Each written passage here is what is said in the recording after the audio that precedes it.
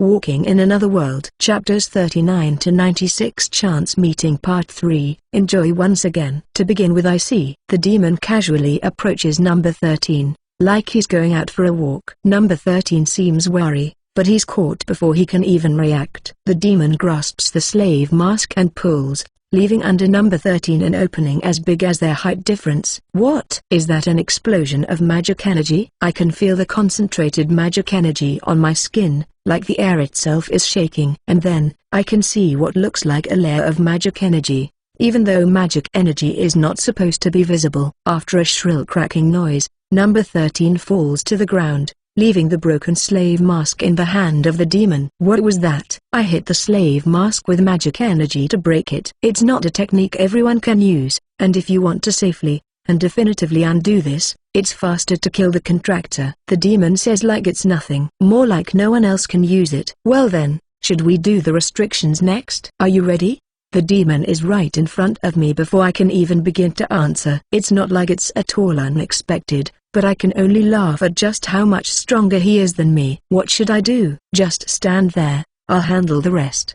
The restriction itself: you're prohibited from harming the Demon King. The demon announces, and then chants some words I don't understand, before capping it off by sending magic energy into me. Thickly concentrated magic energy is released from the demon's fingertips and coils around my body, before being sucked into my heart. Can I ask something? What? I can't harm the Demon King. Are you basically telling me not to treat the Demon King as an enemy? Number. It means you're not allowed to hurt the Demon King. Physically? Yes. So? Nothing. It's just different than I expected. I figured I'd be bound by all sorts of rigid restrictions. It's not magic I'm very good at using. Rather than applying all sorts of restrictions, it's better to keep it simple. That means the restriction will be stronger, and also, more complicated ones tend to fail. Is the Demon King that important to you? Did I say something weird? The demon looks surprised. I guess I accidentally said something strange. So what should I do now? Whatever you want, as long as you don't break your restriction. It sounds so simple. So I can keep hunting monsters? It's not like they are under our control. Do as you like. What about your fellow demons? If there are others,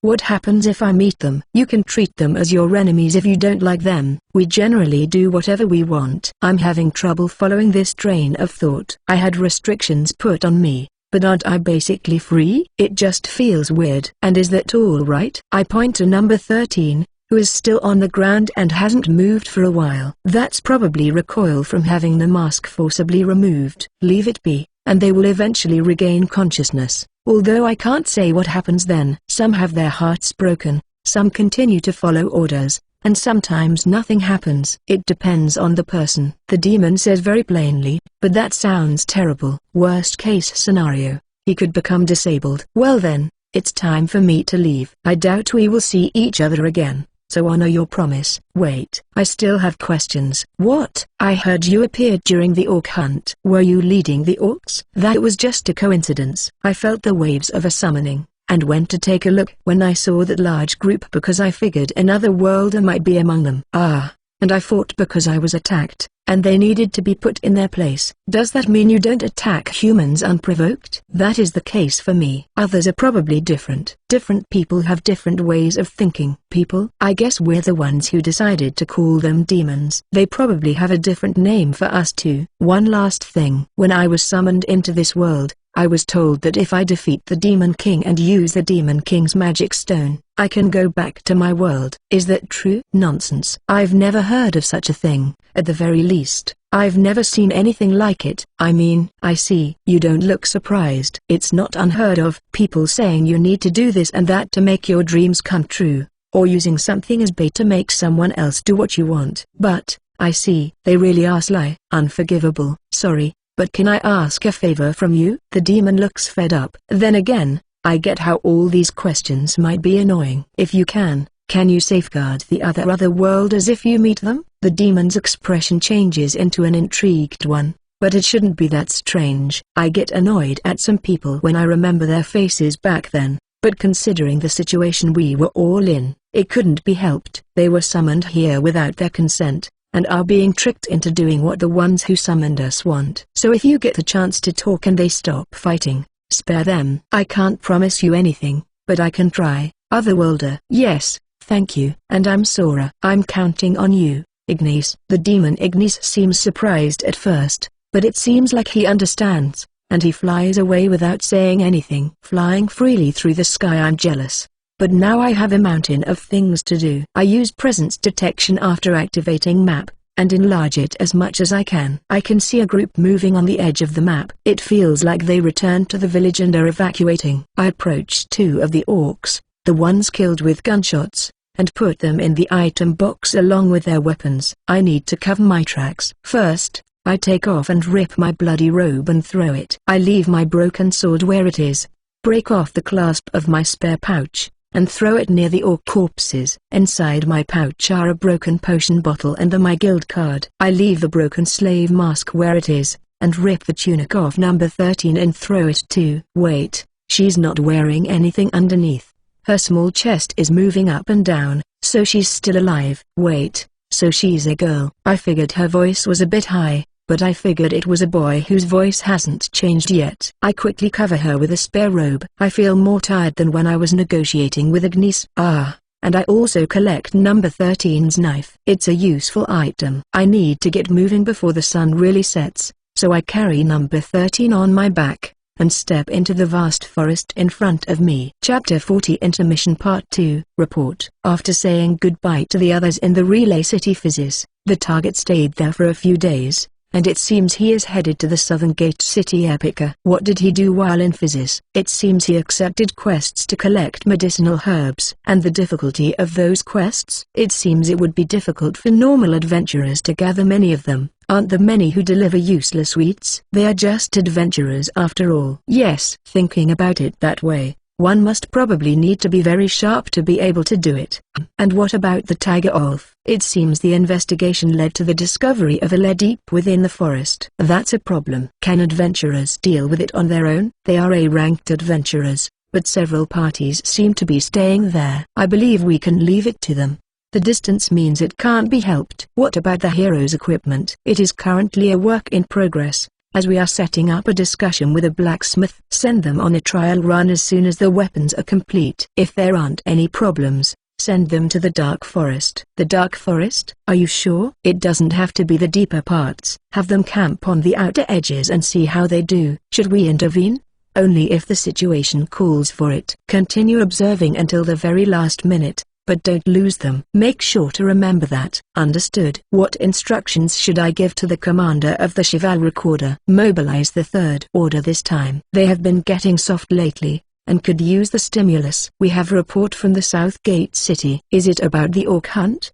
Did it end without issue? What is the matter? It seems the orc hunt is over, and it seems there were superior species among them. Is that how big their scale was? So, did something else happen? Yes. There are reports of a demon attack during the hunt. Demon? Yes. Did they get it? It seems the demon got away, and we suffered considerable losses. I see. We finally confirmed the presence of a demon. The damage was so severe that rumors are already circulating in the South Gate City. I don't care. In fact, send word to the guilds to contact other countries. That should make them start paying attention. Understood. Do you think the heroes can stand up to a demon as they are now? That seems unlikely, according to the reports we received. They had no problem fighting in the Dark Forest, did they? Would it be impossible even if they accepted it? I believe they wouldn't stand a chance. It has also been reported that the aforementioned fighting didn't raise their levels, so they have to go deeper if they are to raise their levels. The deeper parts are Demon King territory. I believe there is a good chance they will encounter demons there. I know. But then where? Should we send them to a dungeon? Dungeon? Yes. It's possible to acquire not yet known magic items and weapons in dungeons. I believe it will increase their strength, and fighting various kinds of monsters will be good for them as well. And demons won't appear in dungeons? Look into what dungeon would be best to send them into. Our connection to number 13 has been cut. Was it watching that other one? Yes. Is it possible that other one realized he was being watched and fought it? I don't believe that to be the case. It seems all he can do in terms of hunting quests is hunt wolves. I can't expect him to get the upper hand in the fight. Is that your unbiased opinion? Yes. Where is he? About that. He heard about damage caused by orcs in the village that put out the quest to hunt wolves, and it seems he fought said orcs. It seems no one actually saw him fighting orcs, but we sent adventurers to bring him back, since we waited for days and he never returned, and they found a damaged sword used by him, his guild card, and his blood-stained robe. There were also orc corpses. Are you saying he defeated them? I do not know. According to the villagers, there were 5 orcs, and we found only 3. We also found a broken mask. Are you saying number 13 intervened because that other one was about to be killed? That is possible. Did number 13 defeat the orcs? I believe she has the ability to do so, but it would be a bad match. And according to one of the villagers, who is a former adventurer, it's possible that one of the orcs was a superior species. Could you confirm their deaths? We did not find their corpses. Orcs eat human meat, so it's possible that they took them along as food. Yes, investigate that area. It's dangerous to leave a superior species alive anyway. Also don't forget to make sure this information doesn't reach the ears of the other heroes. Chapter 41 Hikari. Are you awake? I'm cooking in front of a fire, when the girl that has been sleeping all this time starts to squirm and wake up. She gets up, and suddenly stops. Her eyes are on her hands. Sorry, but I had to bind them. Do you understand why? She tilts her head with sleepy eyes. I don't think she does. Do you know who you are? I'm number 13. And you? She seems shaken and bewildered. I'm sure her head's in a state of confusion. Easy. Just tell me what you remember. I received orders. Yes, to watch you, and take you with me if necessary. Do you still want to follow those orders? I don't know. I don't know what to do, she says while meekly hanging her head. She really looks troubled. If this is acting, she'd be a great actress. Do you know anything about yourself? I was picked up, received training there. That's it. Then, I hear a cute noise. The nice smell coming from the pot in front of her must be working her appetite. Yes, this soup turned out pretty good, although that's thanks to orc meat. I'll unbind you, so do you promise not to attack? She looks at her arms, at the soup, at her arms, at the soup, and then nods. I pour some soup into a bowl, and remove the binding item with alchemy. Before handing the bowl to her, eat slowly. She nods, and tastes the soup. Her face is still expressionless, but she doesn't stop eating once she starts. The bowl soon becomes empty, and she looks at me like she wants more, and so, I pour more. After eating almost everything in the pot, I'm guessing her stomach is full, and she starts to doze off. I don't think I'm going to be able to talk to her more for now, so I decide to rest for today. I'm tired too, after walking for 2 days. Not physically, mentally. I wanted to get away from there as quickly as possible, but I know I pushed myself too much. I rested on the way, but didn't sleep well. Crossing through the forest when I'm not used to walking that didn't help. I check the area around us with map, lie down, and soon after fall asleep. I hear a quiet sound, and my sunken consciousness is called back. My eyes get used to the darkness, and I can more or less see what's around me. As I try to focus on the sound, I quickly pick up that it's coming from number 13. She's writhing with a pained expression on her face. This didn't happen in the last 2 days.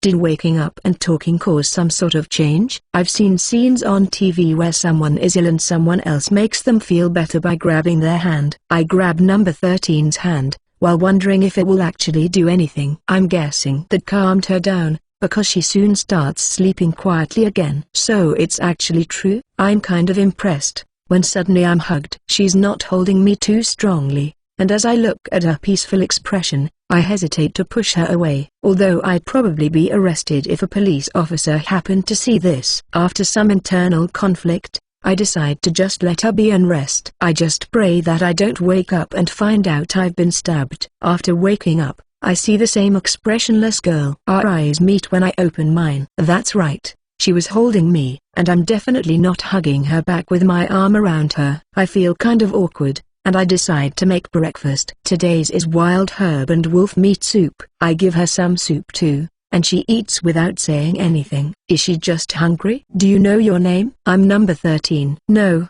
your real name. She tilts her head. I guess she doesn't remember it, but I can't call her number 13 in front of other people. Should I call her by the name I see when I use appraisal? It didn't work when she had the mask on, but it's a different story now that the mask is gone. Your name is Hikari. Do you remember being called that? She tilts her head again. Hikari, Hikari, number 13, Hikari. She whispers it several times, but apparently it doesn't sit well with her. She was probably called number 13 for a long time. I don't think she has the skills of someone who has only been training for 1 or 2 years. I ask her how long she's been doing this, and she says she doesn't remember. Do you have any objections to being called Hikari? Not really. If that is an order, I will follow it. So she would probably still follow it if ordered to respond to another name. My naming sense is about average, at least I want to think so, but I'd rather call her by her original name instead of risk giving her a bad one. All right, from now on, you're called Hikari, and call me Sora. Hikari Sora. Her reaction is kind of worrying. I can't tell if this is because of the mask, or if her personality was always like this. Maybe it was the environment around her that made her this way. I figure you know my circumstances to some extent. Do you remember? Yes, Sora came from another world. I've been watching. And you wanted to take me back? Yes. I was told to bring you back if I decided you were strong. I have no intention of going back. Do you still want to take me back, Hikari? Don't know. That's no good. You need to think for yourself. I complain while looking directly at her. It might feel like it's easier to just follow orders, but from now on, she can't just drift along and not think. It's for her sake too. Hikari doesn't want to go back. Sora gave Hikari warm meals. She whispers after pondering it for a bit. I won her over with food. I smile awkwardly, but then I'm startled when I look at her. Tears are streaming down her face. It doesn't look like she realizes she's doing it. I unconsciously start patting her head. It looks like she's a bit confused by it, but she closes her eyes a little, and doesn't seem to object to me doing this. The corners of her mouth look like they're twitching. Do I have one more thing to do now? I guess they say no road is long with good company, and so, now I have a small traveling companion. Chapter 42 Special Slave. After 10 days wandering through the forest, we finally make it out. The issue was mostly Hikari. She worked as an intelligence operative for a long time, so her stamina is actually pretty good for her age, but she still gets tired if she keeps walking without stopping. By the way, apparently she's about 10 years old. Are you alright? Yes. Just don't push yourself too much. I'm being annoying because before, she pushed herself until she couldn't walk anymore. This is my fault too. I don't get tired no matter how much I walk, but I forgot that and I just walked at my own pace. Hikari doesn't talk a lot, and she probably wasn't allowed to voice any complaints in her old job, so she just keeps on walking and never says anything about it. Even when she had painful blisters, she kept it to herself and never let it show on her face. I tried to heal her with a potion,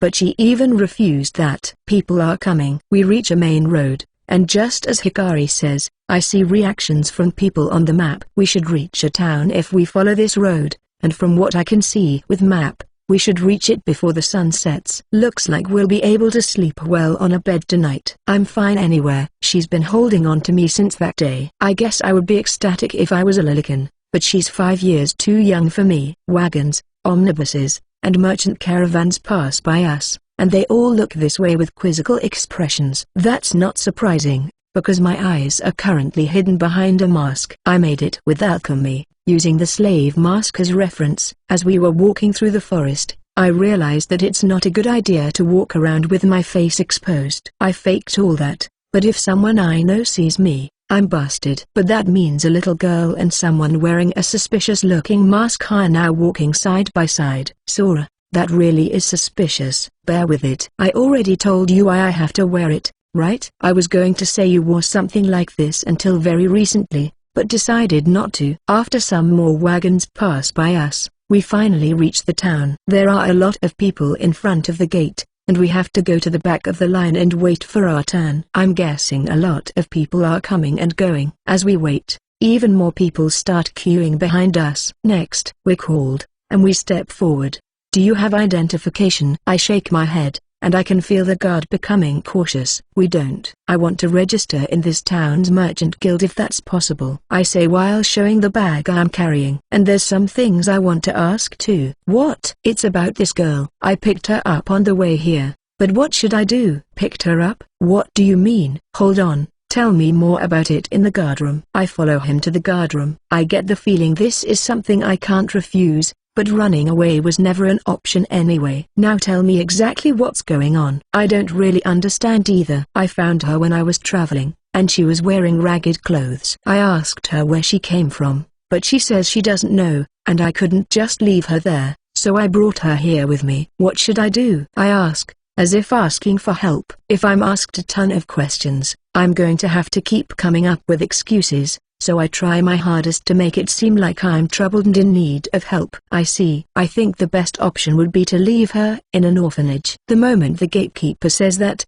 Hikari trembles and grabs my clothes. The gatekeeper sees this, and seems kind of troubled. He's devoted to his job, but I think he's also just a nice person. Apparently she's taken to me, since I've been taking care of her. So what should I do? I heard there was an age limit to request identification, so it would be one thing if she was registered in town. But yes, she really can't ask for identification, and at the very least she'll need it to enter and exit towns. Little lady, don't you want to go to an orphanage? Hikari aggressively shakes her head. That's a problem. Do you have any business in this town? I want to register in the Merchant Guild if I can, and start buying and selling something. I don't think I'm cut out to be an adventurer. So you want to do business by yourself? It's going to be tough without any connections, but that's your responsibility, so I don't have to worry about it. I know. Do you know the slavery system? Kind of. There are criminal slaves, war slaves, and debt slaves, right? Yes, but there is also something called a special slave. It's a system put in place to adopt people without identification. It's not used by a lot of people. That's the first time hearing of it. It mostly comes with downsides, so that's the main reason why. It's not too different from a debt slave. According to the gatekeeper's explanation, a special slave is a minor with no identification that is provided for until they reach adulthood and can get themselves registered. Of course, in return the special slave has to help out, or even be put to work. It's a system occasionally used by merchants running big stores. A big part of it is to secure capable people by training them from a young age. If people are provided with a better environment, they'll usually want to keep it and improve it. There's also the fact that they are pretty much surrounded by the idea that this is possible if they work for their masters, so they can't escape. But the authorities mostly turn a blind eye to it. Despite their masters' intentions, at least the people themselves are happy. All right, I'll try registering like that. I don't think she's going to want to get away from me anyway. I pay 2 entrance fees, and enter the town after hearing from the gatekeeper where I can find the slaver. We tricked him, Hikari says with a naughty smile. I'm sure she still looks emotionless for most people, but I'm starting to pick up on those sorts of emotions. We were lucky to come across a nice gatekeeper.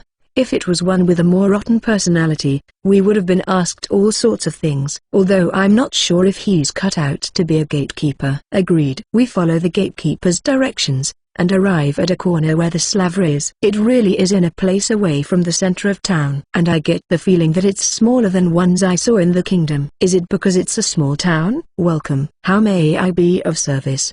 The slaver asks after looking at me, looking at Hikari, and looking at me again. I want to form a special slave contract with her. Can you do it? Of course. I will prepare it right away. I pay 10 silver coins, less for the commission, and more because of the magic items involved. I'm guessing this is cheap because special slaves are just that, special. The collar is different from regular slaves too. This one is black with 3 silver stripes. I step onto a magic circle along with Hikari, and the slaver starts chanting a spell. I put a drop of my blood on the collar, and the slaver starts chanting again. It's over. That was pretty simple.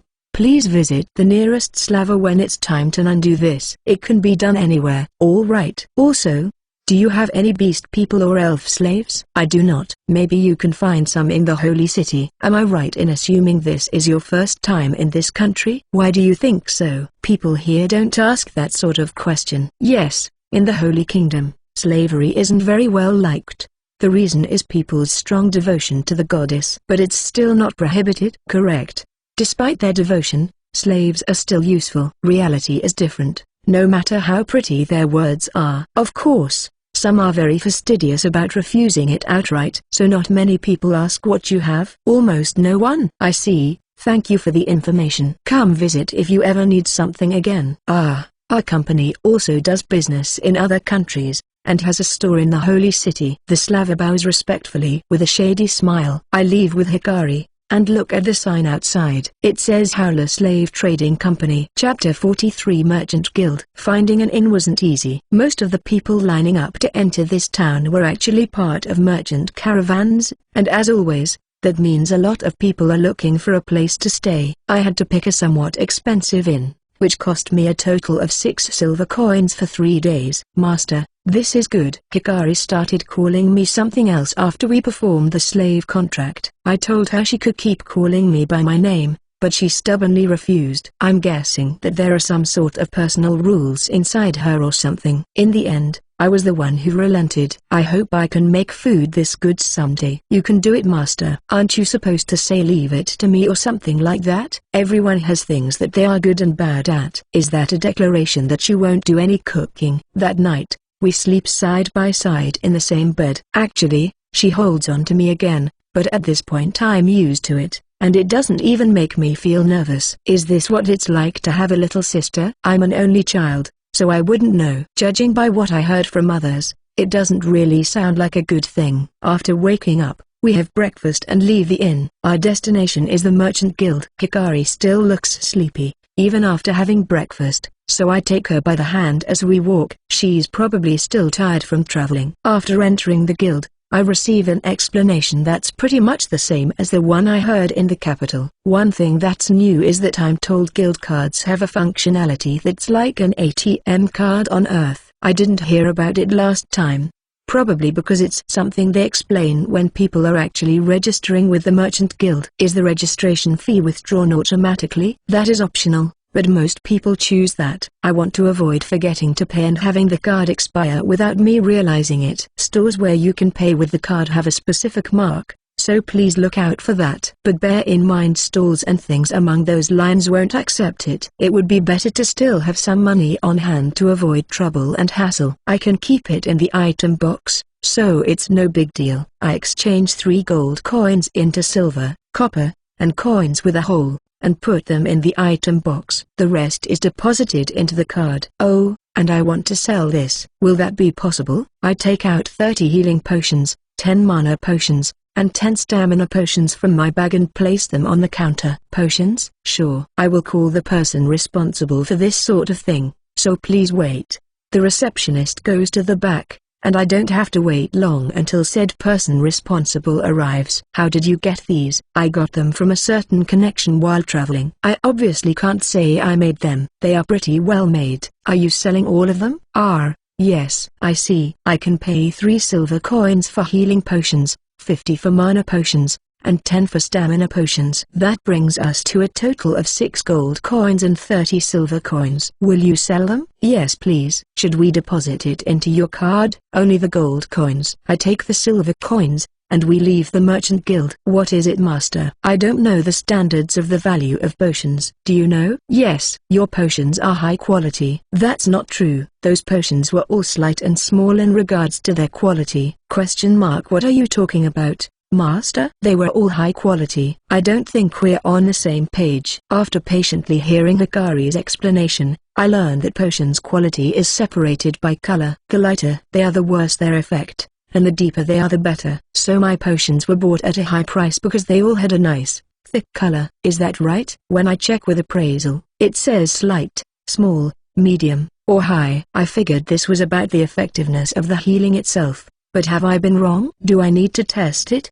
But testing healing potions means hurting myself and draining my HP. I don't want to go out of my way to be in pain. That means I have to test with mana potions or stamina potions, but they are pretty expensive. Still, I think I really should test this. Master, where are you going? To an item shop, and I also want to stop by a weapon shop. I want to head to the holy capital, so I need to prepare. All right. I want a weapon to protect master with these hands. Thank you. But don't try so hard. I don't want to see you get hurt. You would be sad. Yes. So make sure to treasure your life. Yes. Understood. I need to be insistent to the point of being annoying, or Hikari won't understand, since she's pretty indifferent about herself. She said yes without any resistance.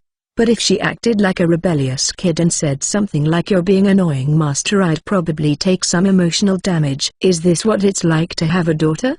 Probably not. I check when omnibuses are leaving, and just as I expected, they're full. Master, are we walking? Yes. Are you all right? She nods, and seems fired up. Tomorrow we'll buy ingredients to cook. Let's go around the stalls and eat some nice things there too. Wonderful suggestion. so I wasn't just imagining it when I thought she's actually kind of a glutton. Chapter 44 To the Holy City Part 1. Oh, are you going out? We're thinking about going to see the Holy City. Are you walking? They're full, so I couldn't get reservations. This is the only way. But are you going to be alright? The gatekeeper's eyes are on Hikari. Leave it to me. I will protect Master, Hikari says while puffing out her chest, and the gatekeeper's eyes turn lukewarm. She's raring to go too, and we'll walk slowly and without pushing ourselves too much. I see. You should be safe if you stay close to the main road, but you never know what might happen, so don't forget to be careful, warns the gatekeeper, and we're off. There are a lot of adventurers here, probably since it's early in the morning. Some people are peeking this way. I'm not an adventurer,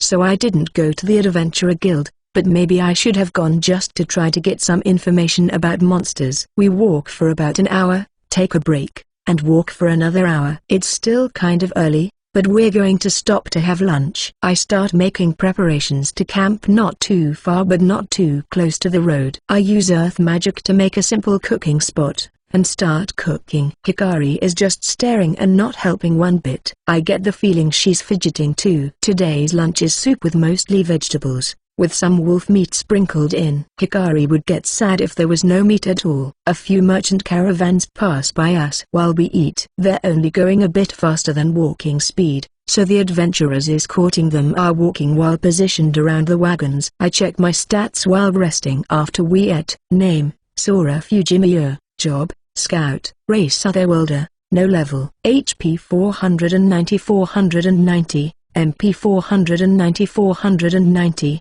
SP 490 490, plus 100, Strength 480, plus 0, Stamina 480, plus 0, Agility 480, plus 100, Magic Power 480, plus 0, Dexterity 480, plus 0, Luck 480, plus 100, Skill, Walking LV 49, Effect, user won't get tired no matter how much they walk. Get 1 experience point with each step. Experience points 20,719 49,000. Skill points 4. Skills learned. Appraisal LV max. People appraisal LV 4.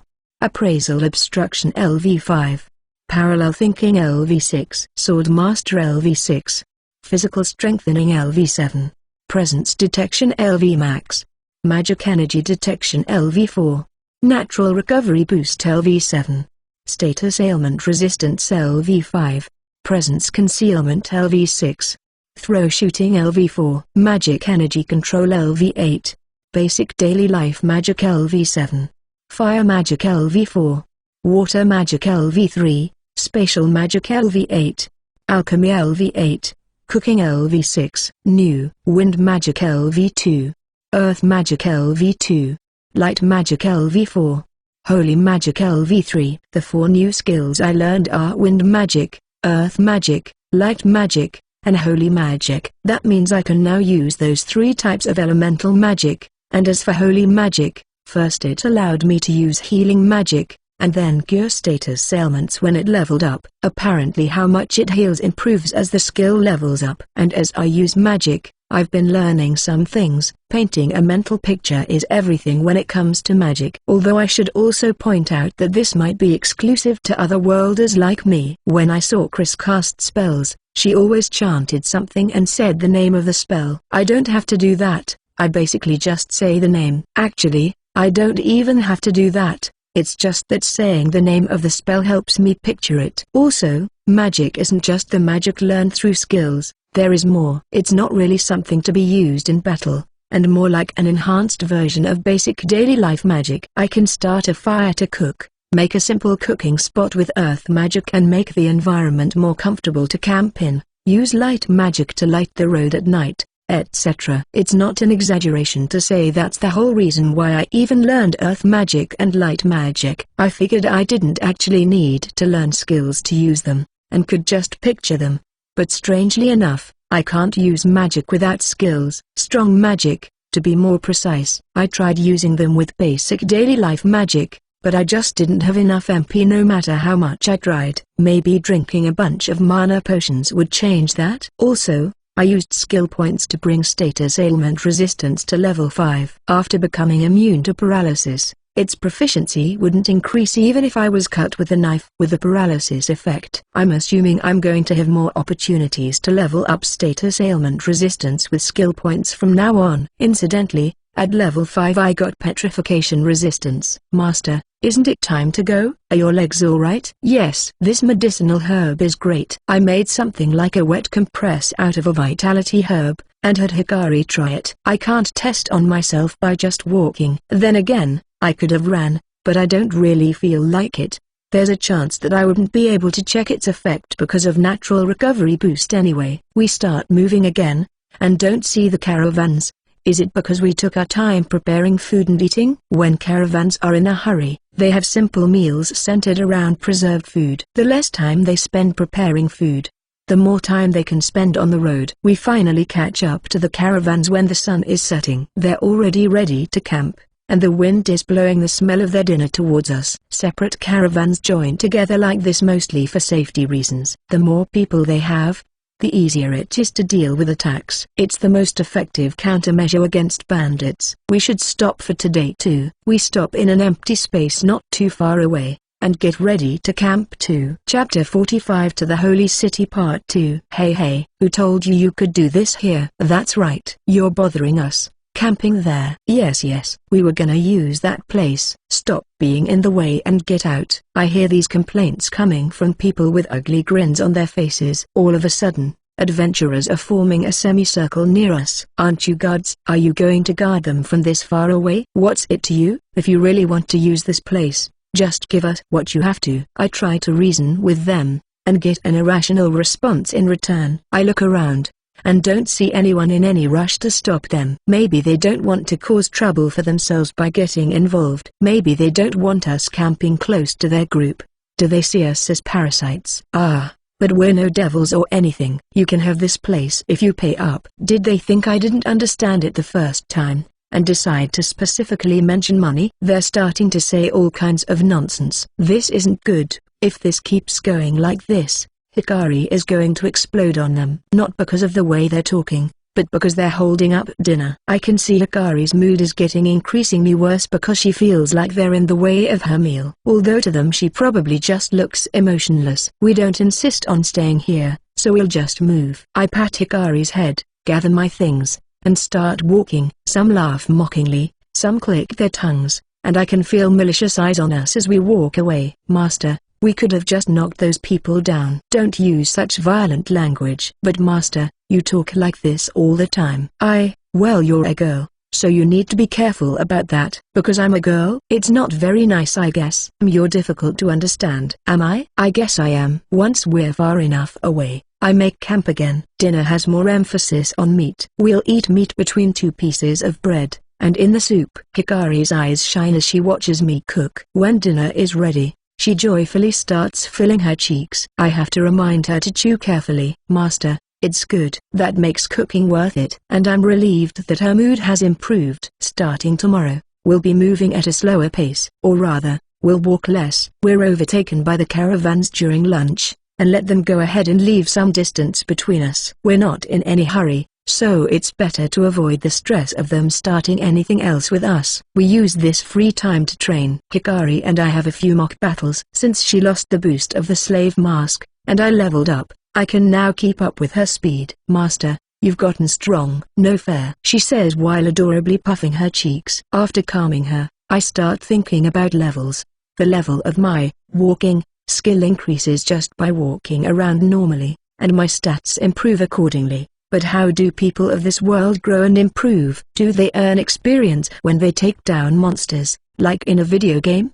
Do they have proficiency that grows when they do mock battles and train? It's a mystery to me. I can see more now that people appraisal is at level 4, but I still don't know. Name, Hikari. Job special slave, former spy. Race human, level 27. From what I saw of the levels of the adventurers escorting those caravans, only a few were above level 20, less than 10% of them. As for the merchants, none went over level 10. Are they the majority or the minority? Should I go to an adventurer guild and check? But I have to take into account the blessing of skills. which means levels aren't everything. 2 days pass, and it's night. I check map before I go to sleep as I always do, and see multiple monsters. There must be about 30 of them. It's a pack of wolves, but I don't detect a superior species among them. Master, I feel a bad presence, Hikari says after suddenly waking up. They should be pretty far away. Her enemy detection is pretty good too. It looks like they're heading towards the merchant caravans that went ahead of us. I see, and with that,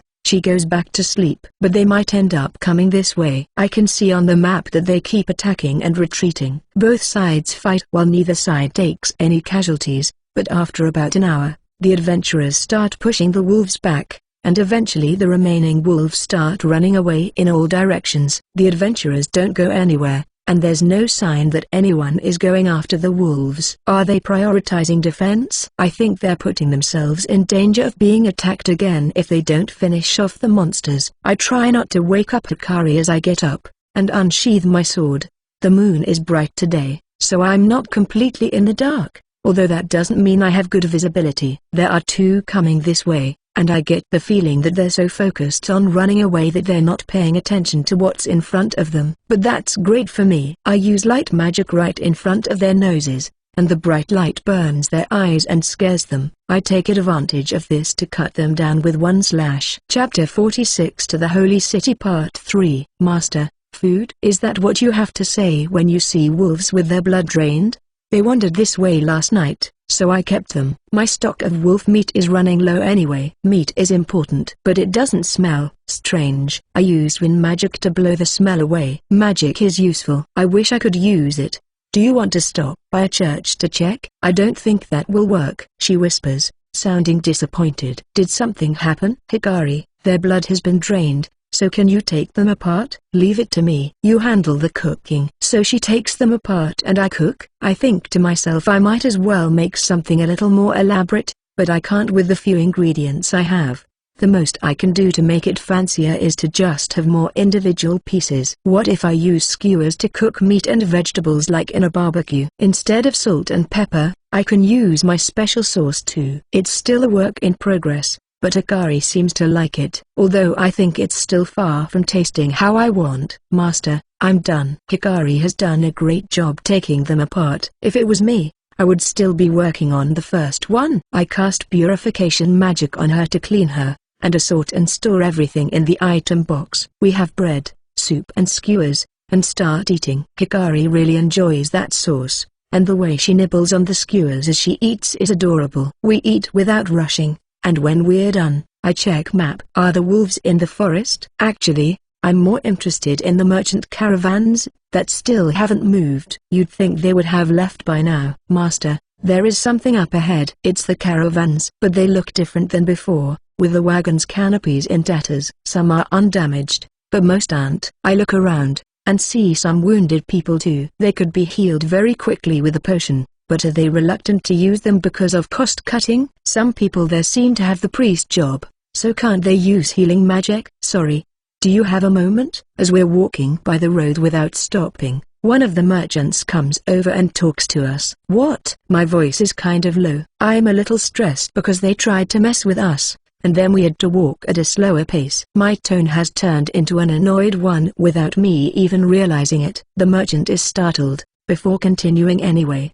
Do you have any potions left? Can you sell them? The adventurers and the merchants near here all focus on this voice. There's so many people here. Can't you get them yourselves? In a way, potions are like essential items when it comes to traveling. Adventurers should have them, and even merchants should carry them just in case. About that, a sour expression forms on the merchant's face. I think he's remembering his anger the more we talk, and his temples are twitching. I can see a really big blood vessel too, to the point where I'm actually worried that it might pop at any moment. It all happened because of last night's wolf attack. It caused damage because adventurers that were supposed to be keeping watch were late to deal with it. Due to negligence, they drove back the enemy while treating the wounded, but couldn't finish off the wolves, because they drank too much and weren't fighting as well as they should. As the battle dragged on, more people got hurt, and the wolves that snuck by them attacked merchants and wagons. Apparently this resulted in them running out of potions. Now they're waiting for the adventurers that can use healing magic to recover their MP,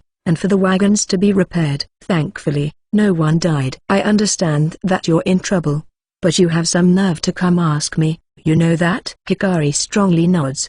I'm sure this merchant knows how some of those adventurers treated us. I concede to that, but can you sell us some potions if you have them? The merchant bows. He's assuming I have them. If I say I don't, they probably won't believe me. They might even ask to look inside my bag. I see. 1 potion is 1 gold coin, and 1 mana potion in 5 gold coins. If you're alright with that, I'll sell them. The hell are those prices? Are you screwing with us? Screams one of the adventurers. It's also one of the adventurers that was messing with us yesterday. So? I ignore him and ask the merchant. The merchant seems to be struggling to decide, and I don't get an answer. I said what there? The moment the adventurer opens his mouth again, Hikari silently moves. Kill. She gets behind the adventurer and points a knife at his back. Her monotone voice echoes in this place that fell completely silent. I look that way, and turn back to the merchant. Before the merchant can speak, I do. 1 potion is 2 gold coins, and 1 mana potion is 10 gold coins. I'll sell them for that. They're speechless, but I don't have to feel pity for people that tried to pull cheap tricks on us. Did you think I'd comply if you threatened me? Hurry up and decide if you want to pay or not. I don't take cards. I take it your silence means number. Then we'll get going. Wait. That adventurer has nothing to do with me. How we feel about that is on us. We have no way of knowing if that's true anyway. Did you think you could get us to back down by threatening us? Alright. We'll buy them at those prices. I sell 5 potions and 5 mana potions. They gathered money from everyone, and I got 60 gold coins, and I'm going to report this to the guild as soon as I get there. I take one last look at the adventurers that went over to us to complain, and leave with Hikari. Her step looks light for some reason. Chapter 47 To the Holy City Part 4. Increasing our pace had an effect, because we reach the next town in 5 days. The merchant caravans never reached us again either. As soon as we enter this town, we head right for the merchant guild. I don't want to get in trouble later because they came here and told them things that didn't happen. I did overcharge them, but that's not seen as a problem as long as the buyer agrees to pay for it, so the guild has nothing to do with it. Are we traveling by wagon next? Yes, I managed to get a reservation this time. We'll leave in 2 days, so let's look around this town in the meantime, and look for tasty things. I don't think it's my imagination. She really is more fired up than usual. We find ourselves an inn first, and then walk around town. Hikari is drawn by the smell coming from the stalls, but I tell her to contain her gluttony because I don't want her to spoil her appetite for dinner. I buy rare fruits and vegetables, and different kinds of meat. I don't see any fish being sold in this town. The next day, we go around the food stalls like I promised. We eat lots of tasty things, and I find some things I want to take with me if I can. Is spatial magic going to reach maximum level soon? Its proficiency has been increasing slowly ever since it reached level 8, and there's no sign that it will level up again anytime soon. At its current level, things that would spoil in 1 day last for 5 days inside the box. I buy medicinal herbs and magic energy herbs too, and the person selling them is surprised to see me buy only ones in good condition. The quality of the herbs influences the quality of the potions, so I always want good ones if I can get them. Even a great alchemist isn't going to make high-quality potions with low-quality materials. I get everything I need, and I'm all set by the time we get on the omnibus. When we're about to leave, I see there are some people flustered about a merchant caravan being late. Is it related to the ones from before? Are you going to the holy city of Mesa, young man? That's the idea. I knew it. The Advent Festival is almost here. Advent Festival? You don't know? It's a festival to celebrate the goddess descending to our world and giving us her blessing. People gather there from all over the country. Is that so? So that's why there are so many wagons going to the holy city. Yes. And apparently there will be a ceremony to introduce a new saint. There have been rumors about her for a while, but it seems her big reveal is finally going to take place. Nothing will change anyway, unless there is some sort of problem. So it's kind of like a bonus for us. If that's true, I want to get to the holy city quickly. If I can't get an inn, can we sleep outdoors? I'd rather camp than stay in a cheap, big room. I'm not going there for this Advent festival in the first place. I'm going for the Slavers. If I don't find what I'm looking for there, I could leave that same day. But will Hikari abandon the idea of going around the food stalls there? If I insist, she'll obey me in the end, but I know she's looking forward to it. so I want to stay there for at least one night. The wagon is moving along smoothly. There are a few caravans coming along with us, and the adventurers escorting them seem to be doing their job. But something happens as we approach a village at the halfway point. Hey, something's not right, someone whispers. We can see the village in front of us, and the place where there should be a gate is broken. The wagon stops, and a few adventurers run there, while the rest cautiously look around. I check map and notice something. I haven't been on an omnibus in a while, and being with all these people made me get careless. I always check this, but I neglected to this time. The village isn't that big, but I'm picking up too few reactions of people. Master, I smell blood. And from inside the village, I pick up reactions from monsters. Those are orcs. Is the village under attack right now? I hear screams and the sound of metal clashing. I don't know the current situation in there, but I see someone exit the village. That person doesn't look like an adventurer. I think it's a villager. The adventurers get closer and listen. The villager is pale and trembling, but still musters up the strength to talk. Some of the adventurers who hear this run back to the merchants, and some disappear into the village. What's the matter, Master? We're going to. They're fighting something in there. Hey young man, that's too dangerous. Let the experts handle this. People like us will just get in the way. Don't worry, I have a great guard with me, I say while patting Hikari's head, and the other person looks at me with a baffled expression. But that doesn't stop me, and Hikari and I jump down from the wagon and run towards the village. Hey, where do you think you're going? An adventurer stops us when we are about to enter the village. There's a battle going on. It's dangerous. What are you fighting? Orcs. How many? I don't know. Can the people that went in hunt orcs? If a few of them hit them, yes. After hearing this, I don't say anything else and run in. I can hear the adventurer yelling behind me, but I can't stop and listen. Hikari, take the right side and save people inside the houses. If you come across orcs, you can beat them back, but focus on saving the villagers. Got it. Be careful, Master. We split up. Hikari should be able to detect when there are people nearby. My task is to save people on the left side. I see adventurers and a villager fighting an orc. Should I take care of this first? I raise my presence with presence concealment and get close. The three people fighting should be able to see me, but they don't notice me. I swing my sword down and slash the orc from the back. It dies without even knowing what happened to it, and the three people that were fighting it finally snap out of it when they hear the thud of the orc falling. Thank you. You saved us. I'm looking for survivors. Lead me to them. All right. This way. We find and take back surviving villagers. I end up only taking back 7 villagers, but even after adding the ones Hikari saves, we only save 12. Chapter 48 Battle Part 1. After a lot of trouble, we learn what happened from the surviving villagers. A group of orcs attacked in the afternoon, and they trampled and took away the villagers. Then they split into 2 groups. One took women back with them, and the other stayed behind to slaughter the survivors, although most left. The few people that could fight to defend the village couldn't handle the orcs, and thought all they could do was wait for death. Most men died in the first attack, and the women were taken away. It's probably just dumb luck that kept me alive. There are people who were knocked out in that first attack and suddenly found themselves here. I don't know what goes on inside the mind of a monster, but it was probably just a coincidence that I was spared. My big sister jumped out of the house to save me. I couldn't do anything. She told me to stay quiet. Sorrowful screams, anguish, remorse, a vortex of negative emotions. After hearing this, the leader of the caravans and the adventurers talk about what to do. It will be dark soon. Should we keep going, or stay here? Looking at the horses, I think it will be hard to continue. Others gather the corpses scattered around the village. If they're left as they are, we risk starting a plague.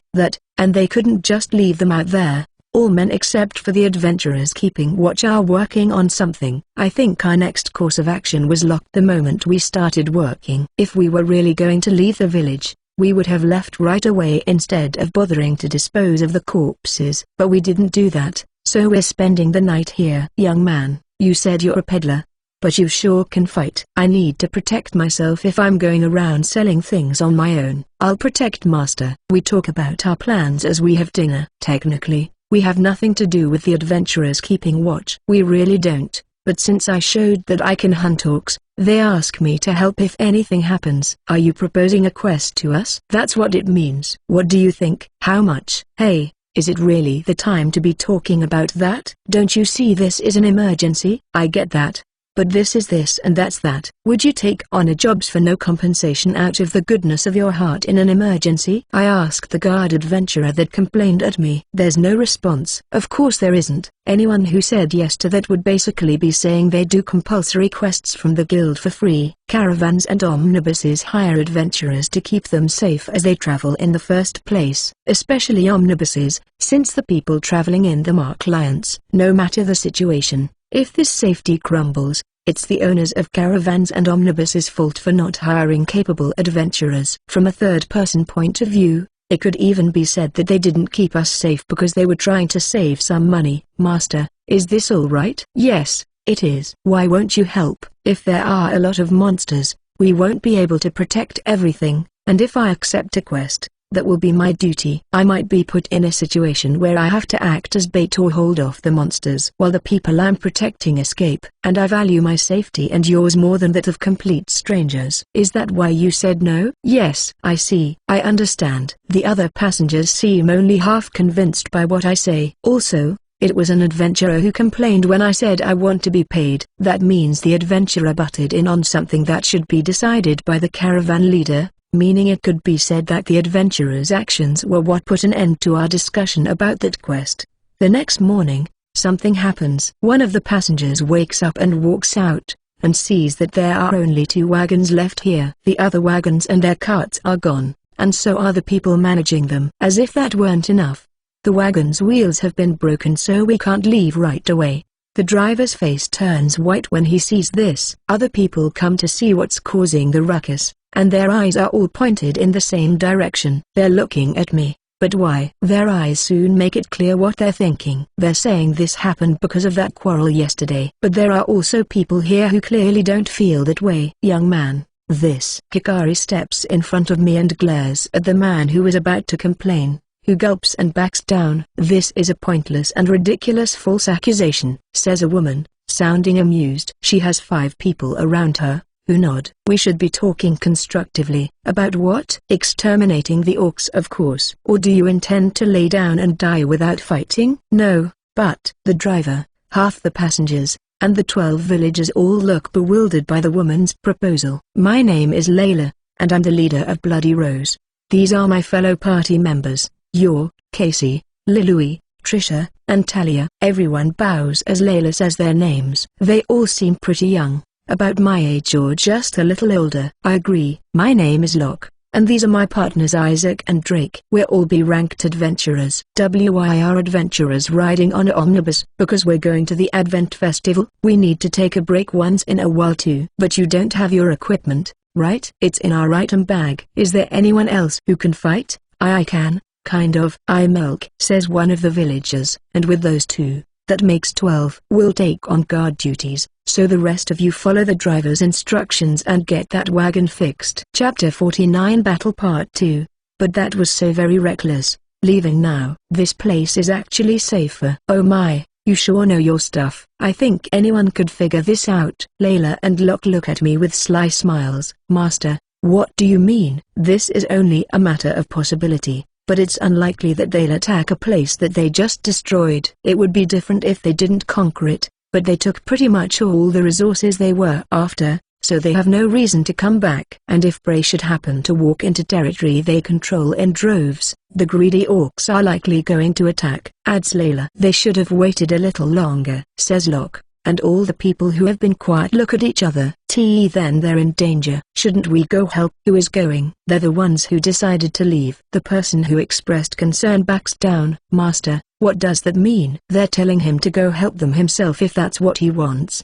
But we talked about exterminating the orcs. If we're in danger, if they keep being unreasonable, we should just abandon them and leave on our own. It's not like we accepted an escorting quest in the first place. That's true. It would be easier to escape if it was just me and Master. These people should start thinking about what they're saying. Patience has its limits. It's nice to act all heroic, but they should keep that to themselves. Then let us talk among ourselves. Is it all right if I take the lead? Asks Layla. Sure, I don't mind. Me neither, but I'll say what I think. All right, I want to hear your opinions about hitting the orc space. We're leaving that to you. The three of us specialize in defense. I think we can do it if we get moving right away. Of course, assuming the orcs are baited into splitting up. I see. Lilui, go out and gather what information you can. Leave it to me. Lilui nods and leaves. I guess they have some sort of trick up their sleeve. I say nothing and track the orcs' movements with map, and if we were to attack the orc space, Sora and Hikari. What do you think, Mr. Sora and Hikari? We can attack their base. We don't have a lot of experience fighting while protecting others, so we would probably get in the way. So if we were to attack their base, it would be me, Casey, Lilui, Talia, Hikari, and Mr. Sora. What about the other two members of your party? They are a sorcerer and a priest, so I think their talents are best put to use on the defensive side. Splitting our forces is risky, but leaving this side with too few people is also dangerous. I see, thank you. The three of us aren't good with magic. Take good care of my poor frail party members. Oh, what did you find, Lilui? Big sister, I checked the movements of the orcs. Oh my. So when do you think they will attack? They will probably make contact at night at the earliest, and tomorrow morning at the latest. I see. I think Talia can check more or less where their base is. We should make a defensive base for ourselves and rest. All right, but not here. We should build a base around the inn. Very well. I will tell the others. I can use earth magic to make simple walls. Just tell me where you want them. I don't know how effective they will be, but it's better than nothing. I tell Locke I can use earth magic, and so you and I will be making a barricade. She can use earth magic too. Isaac and Drake are using scrap wood to reinforce the inn, and the others are moving luggage and working to fortify the inn. I'm picturing a wall around the inn with a hole around it on the other side. Can you do it? Got it. How deep and how tall? About deep enough that I would fall into it, and about 1 story high. I follow Locke's instructions, and start digging with earth magic. Then I use the dirt I dig up to make the wall. Was it? Can you use magic to reinforce the wall? She's looking at me, completely dumbfounded. She trembles when I talk to her, and looks at me like she's seeing a strange being. What kind of magic is this? Earth magic? She looks surprised. But the clock is ticking, so I leave her and continue working. The holes, or rather, the ditch's width is 1 meter. The wall around the inn has a gap in the entrance, that's just about wide enough for a wagon to go through. Isaac and the others then make a simple gate there. We are more than halfway done, when Yor nervously asks me something. I can't use magic like that. How do you do it? At first, I have no idea what she means, but then she explains it to me, and I see that there really is a clear difference between my magic and hers. The magic Yor knows is activated by chanting and then saying the name of the spell. She says she can't just move earth around like I do. Does that mean what I use isn't actually magic? Locke talked to me like he assumed I could do this. I ask Locke about it, and he tells me he doesn't know a lot about magic, and it's more like he was hoping I could do it. Can you fill this hole with water? I can purify and pour water with basic daily life magic. Although it's inefficient in terms of magic energy. I drink a mana potion, and finish the rest. After the wall is done, I infuse it with magic energy to strengthen it. I picture it hardening, and the magic energy flows through the entire wall. Once that's done, my MP is empty again. I'm done too. She looks exhausted, and her complexion doesn't look too good. She probably spent a lot of MP. Good job. Do you want a mana potion? No. It's fine. I'll recover if I just rest. More importantly, how do you use magic like that? You hardened this wall just by touching it too. How did you do that? At first I felt like she was a quiet girl, but that impression is now completely gone, as she talks to me really fast. Is she just excited? She's breathing heavily too. I promise I'll tell her all about this when we have the time, and she lets me go. Chapter 50 Battle Part 3. Master, here's what you asked. We're done working for now, so we're going to rest in preparation for tonight. But before that, I decided to make some potions, so I asked Hikari to see if the villagers have any medicinal herbs left. Some are in good condition, and others not so much, but we can't complain. And it's actually perfect for me to try something. I've been using nothing but good quality medicinal herbs, so I don't actually know what will happen if I use ones that are in poor condition. This is a good opportunity to find out. I start making potions right away. The finished product's color varies depending on the quality of the medicinal herbs. The amount of magic energy I infuse into them doesn't change that. I'm not really satisfied with this test, but I have to get some sleep before we go. And someone's here. I can feel a presence on the other side of the door. I open my eyes, and this person comes in without knocking. What do you think you're doing? That person sounds agitated. Hikari, who is sleeping in my arms, starts squirming and wakes up. Master, be quiet. Is she still half asleep? I'm not the one making noise. Hikari, it's time to wake up. We'll be leaving soon. Yes, a date with Master. She gets up while rubbing her eyes. She's not fully awake yet. I get up too, and talk to Layla, who is frozen in front of the door.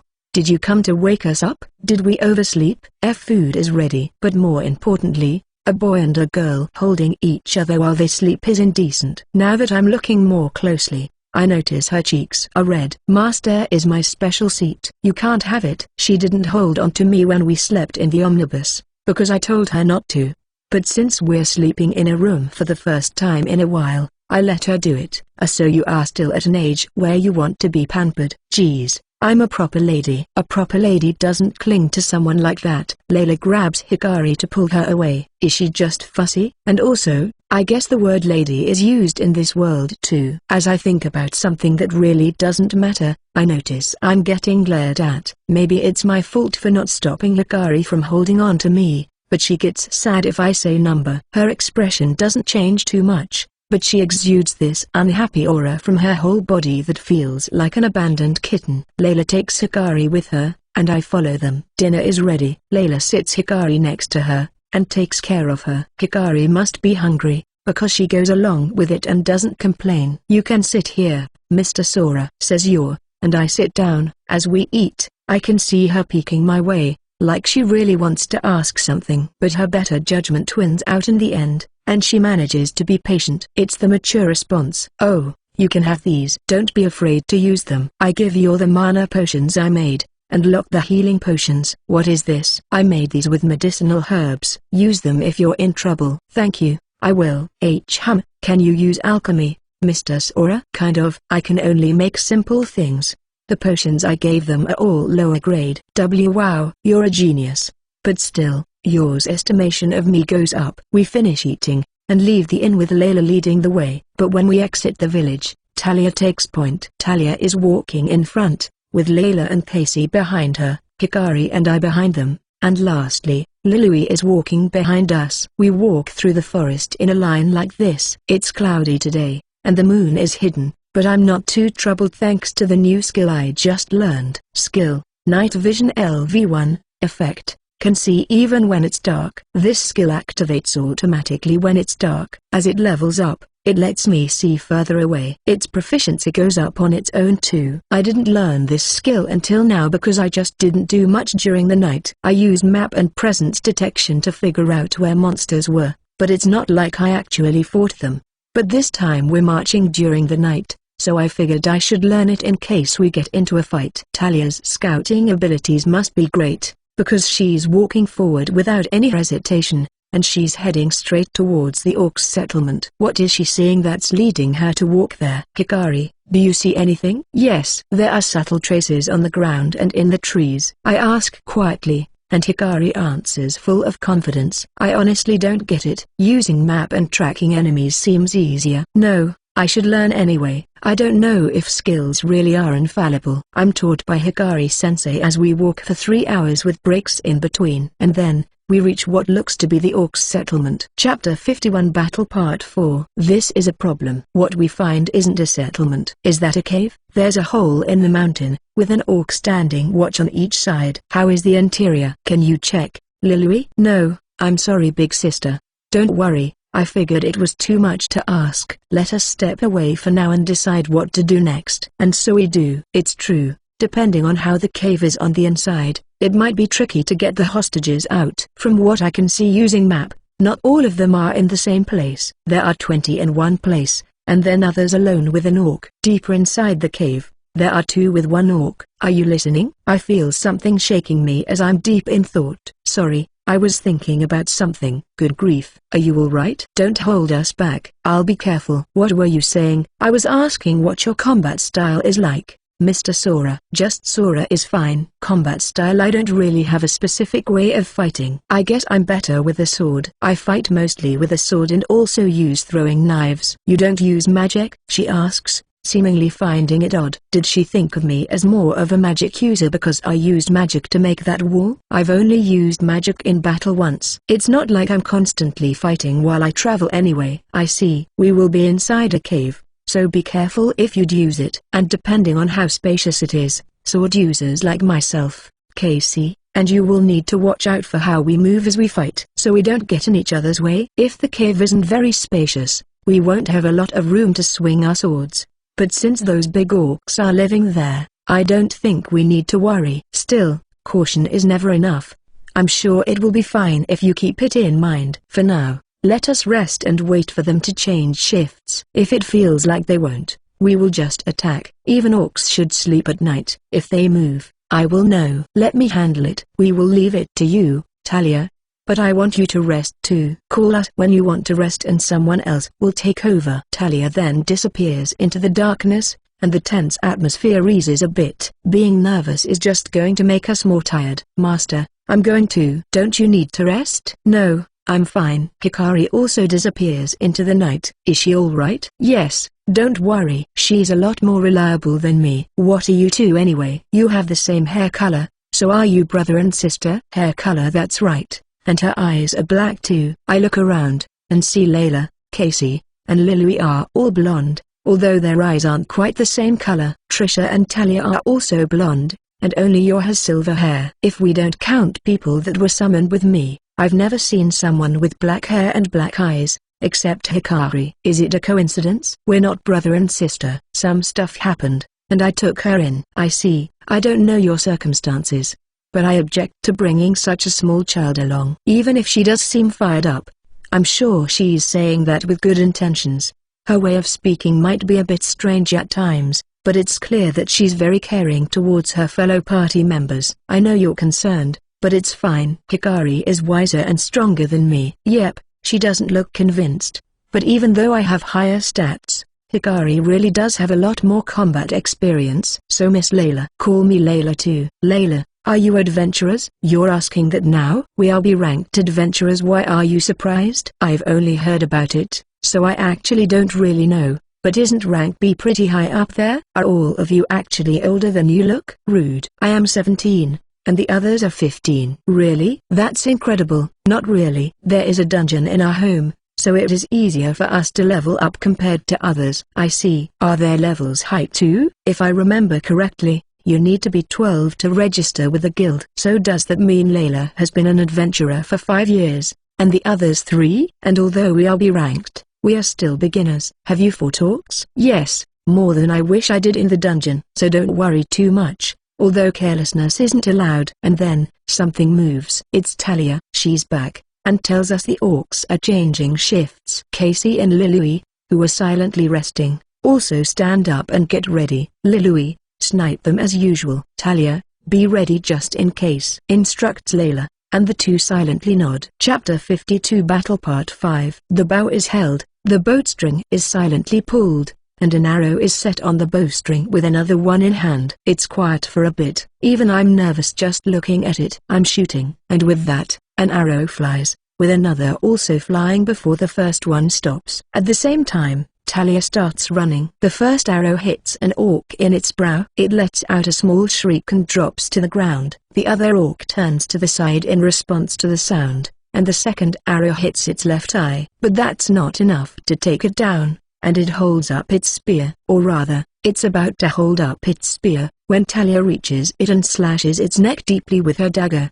killing the orc in one hit. I can see it's really sharp. The blade looks like crystal, but it's mithril. Layla and Casey's swords are also mithril. It's my first time seeing it, but that ore is a staple of fantasy settings. I use appraisal on it, and see that its magic energy conductivity is high. It gets even sharper if magic energy is infused into it. We move to the entrance to the cave is dim, and there's no light from this point on, so visibility is bad. Or at least that would be the case normally, but Layla and the others have magic items hanging from their necks that fix this problem too. As for Hikari, well, she should be fine. What do you see, Lilui? There are several rooms inside the cave. I can see what looks like a prison. I can see the people that were taken. That is enough, Lilui. Lilui is sweating a lot, and looks pale. Don't overdo it. Do you know where that prison is? Asks Talia, and Lilui points in the direction of the prison. The entrance was dark, but it gets brighter after we walk for a bit. Are the walls shining? I use appraisal, and it says it's shining rock, with the effect of dimly illuminating dark places. They're not set up at regular intervals or anything, they're just placed wherever, which makes me think they were already here to begin with. We follow the only path, until eventually we hear screams. These screams that echo through the cave sound like they come from a woman. They get louder as we reach a point where the path splits in two. We can hear the voice coming from the right side, and by checking map, I can see there's no one on the left side. We advance while trying to make as little noise as we can, until Talia stops. There's a conspicuously large space ahead, and on the other side is what looks to be the prison. Orcs are sitting in a circle, with the center of the room in its middle. Are they eating? I can smell something good, and hear their vulgar laughter. In the center, there is an orc and a human woman. What is going on? It makes me want to cover my eyes. As if that weren't bad enough, it occasionally hits her like it's having fun. The dull sound echoes, and she screams even louder. How awful. Layla puts her hand on the handle of her sword, but stops. She doesn't let her anger win and stops herself from charging in there. Talia, what do you know? I don't think there is anyone else in this room, other than the people in the prison and that person. I see. Are you all right, Lilui? Yes. Let me do it. We go back a little as we discuss our plan. Lilui will attack the orc assaulting the woman. Layla and Casey will each attack the orcs sitting on the left and right sides. Talia will run in to save the woman, and head to the prison. Hikari and I will also head to the prison to deal with any orcs that attack there. I offer to go save the woman, but I'm told that's not necessary, so I leave it to them. I was worried about the small Talia having trouble carrying a limp woman, but apparently that won't be an issue. But I give Talia healing and stamina potions. Lilui, give us the signal. Lilui is focusing with an arrow ready to be shot. I can't see anything from here, but Lilui can just barely see the orc and the woman, and is waiting for an opportunity. It has to be when the orc and the woman are as far away as possible. Every time the woman screams, Lilui's body trembles, but that hand is holding steady. I don't know how long we wait, but after a bigger dull noise, the woman is thrown far from the orc. The orc laughs and goes after her, but an arrow pierces the back of its head. I hear a loud noise as the arrow's momentum takes the orc to the ground. We're already running before it falls. Layla and Casey run quickly and take advantage of the surprise attack to slash at the orcs. Talia rushes to go to the woman, sprinkles potion on her, and runs towards the prison. An orc moves in front of her to stop her, but is dropped by another of Lilui's arrows. We run straight to the prison, and also fight off orcs that try to get in our way. I use Sword Rush, and manage to take down an orc with one attack too. Hikari uses her speed to hit and run. There's no need for her to try to cut too deeply, because her dagger has a paralyzing poison. By the time we reach the prison, the orcs are on full alert and ready to go. Maybe they're feeling wary because a few have gone down, because they're forming a line and not blindly rushing towards us. Lilui meets up with us too, and Layla and Casey form the vanguard as Lilui stays back. The rest of us guard the kidnapped women, as Talia is opening the prison. More than half the orcs have fallen to this first strike, leaving 8. I check map, and see another reaction deeper in the cave, but it's not leaving that room. Probably because it doesn't know what's going on. But what really sticks out to me is that one's magic energy. I use magic energy detection, and see it has more than double the magic energy of the others. What's worse, is that there are also 2 human reactions there. Is everyone here? Asks Talia, and someone says 2 others were taken to the back. I look at the hostages, and they all have tattered clothes. Some have bruises, some have their cheeks swollen, some are limping, not one is unharmed. I take out a few cloths and potions. We need them to at least be able to walk. My stock is running low, but we can't be stingy here. As we're about ready to move out, I hear the orcs roaring and moving. Their movements are completely different than before. They're moving in a well-regulated manner. There are 8 of them, but they move like they are a single being, as they come to attack. Chapter 53 Battle Part 6. Casey, take care of it over there. Lilui, govern me. Big sister, get back. You're too far forward. I gulp as I watch this. The orcs are moving like an organized army. They're not trying to push through with their raw power, but rather skillfully trying to corner us. Each orc covers the other, and they make sure to not take fatal damage. This isn't good. We have to go help. Talia is starting to get nervous. It's been over 10 minutes since the battle started. We try to go help, but the orcs move to block us. Again, they move like a single being, with no hesitation, and no openings for us to attack. At this rate, our side is going to run out of steam first. The difference in stamina between the monsters and the girls is very apparent. We were lucky that surprise attack went so well, or they would have crushed us by now. The way they move leads me to feel that way, and not having Yor and Trisha with us may have been a miscalculation. Should I try to create an opening? How? If I fire magic, that one with the shield will probably just block it. How about area of effect magic? Should I focus less on how powerful it is, and only on distracting them? The highest level magic I can use are fire and earth. Can I catch them off guard if I use both? Layla, I'll cover you with magic. I let out a short scream and need magic. Fire in my right hand, and earth in my left hand. I can do this thanks to parallel thinking. I don't need it to be powerful, it just needs to make them flinch. I look at Hikari, and she moves out while suppressing her presence. I'm going. Firestorm. Stone shower. I chant in my head, and the magic activates. Firestorm hits the orcs on the right side, and Stone Shower on the left. The sudden magic attack takes the orcs by surprise. Some are hit directly, but still don't really receive any damage. They laugh mockingly at this magic that was really just for show, but that quickly stops. It only takes a moment for Hikari to jump out from a blind spot and slash an orc, and then another. Of course, neither attack did much visible damage. Layla and Casey also don't miss this chance, and cut down 2 orcs with coordinated attacks. Lilui's arrow is blocked, but it stops an orc that was going to attack Layla and Casey. 2 orcs are down, and 2 others are moving increasingly slower. This means the balance of power that was holding us back is destroyed, and we keep up the momentum. 1 goes down, then 2 more, and finally, there is only 1 orc left. This one couldn't fully dodge a slash, and is now gushing blood and breathing heavily. It's gravely wounded, but Layla and the others are still careful, and surround it to finish it. It looks like the orc has come to terms with its fate, as it throws away its shield and yells louder than any of the orcs did before. The ground shakes, and the sound reverberates throughout the entire cave. The orc charges forward,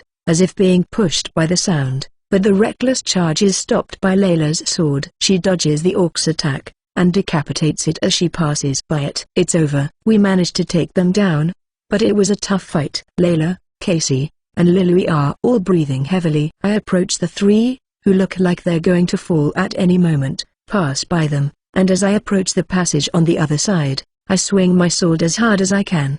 But even though I put all my strength into this attack, it's easily blocked. My target looks surprised to be attacked right after it showed up, but quickly responds. I take a big jump back before the attack can hit me. Have you ever fought one of those? I ask Layla, who looks surprised.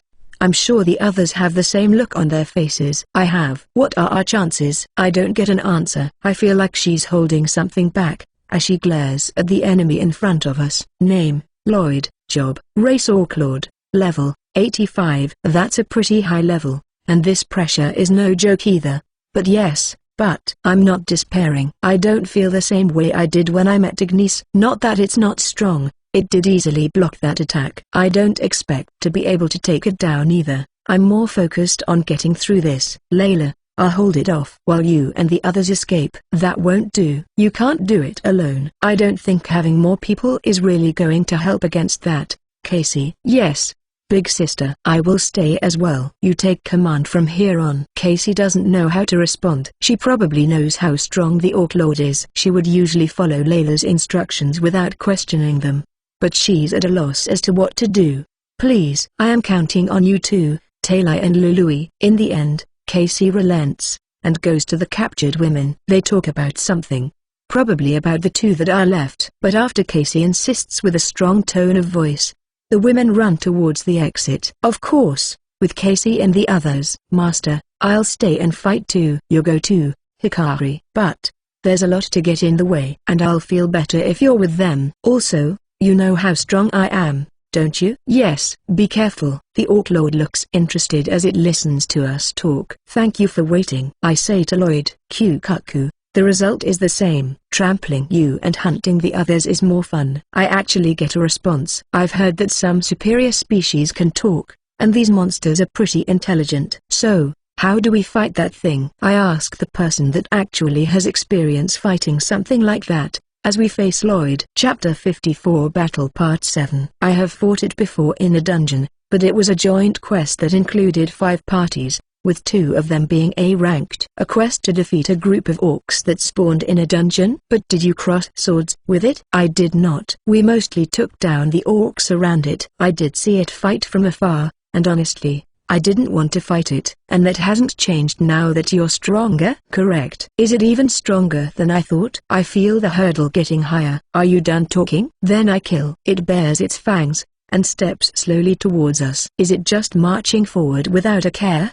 But even though it's just walking, I feel like there are no gaps in its defense. I have to focus. Don't think of it as an orc. Think of it as fighting a person. I step forward and start slashing, not directly like an idiot, but with a few feints, and varying degrees of strength. Lloyd easily deals with all of it, like it's swatting away something boring. Just hitting it makes my hands shake. Every time our swords meet I feel my hands getting tired. It's like it's sapping away my stamina. Boring, boring, boring, boring. Each attack is more powerful than the last, and my hands are getting numb. Am I even holding the sword well? It holds up the deadly weapon and swings it down. The motion being so exaggerated makes it easier for me to dodge. I think about blocking it with my sword, but instantly give up on it and jump back. Its sword digs into the ground, and causes a loud tremor. Seriously? How strong is this thing? And even though it must have suffered the recoil of plunging the sword into the ground, it doesn't look bothered at all. You can't do it on your own. I'll join you, Layla tries to say firmly, but her voice is still shaking. She knows better than me how strong that thing is. Her experience is leading her to believe this is a hopeless battle, which it pretty much is. I stand next to her, and need magic energy to prepare a spell. But how long can the 2 of us resist against that monster? Let's play. Lloyd stands before us completely unconcerned. Does it just love to fight? No, it's not fighting that it finds fun. It has fun trampling over people. I wish it showed some sort of opening, but it doesn't, even when it's swinging its sword. At the very least, it hasn't happened yet. Layla goes first. Is she faster with the sword than me? No, I'm faster in terms of raw speed, but she is more refined, and lacks useless movements. Is this the difference experience and training makes? But it's not like I'm a swordsman anyway. I try to slash at Lloyd between Layla's attacks, so as not to get in her way. Of course, that's not all I do. I'm careful not to get too predictable, and run around Lloyd to stop it from attacking. Interesting. But not enough. Not close to enough. Was it important enough to say twice? As this stupid thought crosses my head, Lloyd's handling of the sword suddenly becomes faster. If it catches up to us in terms of speed, the big difference in power is going to crush us. We've been doing a good job stopping its attacks before they can begin, but that's not working as well. We're gradually being pushed back. Eventually it repels one of Layla's attacks, and she loses her balance. I swing my sword to stop it from following that up with another attack, but I don't make a dent, and it throws me back. Lloyd holds up its sword in front of Layla, and she holds up her own from a bad position to try to block it. I close the distance again after being thrown back, and as I step near Lloyd, I move to slash it. It's not a feint either, it's just a direct slash. Lloyd reacts to it by turning my way and holding up its sword to swat down something boring. If I keep going like this, it's going to split me in two. But that's when I shoot the fire arrow spell I prepared before. I aim right at its face from a close range, but Lloyd skillfully uses its sword to block. But I quickly transition into a sword slash. I hit its arm directly, but it feels like I hit hard metal. As for the damage, there's some blood, but that's it. But it looks like it didn't like being hurt, as the previously completely unconcerned Lloyd suddenly comes at me with anger. A sharp attack is coming down at me, and I meet it with an upper swing. It's the heaviest attack so far. At this rate it's going to crush me. I grit my teeth and do my best to hold on. But suddenly, the pressure on my arms is gone. I look up and see Lloyd looks surprised, and its eyes are pointing down. I follow its gaze, and see a mithril sword growing out of its abdomen. No, it's Layla's sword. She took advantage of Lloyd becoming emotional to stab it. Damn you. Lloyd swings with no technique behind it, only raw power. The flat of the sword doesn't care about air resistance as it strikes Layla. If it was the blade, it would be a fatal attack for sure. Layla let go of the sword and jumped back at the last second,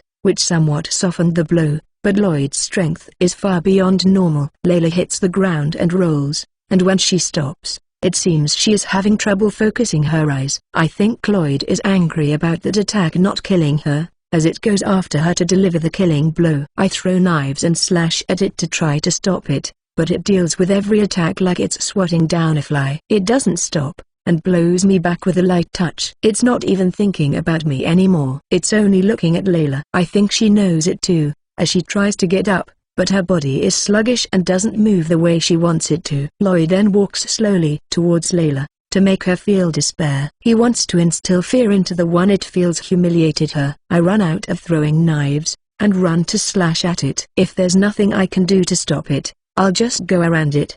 But will I make it in time? Both Lloyd and I get closer and closer to Layla, but Lloyd gets to her first. But it just stands there, looking at her with a twisted expression, as it raises its sword slowly to try to fan the fear inside her. I think it wants to hurt her, rather than finish it in one blow, because it swings down the flat of the sword directly in front of her. I ignore it and jump forward, grabbing Layla and jumping before the sword hits. But I don't manage to evade it completely, and the tip hits my back. The pain it causes feels like my whole body is being torn apart, but I run. Still, I was lucky, because being hit with the flat of the sword means I didn't get slashed. In a way, all it did was scratch me, and it still hurt that much. Layla is writhing in my arms, and boiling with anger towards Lloyd. Unforgivable. Toying with her like that. That humiliating attitude. At the same time, I feel anger towards myself. I was too naive. I didn't bring out my full power towards something so strong. I take my gun out of the item box. Chapter 55 Battle Part 8. I'm not a swordsman to begin with. I do use a sword, but that's mostly because of skills. I can't match the skill and experience of someone that actually specializes in using a sword. I'm what you would call an all-rounder. I use whatever I can to catch my enemies off guard. Basically a jack of all trades but master of none. I hold my gun tightly, and look directly at Lloyd. My biggest concern now is whether or not bullets will even pierce that hard skin. Should I shoot it in the eyes or mouth? My skill gives me aim correction, so I can aim there, but it did block magic with its sword before. There's a chance that it will just dodge it too. I slowly get closer to it. It seems Lloyd has cooled off, because it's not attacking while letting its emotions get the better of it anymore. This is a problem. I use feints to keep getting closer. I'm only using the sword to try to intimidate it. I'm not actually going to attack with it. I want to fire a shot first to check if it works. Then again, the first shot might work just because it's not expecting it, and the bullets might not work as well when it's watching out for them. Should I try to take it down with my first shot then? The hesitation prevents me from even beginning to attack. But it looks like Lloyd isn't going to let me drag this on for a lot longer. It seems it decided my half-hearted attacks are an attempt to buy time. There's also Layla, who is recovering behind me. Lloyd is now on the offensive, and I dodge its attacks. I need to be careful not to cross swords with it directly. It was bad before, but now that I'm only using one hand to hold the sword, it would overpower me for sure. Lloyd steps forward, I dodge its slash, and that creates an opening. I pull the trigger, and fire 2 consecutive shots to the arm holding the weapon and the center of its body. The first shot is blocked by its sword, but the second hits. It doesn't pierce its body from one side to the other, but Lloyd's face twists in pain. It looks like the bullet pierced its skin, but stopped inside its body. Are its muscles tougher than its skin? Did the skin actually stop the bullet's momentum? In any case, at least I can see it did damage. For the first time since the fight started, Lloyd steps back. What is that? As I thought, this kind of weapon either doesn't exist, or is rare in this world. I wasn't sure because I don't know how many people have been summoned here before me,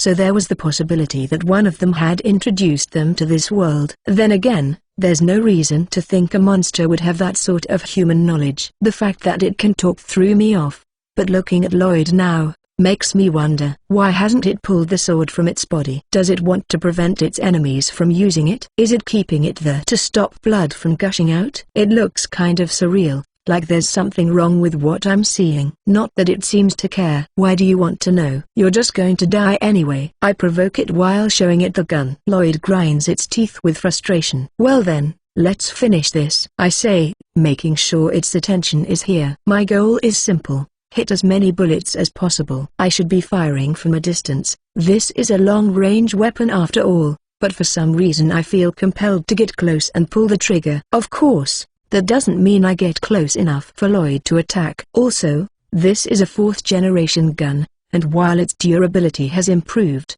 it can still break if I use it too much. At least I don't have to worry about running out of ammo, because I have more than enough magazines. I keep shooting and retreating in an annoying way, and when Lloyd retreats, I get closer and shoot. Lloyd has taken more bullets, but it's still not going down. If it was a human, it would probably be on the ground by now. Also, maybe it's instinct, but it seems to be dodging attacks that could be fatal. When I try to shoot it in the head, it just dodges it. How good are this thing's reflexes? Another thing that's on my mind is that the wounds seem to be closing. The bleeding is stopping as time goes on, and I feel like the bullet holes are closing. I don't think blood loss is going to stop it. I really have to just finish it. I shoot all the bullets in this magazine and reload. I added a new feature in this 4th-generation, full auto system. It will without a doubt break the gun, but its destructive power far surpasses shooting one bullet at a time. I make up my mind and run towards Lloyd. It comes at me with its sword, but I stop its attack with my gun. As I get close, I fire 2 shots and blow the hand holding the sword back. I don't let this moment get away, and unload the full auto fire here. I'm aiming at its chest, where I think its magic stone is. The gunshots reverberate throughout the cave to the point of being annoying, and the bullets carve Lloyd's chest and push it back. But it figures out what I'm doing, and takes a defensive stance. It quickly brings back the hand that was pushed back, and uses the flat of its sword as a shield. I think about stopping, but keep shooting at the sword. The heat I feel in my hand tells me that once this gun stops firing, it won't fire again. Bullets hit the sword, crack it, and eventually break it. Half the sword breaks, and reveals Lloyd's chest again. I take aim at it again, but no bullets come out. The gun is empty, and the barrel is broken. Should I consider myself lucky that it didn't misfire? Lloyd sees that the attack has ceased, and lets out a yell of both joy and anger, as it raises its partially broken sword. But as it swings down, it finds that its arms are stopped. My magic barrier is in the way. Lloyd is confused, and tries to move its arms. Its idiot strength means this won't hold for long, but I take advantage of that momentary disturbance and step forward. My target is the mithril sword. I grab it, and infuse it with magic energy. Magic energy pours into the mithril sword, and although it didn't budge until this point, now I manage to push it in without much resistance. Lloyd screams and lashes out even more, and I can hear my magic barrier breaking. Lloyd's face twists as it swings its arm down. I can't dodge it, so I take half a step forward and get close to Lloyd's body. I can't avoid taking damage, but I can move into an awkward position where it can't move its arm very well to minimize it. I take that hit, but since it couldn't stretch its arm too well, I can bear it. I then change the magic energy that's flowing. Its skin is tough, its muscles are tough. Blows and slash don't work well, but I have an idea. Changing the magic energy to the fire element. Burn. I picture an orc roasting, which brings up an image of Hikari complaining. Fire flows into Lloyd, roasting it from the inside. It starts struggling even more violently. It's not really attacking anymore. It's more like it's writhing in pain. It swings its arm and hits my body. It swings its arm and hits my head. The impact runs through my body, and as my head shakes, I feel my consciousness being taken away. I grit my teeth and keep pouring magic energy. It's a game of endurance. The blows are sapping my HP, and the magic energy is sapping my MP. I can feel my MP going down like it's being sucked away, and at the same time, I feel my strength being drained. This is probably the feeling that comes with running out of MP, but still, I keep pouring the magic energy. Lloyd is still struggling, and I'm gradually losing my senses and my consciousness. I can't support my body anymore, and the last thing I feel as my consciousness completely shuts off is my body falling. Chapter 56 Rescue Part 1. I feel like I'm floating, and then my consciousness awakens. When I open my eyes, I see Layla's face right in front of mine. Her strong eyes have become quiet, as she looks at me with concern. Our eyes meet, and Layla's face suddenly turns red like it just caught fire. What happened? Wait, this soft feeling on the back of my head, this position. Maybe it's a dream, but let's enjoy it. I close my eyes, and relax my body. But then I'm shaken and forcibly brought back. Are you alright? She asks with a worried tone. Yes. What happened after I passed out? I try to get up, but pain runs through my body. I check my status, and see my HP has fallen to critical levels. I've recovered quite a bit of MP for some reason, and my SP is also critical. But I'm slowly recovering, thanks to natural recovery boost. The Orc Lord has been defeated. Layla's face twists. I then notice that both her hands are burned. Your hands. These are badges of honor. I use people appraisal on Layla, and see her level has gone up by more than 10. Does that mean she finished it off with that hot mithril sword? She tells me what happened after I passed out, and just as I thought, she ended the Orc Lord. Layla was unsure of whether or not the Orc Lord was even conscious at that point, but she pulled out her mithril sword, and cut off its head. That's surprising. I figured you were scarred or something since you wear a mask, but, you're pretty. What is she saying? It's cute how she's a little embarrassed as she says it, but, mask? I put my hand on my face. The mask is gone. Did Lloyd punch it away? It's because apparently my black hair and black eyes stand out. I'd appreciate it if you kept quiet about this. I say because I'm unable to find a good excuse. I see. No, you are probably correct. I thank her and get up. I'm guessing the mask has fallen near Lloyd. I look that way, and see its head on the ground. Its face is burned, and has a ghastly expression. Looking at it directly creeps me out. I pick up the mask and put it back on my face. That feels better. Not really. I'm still dizzy. I'm recovering, but I did run out of MP, so my body feels heavy and languid.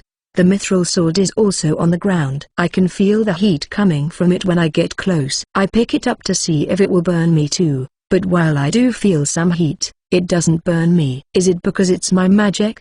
But Layla can't use it like this. I make magic energy flow, while imagining the sword cooling off. I use appraisal to see if it's alright, and see it's become a level 2 mithril sword. I'll pretend I didn't see that. Don't overexert yourself. I honestly thought you died at first. I see. And you looked after me? What's wrong? Is her face getting red again? I'm alright. Oh, and show me your hands. My stock of potions is almost depleted. I should save what I have left in case something happens. Instead, I cast heal on Layla's hands. The burned palms heal like time is being rewound. It's still strange to look at no matter how many times I see it. How do you feel? Gee, great. Thank you. I hand her the mithril sword. She fearfully takes it.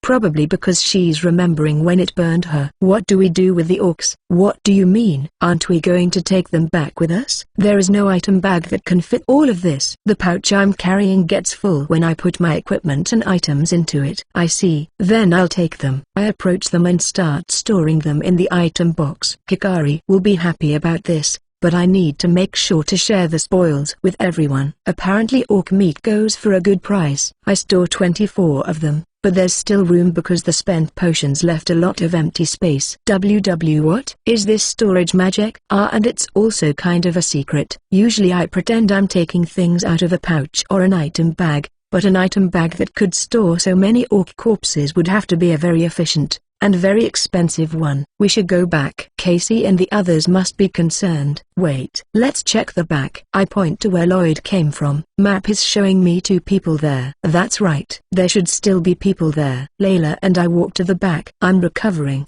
but it's still hard to walk. I'm not feeling tired. I feel languid, so I'm guessing the walking skill doesn't cover it. We keep walking silently. It's awkward. I'm not a good talker to begin with, and Layla seems kind of fidgety. I see her about to start talking, but immediately stopping. It's kind of suspicious actually. This indescribable mood continues until we reach the room at the end. No, that mood is completely blown away the moment we get there. It's a bizarre sight. colored bloody red. Chapter 57 Rescue Part 2. I gasp. I'm at a loss for words. Are you alright? Layla is the first to come to her senses. Her words also bring me back, and I follow her. What we see are two women with deathly pale faces, who are struggling to even breathe. Their bodies are covered in blood, and it hurts to even look at them. It looks like after it assaulted them, it crushed the eyes of one of them. Layla, who was approaching them, sees this, and stops dead in her tracks. Her outstretched hand stops too. Layla, please move aside. I approach the two women and cast heal on both. Did we make it in time? Their wounds heal quickly, but they don't really react. Did they lose too much blood? If the blood splashed all around this room is all theirs, they lost a lot. I can heal wounds with heal, but that doesn't bring back lost blood. What do? I look at Layla, and she's crying while holding their hands and praying. Their breathing isn't stabilizing, and it's getting weaker. I call out to Alchemy. I look through the list of transmutable items, and find something. I take 2 dead orcs out of the item box. Layla looks surprised by this sudden development. She's about to say something, but I have to ignore it and hurry. I carve their bodies and retrieve their magic stones. The materials I need are magic stones and blood. At first I worry about blood types and stuff like that, but there are universal hematopoietics too, so I don't think that's a problem. The description doesn't mention anything like blood types either. I drip my own blood into a magic stone, and infuse it with magic energy. After doing the same to the other, I feel like I'm the one who's about to collapse from anemia. I manage to stay on my feet, and hand one of the completed items to Layla. Have one of them drink this. Normally, it should be injected or transfused, but having them drink it should be fine. As for the taste, I don't know about that, but I wouldn't want to drink it. They'll just have to bear with it. I hold one of the women, and place the vial near her mouth before I start pouring. I do it slowly, being careful not to make her choke. By the time the hematopoietic in the vial is half gone, color starts to return to her face. Maybe it's just my imagination, but I feel like her breathing is stabilizing too. After being very careful, I managed to have her drink the whole thing. It looks like Layla is done too. What was that? Layla yells as I put away the dead orcs. Hey, they're resting. Let's be quiet. What? How you made that thing that looked like a potion, and the thing itself too. That's a weird way to put it, but I get it. The answer to the first question is alchemy. And what I made were hematopoietics. Alchemy, hematopoietics, think of it as something to replenish lost blood. Haven't you seen alchemy before? Not that I've seen other people use alchemy either. I see. I didn't understand because it was different from the way an alchemist I know does it. So my method really isn't ordinary. If she asks me to tell her more about it, I'll have to say that's just the way I was taught. Let's just take them out of here for now. Can you wake them up? They're fast asleep, so I don't think so. Then we have to carry them. It'd be better to take it easy, but we're in trouble if the orcs that left return. From what I can see on map, we should be fine, but we would be in trouble if they show up while the two sleep, especially if they blocked the exit. Yes, we should get away from the cave. It's a good thing neither woman is big. We head for the exit through the same path we took when he came here. Sora, can you close this hole? It's also to destroy the place where the orcs will come back to, but apparently monsters have a tendency to make places like caves their lairs, so leaving them be is dangerous. I use earth magic to destroy the entrance, and make sure they can't dig their way in. Afterwards we take a break, and about an hour later we head back to the village. Are you alright? I am fine. She doesn't look fine. Let's end it here for today. I'm sure you're tired too. We'd be in trouble if you pushed yourself too much and couldn't walk anymore. Not to mention that she's carrying a woman on her back through the forest, and she was tired before we began. It's a wonder she made it this far. I flatten the ground with earth magic, and start getting ready to camp. Layla looks kind of astonished, but I ignore it. I spread a sheet on the ground, and we lay the two women on it. While I'm at it, I heat up a pot and start making a simple soup. I haven't drained the blood yet, so I can't use orc meat, but I use the wolf meat and vegetables I have left. Should I make it taste like consomme? I've been experimenting with seasonings every day, but it's still far from what I want. Eat a little and sleep. We'll keep walking after that. Very well, but we should take turns keeping watch. I'm sure her stamina is reaching its limit. She doesn't argue with what I said, but she's worried about monsters attacking. It makes sense, we are camping in a forest after all. I have monster repellent, so I'll use that. Let's just rest for now. To be honest, I'm still tired from fighting too. I lost quite a bit of blood too. I need to replenish my nutrients and rest in preparation for tomorrow. I check our surroundings with map.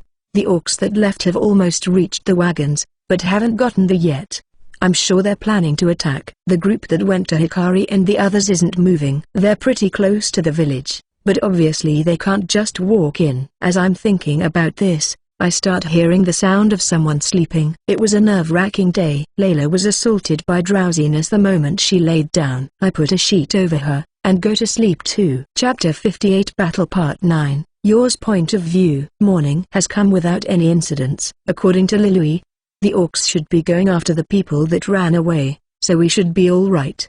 Big Sister says we should be especially vigilant from the morning until the sun sets. Trisha is also awake, so we start preparing breakfast together. I don't know what will happen if we leave this to the men, so we take the initiative and start cooking. I say we, but it's mostly just Trisha, with me helping. After we are done with breakfast, we split into two groups that alternate between keeping watch and reinforcing the inn's walls. It's also important to take breaks. We all move very briskly under Mr. Locke's instructions. No one complains, and I think working helps relieve people's anxiety. It would probably be safer to return to the last town we passed through, but we can't, since the others went out to rescue the people that were taken. I know what Big Sister is like, and I know that leaving those people to their fate wasn't an option. Some of the other passengers objected to this, and insisted that we should go back to town, but relented after Big Sister and Mr. Locke decided to stay. All it took for them to be quiet was for Mr. Locke to say they should go back on their own if that's what they really wanted. The weather is nice today, and all I hear is the sound of wood being hit. I hope it stays this peaceful, but this faint hope is broken before lunch. Mr. Elk, who is keeping watch, raises his voice. One of Mr. Locke's fellow party members, Mr. Drake, runs toward the watchtower. I interrupt my lunch preparations, and move to the second floor to look out the window. Is that smoke? I focus my eyes, and see a wagon running this way. The canopy is in tatters.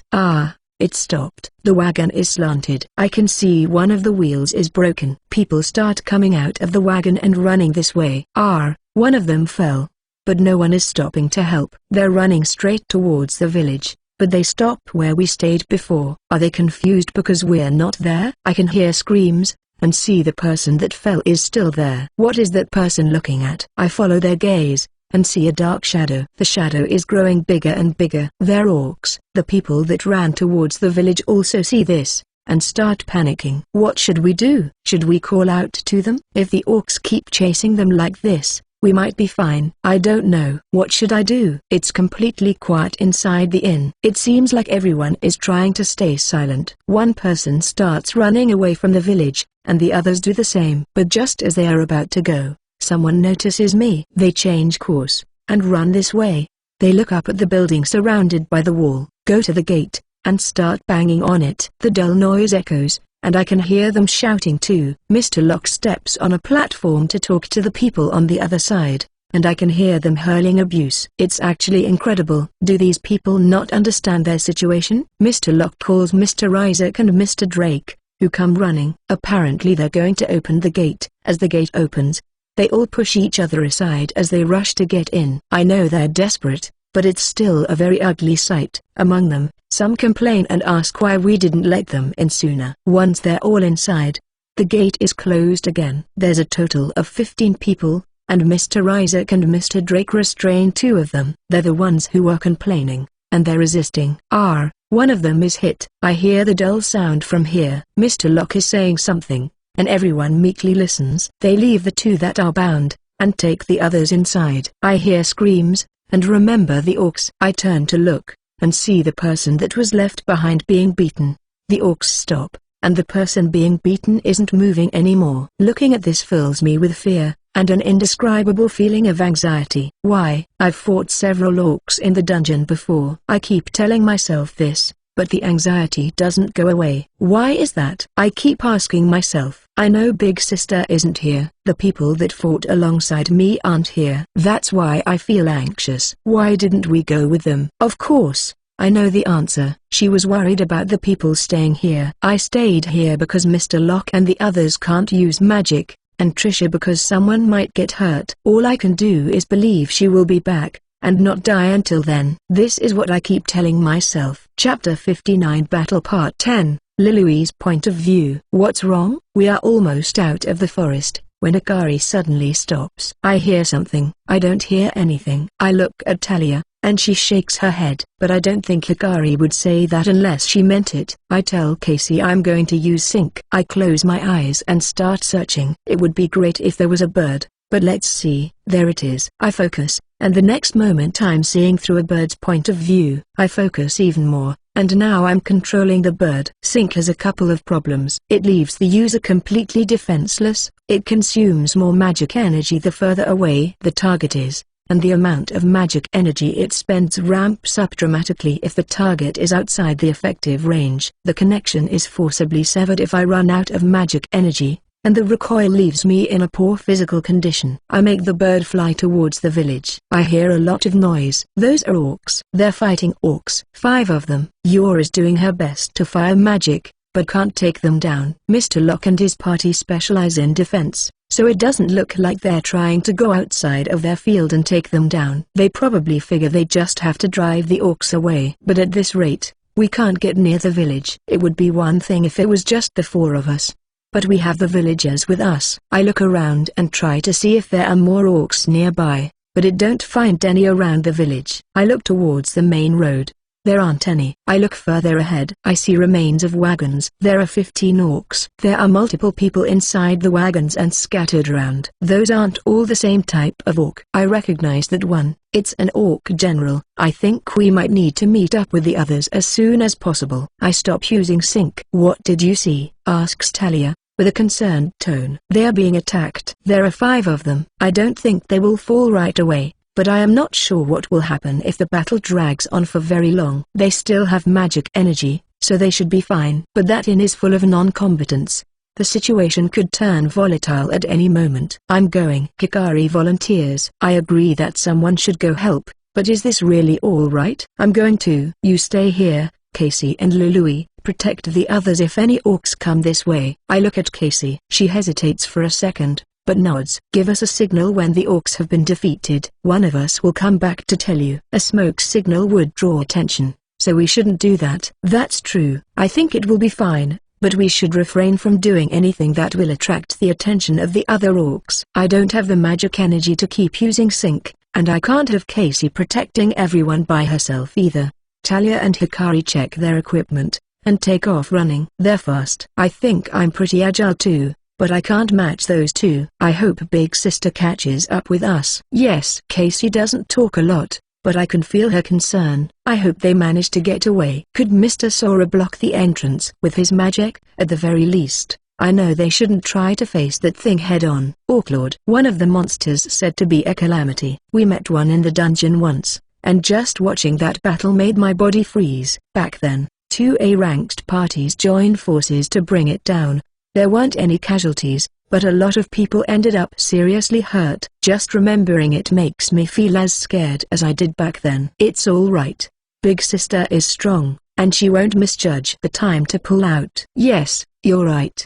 I'm sure she will be fine. I'm worried, but let's believe in her. That's all we can do. Believe and wait. And if we're worried, it might influence them in a bad way. Someone is coming. I feel a presence coming from the forest. My enemy detection abilities aren't as strong as Talia's, but I can feel presences. Casey turns around and stands up. She draws her sword and looks ahead with caution. That's Big Sister. It's Big Sister Layla who emerges as she pushes through the trees. Behind her are 2 women and Mr. Sora. Thank goodness. Everyone is all right, Big Sister says with a smile. The same smile as always. She's happy for us, but what she says is what we are thinking. Thank goodness she's all right. But what about the other 2 women? Big Sister, those 2. I'm about to ask, when one of the women we saved runs towards them and hugs them. There are tears in her eyes, and she holds them like she's never going to let go ever again. She's crying while trying to remain silent. We found them in the back. It was close, but we managed to help them regain consciousness. Big Sister is happy to see them too. I had no idea there were still people in the back. No, I do remember someone saying there were still people there when we ran away. Big sister, what happened to the Lord? Don't worry, we took it down. Eh? What did she say? Did I mishear her? Took it down? I look at her, and then at Mr. Sora. I don't understand what happened. I have more questions than before. I don't see Hikari and Talia. What happened? She asks me a question instead. But then something passes right in front of me. Master, welcome back. Hikari runs at an incredible speed, and jumps at Mr. Sora. Chapter 60 Plan. So you went over there to take down the orcs? Yes, I did. I see. Well done. I pat her head and Hikari's expression turns happy as she squints. It's still kind of awkward though. No hugging. More importantly, tell us more about this, asks Layla as she pulls us apart. Orcs attacked the village. They've been eliminated, Hikari declares while puffing out her chest. Are there any orcs around? No. Then let's go to the village. We can talk more once we meet with the others. Those two women are going to have to keep walking without resting, but they're just going to have to bear with us a little longer. They should be fine, as the others are helping them. We walk as a group with Layla and her party in front, and Hikari and I on the back. Hikari walks beside me with kind of a happy look on her face. I feel like she has a lot to say, but is keeping quiet out of consideration. She's growing. We reach the village before sundown, and there are still marks of all the destruction. As we head to the inn, I see the wall surrounding it is damaged, but held firm. The front entrance is what looks worse, with many scars carved into it. It's infused with magic energy to be able to open and close it, but it's still just wood. Big sister, are you alright? Talia, I'm fine. I'm sorry for worrying you. I'm just glad you're safe. Hold on, I'll open the door. The door opens, and we see the inn we're familiar with. There are two people bound on the ground, but I guess I shouldn't worry about that. Mr. Locke, we are back. I'm glad to see you are all safe too. Yes, and it looks like it went well on your side too. Tell me more about it later. The villagers reunite inside the inn and happily hug each other. Lovers, husbands and wives, brothers and sisters, they are happy, but also shed tears of grief. Still, their tears also carry the happiness and gratitude for being alive. The women are taken to rooms to rest, and we go outside to talk. We'll go first. We were attacked by 5 orcs, but managed to defeat them with the help of the 2 young ladies that came to assist us. The blood has been expertly drained from the orcs' bodies. That should mitigate our food supply issues. About 15 people came running from them. The 2 on the ground there serve as an example, and they're idiots who don't understand the situation they're in, yelling for help while acting arrogant. There's no helping them. What do you want to do? If they're in the way, we could dispose of them, he says loudly on purpose so they can hear it. Their faces turn pale. I object. Hikari voices her disapproval, and their faces are injected with a little hope. We should use them as bait, like a decoy in case something happens. Yes, the despair is back. But now we have a problem. It's good that we saved all the ladies, but it will be a little cramped with so many people, says Layla. I agree. We can all eat talk meat as far as food goes, but it would be a long way if we were to go back to the previous town. Should we wait and join the next group that passes by? This town's inn isn't big to begin with. It's bigger than a regular village is, since it's the connection point between 2 towns, but it's not fit to hold over 50 people. How about we simplify things? Let's have the people that came back running camp outside. We should have all we need in the wagon, and if they have a problem with that, they can just leave. Maybe that would be the better option. We should also stop them from coming into the inn because they could be a source of strife. Second, should we take down the remaining orcs? Do you know what they might do now that their dwelling is gone? I believe that since they secured food over there, they should return to their lair. There is a chance that they might go out looking for their missing brethren, if their leader is so inclined.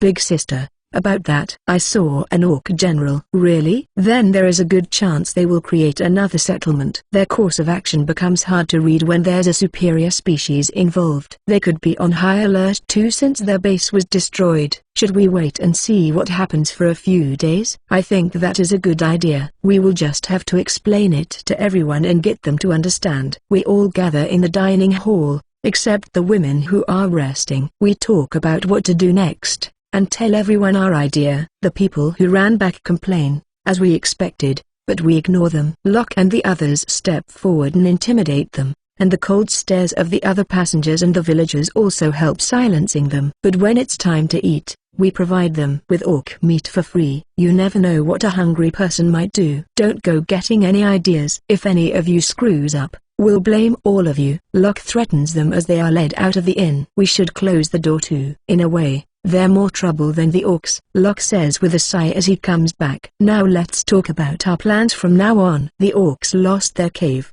but what will they do when they go back there? We decide to talk about what to do once we see how the orcs react, and we are done for today. It would be great if other wagons passed by. We could explain the situation and ask them to call for reinforcements. The second best scenario would be if the orcs attacked and we destroyed them. Then we could make our way to the next town with no worries. But I'm told we'd have to be prepared to suffer damage too. They have an orc general with them. The worst case scenario would be if the orcs did nothing. We will definitely be at a disadvantage in a war of attrition. We could send someone to run to ask for help, but the road would be dangerous for a single person. Then Locke and the other two could go, but that would put us at an even bigger risk if the orcs attack the village. We're stuck because we rescued more people than we expected, but there's no use in complaining about that, so no one touches that subject. Chapter 61 Magic Energy Course Part 1. The inn feels more colorful with more ladies around. The men from the village are now taking the initiative to help us keep watch, probably as a way to thank us. It looks like they're having trouble with it, but they're full of motivation. It could just be my imagination, but the men from the omnibus also seem to be working pretty quickly. We're not looters, but we have to go around the houses looking for resources we need. Of course, we've been checking if there aren't any orcs or other monsters around, and working only during the allotted time. We don't know how long this situation is going to go on for. Then I want to hold a study meeting about magic energy. I'm in the room allocated to Bloody Rose and Hikari. We're here because I gave in to yours aggressive approach. I hear she likes magic so much that she even joined an academy in the magic state of Afar. Trisha says there were heated arguments between her and her family when she decided to go to the academy. By the way, Layla and the others are students of the Magius Academy, and they're here because Trisha wants to go to the Advent Festival. Yor wasn't too keen on that idea, but decided to return to her home country for the sake of her friend.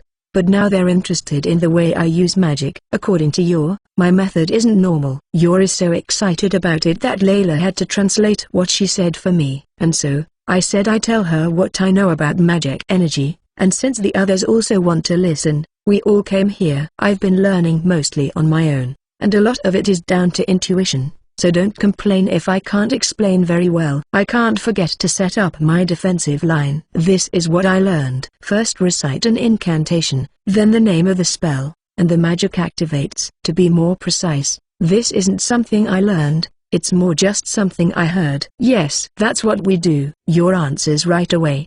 Probably because I talked to her before. And the magic I use is like, imagine generating magic energy with an incantation, and converting it to magic by chanting the name of the spell. That sounds complicated, says Layla.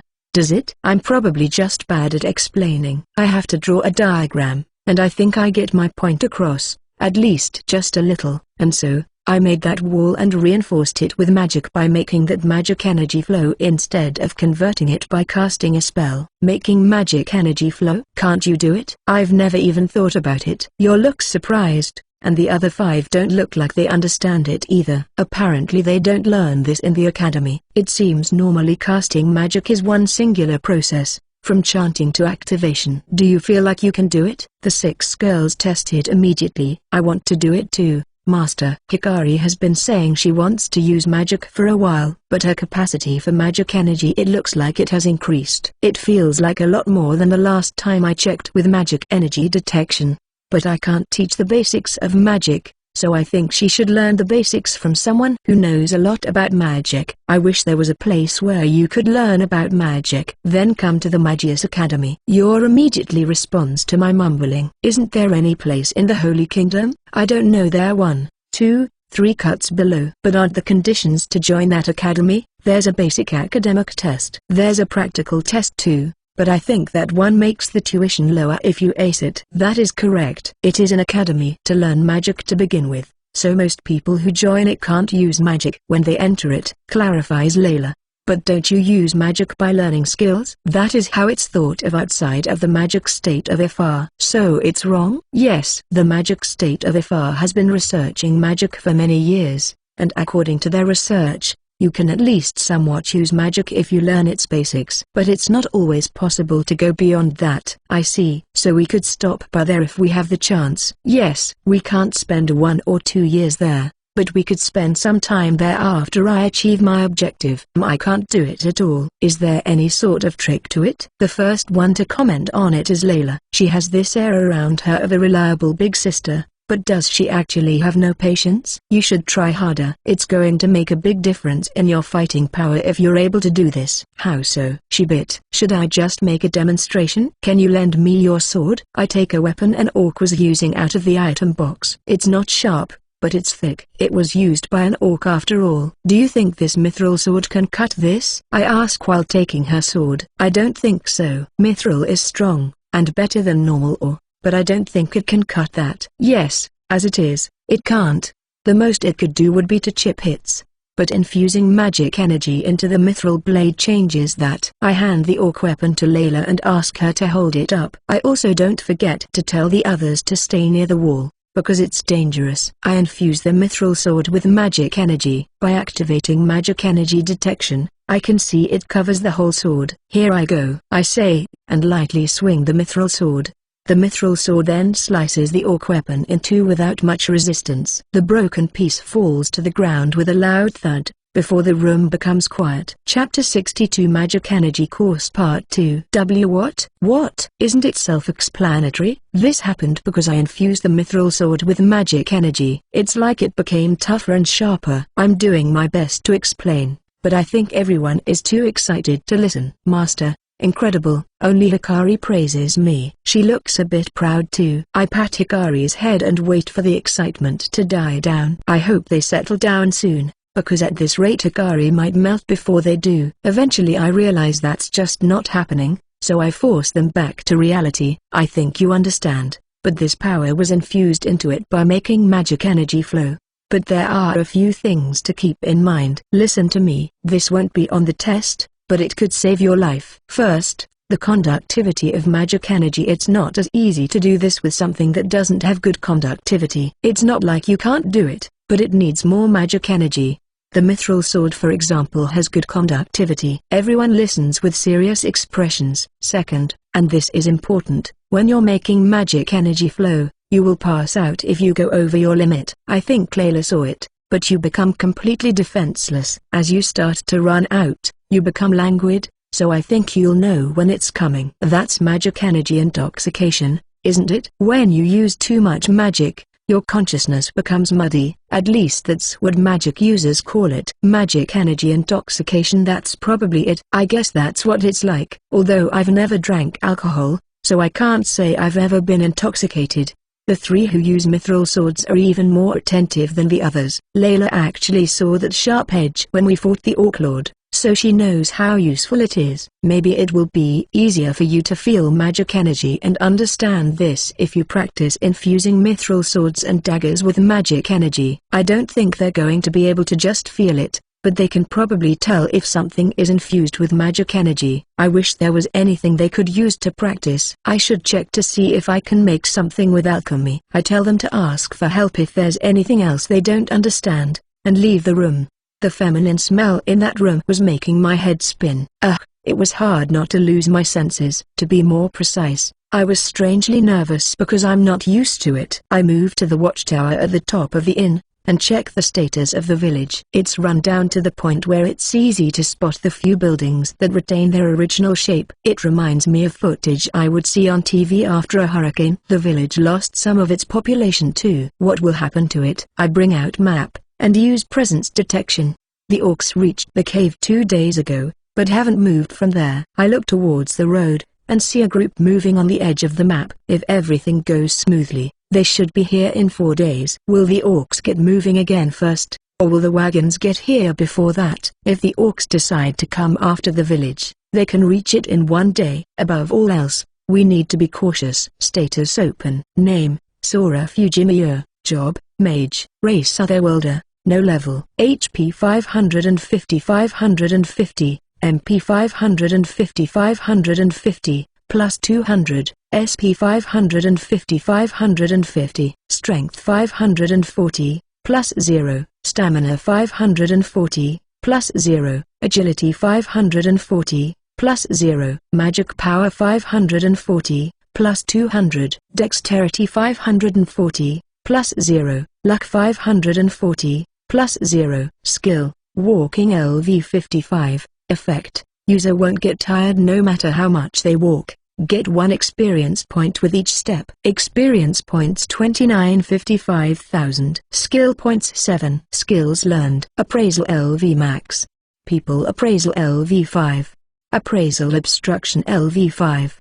Parallel thinking LV 7. Sword master LV 7. Physical strengthening LV 8. Presence detection LV max. Magic energy detection LV 5.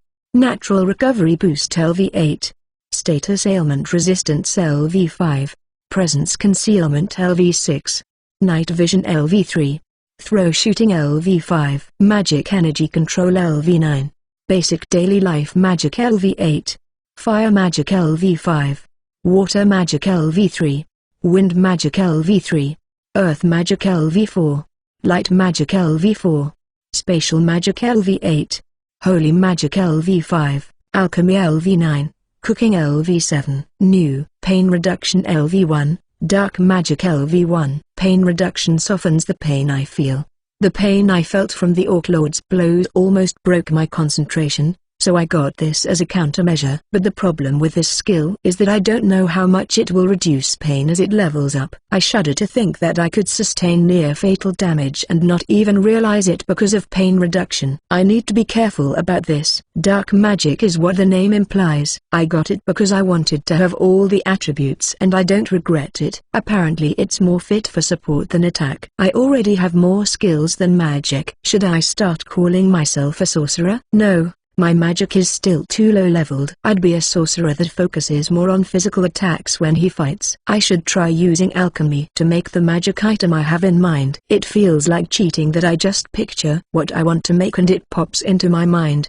But if I don't picture it well, it ends up as a completely different thing, so it's kind of dull. I want to be able to capture magic energy visibly. I can follow its flow with magic energy detection, but others can't. I explained it with words and drawings, but I don't think I really got that idea across. If we infuse mithril with magic energy, the only way to check how it turned out is by checking its sharpness, and that can get dangerous. Will this do? Once a magic stone loses its magic energy, it loses its color and becomes transparent. If we infuse it with magic energy, it once again gains some sort of color. I see the color varies depending on the person's preferred element. I need magic stones. So could I take them from the orcs? But I should talk to Layla about taking their magic stones. We hunted them together, so I can't just use them as I please. Chapter 63 Secret Meeting. What do you want to talk about? It's night, and I called Layla here after getting her permission to use the orcs' magic stones. I wanted to give this to you. Her cheeks are a bit red. Did she catch a cold? I should probably wrap up this matter quickly. Here, I take out a transparent magic stone. Just an ordinary magic stone. What is this? Her voice is suddenly an octave lower. What happened? It's a magic stone to practice controlling the flow of magic energy. It's transparent now, but you can infuse it with magic energy. I grip the magic stone and make magic energy flow into it, turning it white. It changes color like this. This is a magic item that will turn transparent again if you leave it be for a while. I give it to Layla and have her try it. She groans as she tries to make her magic energy flow into it, but it doesn't go too well. But we can see it did change color a bit. Hers is red. It's no good. It only changed a tiny bit. It's proof that it's not flowing smoothly. Maybe you're using too much strength and putting too much power into it. Maybe you should relax a little more. Relax? Try different things as you practice. But if I'm letting you have this, I want you to promise me something. Promise? Yes. Even if you learn how to control magic energy through this, don't overdo it. You saw how great a magic energy infused mithril sword is, didn't you? I understand. With that, I can damage monsters who were previously impervious to my attacks. Those are strong words, but that's precisely why it's dangerous. Layla, That's a dangerous way of thinking. You might be able to defeat monsters you couldn't before, after learning how to control magic energy, but that could also turn into you having a weapon that's more than you can handle. That overconfidence could cost you your life. I hesitate to say this, but figure I should. I'd like what I'm about to say to stay a secret. Can you promise me that? Very well. Layla's tone changes. It seems she understands this is serious. What did you feel when we encountered that Orc Lord? I felt my life was in danger. I honestly didn't believe we would make it out alive. Her voice gets progressively quieter. And what about after you handled the magic energy infused mithril sword? Like I could probably defeat it, I guess. After thinking about it, she gives an honest answer. That way of thinking is scary. I want you to make sure you don't forget that feeling of danger that you first had, even after you're able to control magic energy. When you're fighting monsters, it's good to have at least a basic sense of cowardice. As for me, I'd rather shoot my gun safely from the back. I don't know why I never seem to get my way. Layla listens to me, and looks like she's thinking. I hope she really does think about that and talks about it with her party. But what did you feel when you faced the Orc Lord, Sora? It was your first time seeing one, but did you not feel that overwhelming sense of fear? It was even a named one that could speak and think. I heard after we fought the Orc Lord that those are called named monsters, and they are on a different level than even monsters of the same species in terms of strength. Layla also told me that the one they encountered before was a regular one, not a named monster. I didn't feel particularly scared. How come? Because I've seen something more dangerous. More than that thing? Yes. This is what I want to keep a secret. I've actually met a demon. Demon? A real demon? An underling of the Demon King? That's right. I don't think you could take down a demon even with that mithril sword, so don't let yourself get carried away, even if you can control the flow of magic energy. Understood? I will be careful not to let this strength get the better of me. That's good to hear. You're the big sister, so you need to take good care of your little sisters too. Hearing me call her a big sister makes Layla a little embarrassed. Also, I'll have to collect that magic item later. And don't use it in front of other people. It's not going to be easy to convince you. All I can say is good luck. What are you planning to do after this? I'm going to visit the Slavers in the Holy City. Are you going to buy slaves? Did I say something weird? Is she one of the people who oppose the idea of buying slaves? Why are you planning to buy slaves? Her voice sounds kind of threatening. Is she angry? If possible, to help us in battle. We might get roped into trouble again on our travels, and it's kind of tough with just me and Hikari. Her quizzical expression doesn't change. She's looking at me like she doesn't really believe me. Fine. It's true. If you are going to continue traveling, it could be dangerous if you two are alone. I think she's sort of convinced. Unfortunately, at this point I don't understand that she's talking about danger in more ways than one. Chapter 64 Battle Part 11. 2 more days have passed, and the merchant caravan should be here in a day. Lilui has noticed this too, but we haven't told anyone except for the adventurers. We're worried that people might let their guard down and become careless if they expect to leave here soon.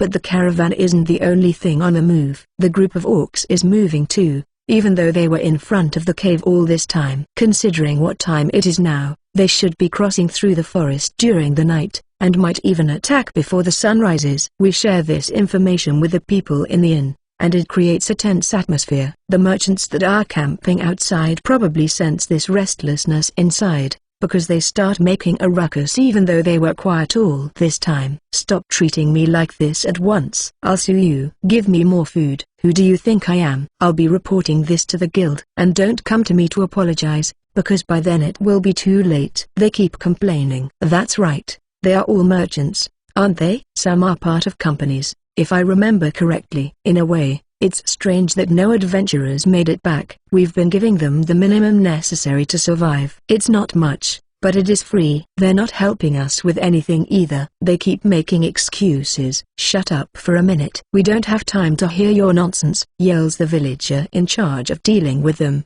Probably because he's on edge. They respond with such dirty language that it makes me want to cover my ears. Locke can't stand by and watch anymore, and steps forward. The merchants that were speaking to the villager with loud and confident voices become gradually quieter as Locke approaches. I told you before, if you have any complaints you can get out of here. Did you forget that already? Locke is in a bad mood, and feels more intense than usual. I'll warn you now, orcs are coming to attack, so if you keep making noise, I won't have mercy on you, he says, and leaves before they can respond. I guess they're getting tossed out if they keep acting like this. Good job dealing with them, says Layla. I was just the right person at the right time. Then let us talk about putting the right people at the right time to deal with the orcs. I think I would want to intercept them in the forest. Can I ask why? First, we have magic items that allow us to see in the dark. Also, I don't want to fight that group on an even playing field. Yes, there are 15 of them, and it will probably be even trickier because they have an orc general commanding them. Talia adds to Layla's answer. They're speaking from experience, after fighting them in the cave. Are you talking about abandoning our defensive position? Talia, Casey, and I will be the only ones going to the forest. Isn't that dangerous? We are not going there to take out every orc. We will reduce their numbers and retreat while luring them. Then can I go too, Master? I guess so. You're better suited for this than me, so I'll leave it to you. Are you sure about this? Asks Locke, but I assure him it's fine. Then you should take potions. Be especially careful about not running out of magic energy. Hikari, I'm counting on you to support them. Yes. Leave it to me. I give the 4 girls the items they'll need, and start preparing too. Lilui and I go up to the watchtower, and stand by as Yor, Locke, and the others stay by the gate. We keep watch in shifts as we wait for the time to come. The battle begins in the middle of the night. I see the battle from afar, or rather, by looking at map and using both presence detection and magic energy detection. We need to defend this place if something happens, so all we can do now is trust them and wait.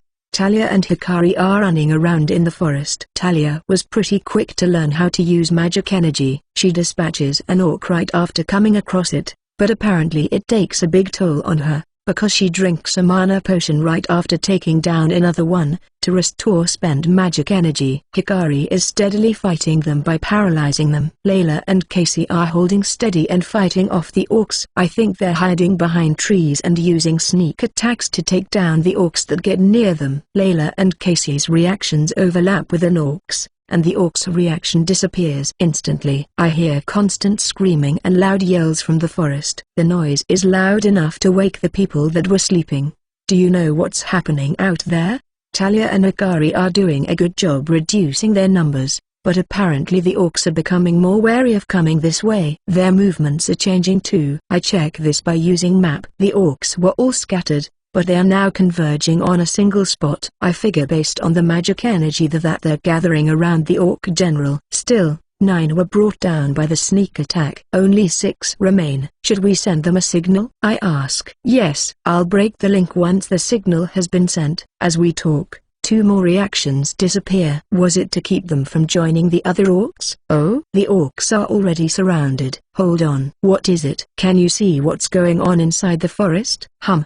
Another one is down. Are there only 2 left? It looks like the orcs are surrounded. Lilui is surprised too. The general is still standing, but aren't they taking them down a bit too fast? Should we just leave this to them? Yes, sending them a signal now would probably just break their concentration. In the end, we don't send the signal to retreat. Lilui says it's over, so she tells Locke about it and I head to the forest. I'm going there to retrieve the fallen orcs into the item box, and to learn exactly what went down here. Chapter 65 Battle Part 12, Layla's Point of View. I think the coordinated movements of the orcs are a threat, so I suggested that we come to the forest and reduce their numbers as much as we can. I'm here with Casey, Talia, and Hikari. This time Sora and Lilui are staying back to defend. Our strategy is for Talia and Hikari to guide the orcs our way, so Casey and I can finish them.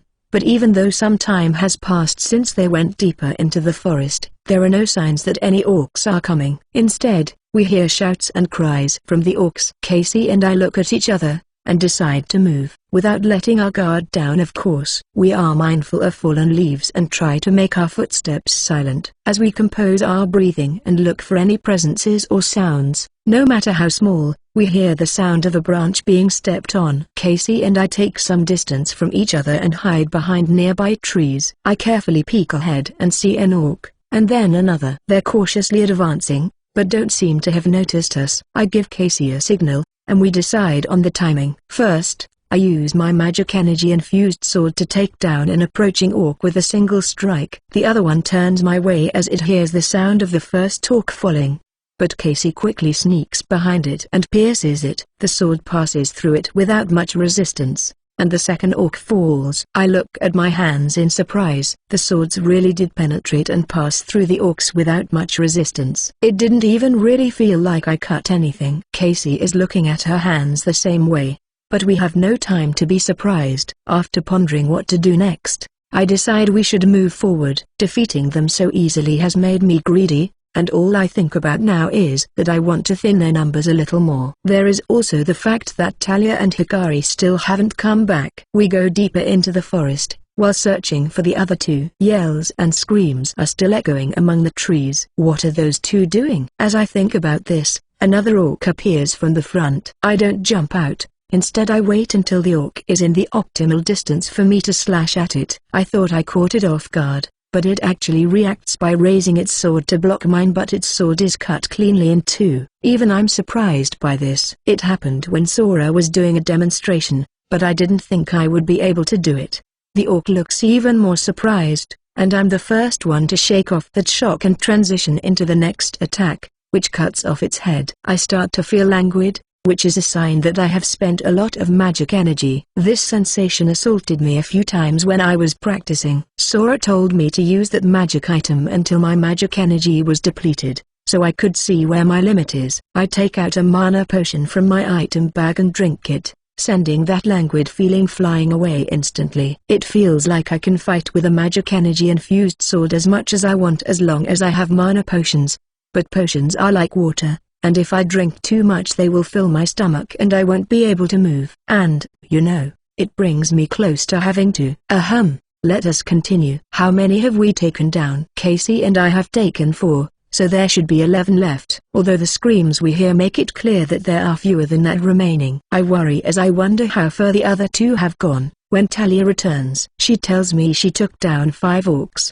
Did I mishear that? 5? I don't have a lot of time to be surprised, as Hikari soon comes back as well and tells me she took down 3 orcs. I see, that means there are 3 left. We all look at each other and talk about our current status.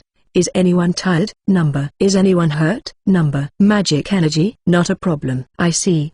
But the general is still out there, so we can't let our guard down. We head towards the general, when an orc steps forward a bit and is quickly dispatched. 2 left. We decide to surround them and attack them all at once. The general is a strong enemy, but after an attack from all sides takes out its buddy, it is left with nothing to defend its back, and the general is cut down without much issue. We did it. Honestly, even I am surprised. Was an orc general always something that could be defeated so easily? Sora's words suddenly run through the back of my mind. This really is a dangerous power. I can see how it could lead to complacency. I need to have a good talk with Talia and Casey about this later. Hikari says she will drain the orc's blood as much as she can before Sora gets here, and we gather as many corpses as time allows. Yes, we can't bring them all. Sora gets here, and goes on again about important things to keep in mind about using magic energy. But I don't disagree. Talia and Casey also realize this, and listen intently. He says well done in the end, and I'm simply happy to take the compliment. However, I still don't think all the head patting he does only to Hikari is right, but I would hate for anyone to confuse this with jealousy. Chapter 66 Meeting Up. I retrieve the orcs' corpses in the forest, and the sun is up by the time we return to the village. We had to walk from the forest to the village, but the main reason why it took so long is that we drained the corpses' blood first. In the meantime, I had to lecture them. The fact that they can now handle magic energy is part of the reason why they defeated the orcs, but there's also the fact that their levels went up in the previous fight. It's like the stage was set for them to take the orcs down. That's why I have to harden my heart and not compliment them, because I don't want them to get the wrong idea. It looks like Layla understands that, so I want her to guide her little sisters as the leader of the group. And it's certainly not like this turned into a hassle or anything. I think the hunt is over. It was no problem. A big reason why it went so well was that our sneak attack was a success and they never got the chance to coordinate. Layla emphasizes that the forest being their ally contributed to their victory. I see. Still, You took down a general. That's a pretty big deal. Locke doesn't show restraint in complimenting them. As a fellow B-class adventurer, taking down a superior species is a big deal, let alone an orc general. They're probably important enough for countries to put out emergency quests to deal with them. The villagers are excited when Locke announces the orcs have been defeated. There's some happiness mixed in there, but they're mostly relieved that we've gotten revenge for them. We have a late breakfast that's more luxurious than usual. It's like a small banquet. And while we're having the banquet, the merchant caravan finally arrives. At first they're surprised and wary by the state of the village, but Locke and his party go out to greet them and explain what happened, and bring them in. I am Rit, the leader of this merchant caravan. He seems like a good-natured old man, but I also get the impression that he is not letting his guard down. He's smiling, but I get the feeling that I don't know what he's actually thinking. The representative of the village asks Rit if they won't sell them food, and the driver of the omnibus negotiates to let us go with them to the next town. The merchants that ran away also ask to be let aboard the wagons. As a result of the discussion, or rather, negotiation, they are going to sell mostly vegetables but also things like seasonings at a somewhat low price. The villagers thank them, and I put up the money that they need, since they don't have enough. I've earned quite a bit of money since I came to this country anyway, and I should be able to recoup the cost once I sell the orcs. They're letting our omnibus go with them too. Locke and the others will be going with them, since they need someone to explain what happened. I'm staying here with Layla and the others until the next caravan passes by, and we'll help guard the village. In the meantime, the orc threat is gone, but the fences and houses are in shambles.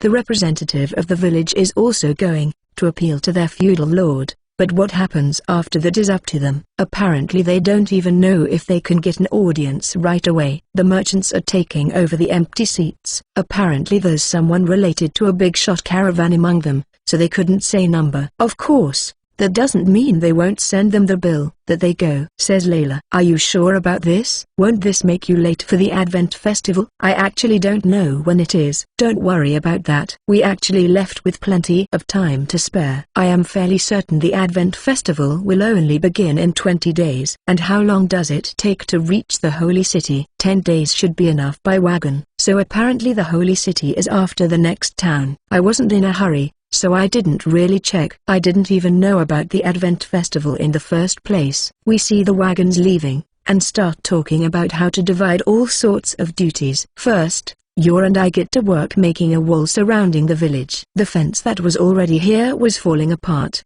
and we would have to make a new one anyway, so we figured making a wall with earth magic would be better. A big part of it too is that it's a nice way for Yor to practice. The men start gathering usable lumber, and reinforcing houses that look livable. There's a chance that the feudal lord might decide to move the people living here, but even after the painful experience, this place is still important to the people living here, so they want to rebuild it if they can. The women are gathering and sorting through furniture and other household goods that seem usable. They're also bringing things from their own homes that might be useful. Layla and the others are mostly going to the forest to collect various things such as food and medicinal herbs. They specialize in dungeons, but they are still adventurers. I hear they used to go to the forest and do picking quests when they were just getting started. 5 days after the caravan left, some people arrive. According to the villager that left to make an appeal to their feudal lord, it's been decided that the village will be preserved, at least for the time being. They promise that they will start to recruit people from other towns and villages that might want to move here. As for the problem with security, they sent 10 guards to help keep the village safe. They are all young and single, so maybe they are also prospective settlers. There is also another group sent by the Merchant Guild. My first impression of them is terrible. They talk to us in an overbearing way,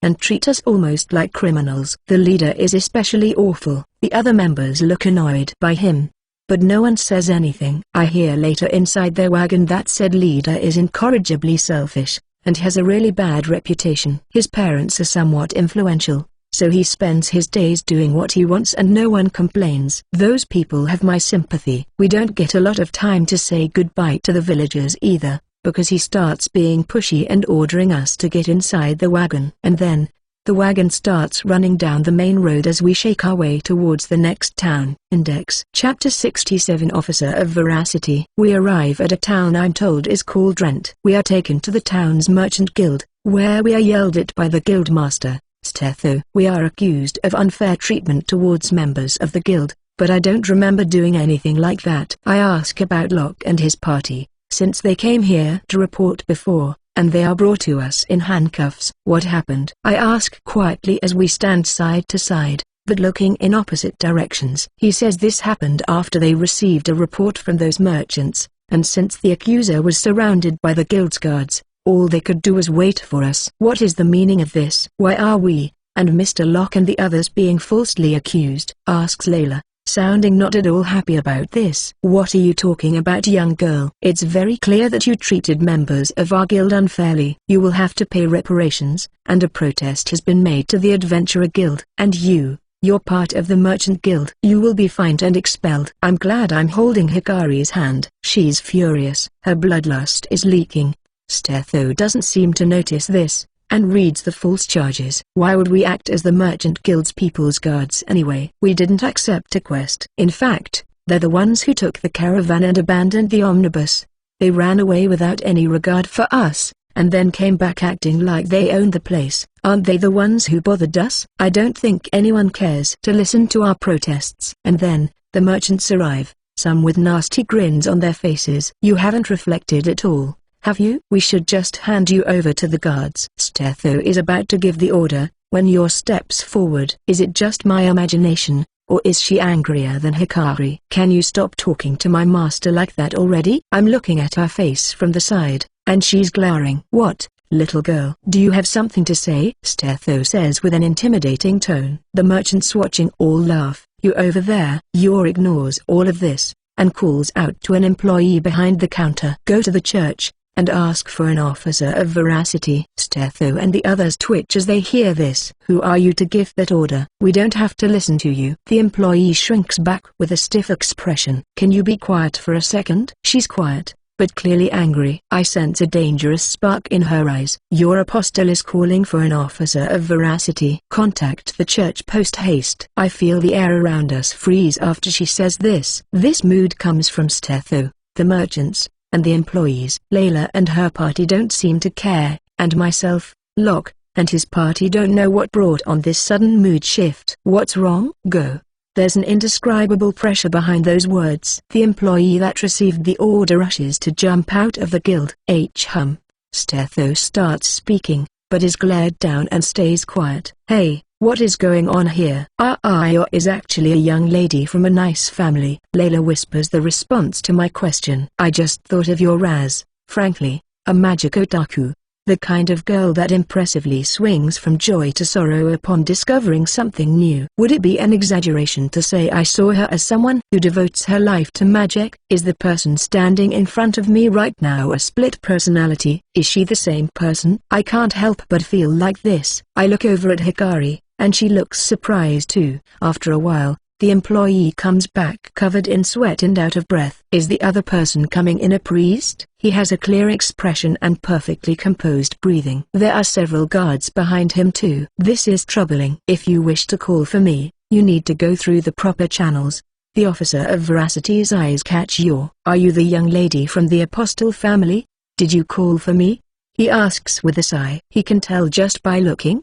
Does the officer of veracity have the people appraisal skill? I apologize, but I can't let these people get away with their injustice. Yes, that's true I guess, but the real reason is a bit different, isn't it? She's less upset about injustice, and more about the way they talked to me. And what should I assess? Veracity. Yor explains why she called the officer of veracity. The merchants' faces are blue as they hear it from the side. Officer of veracity Rent will ask questions. Respond to all of them with yes. You are Stetho, the master of the Merchant Guild. You are Enrique, of the Aurora Company. You looked into Enrique from Aurora's report and saw no falsehoods. You always behaved in a righteous way as leader of the caravan. You.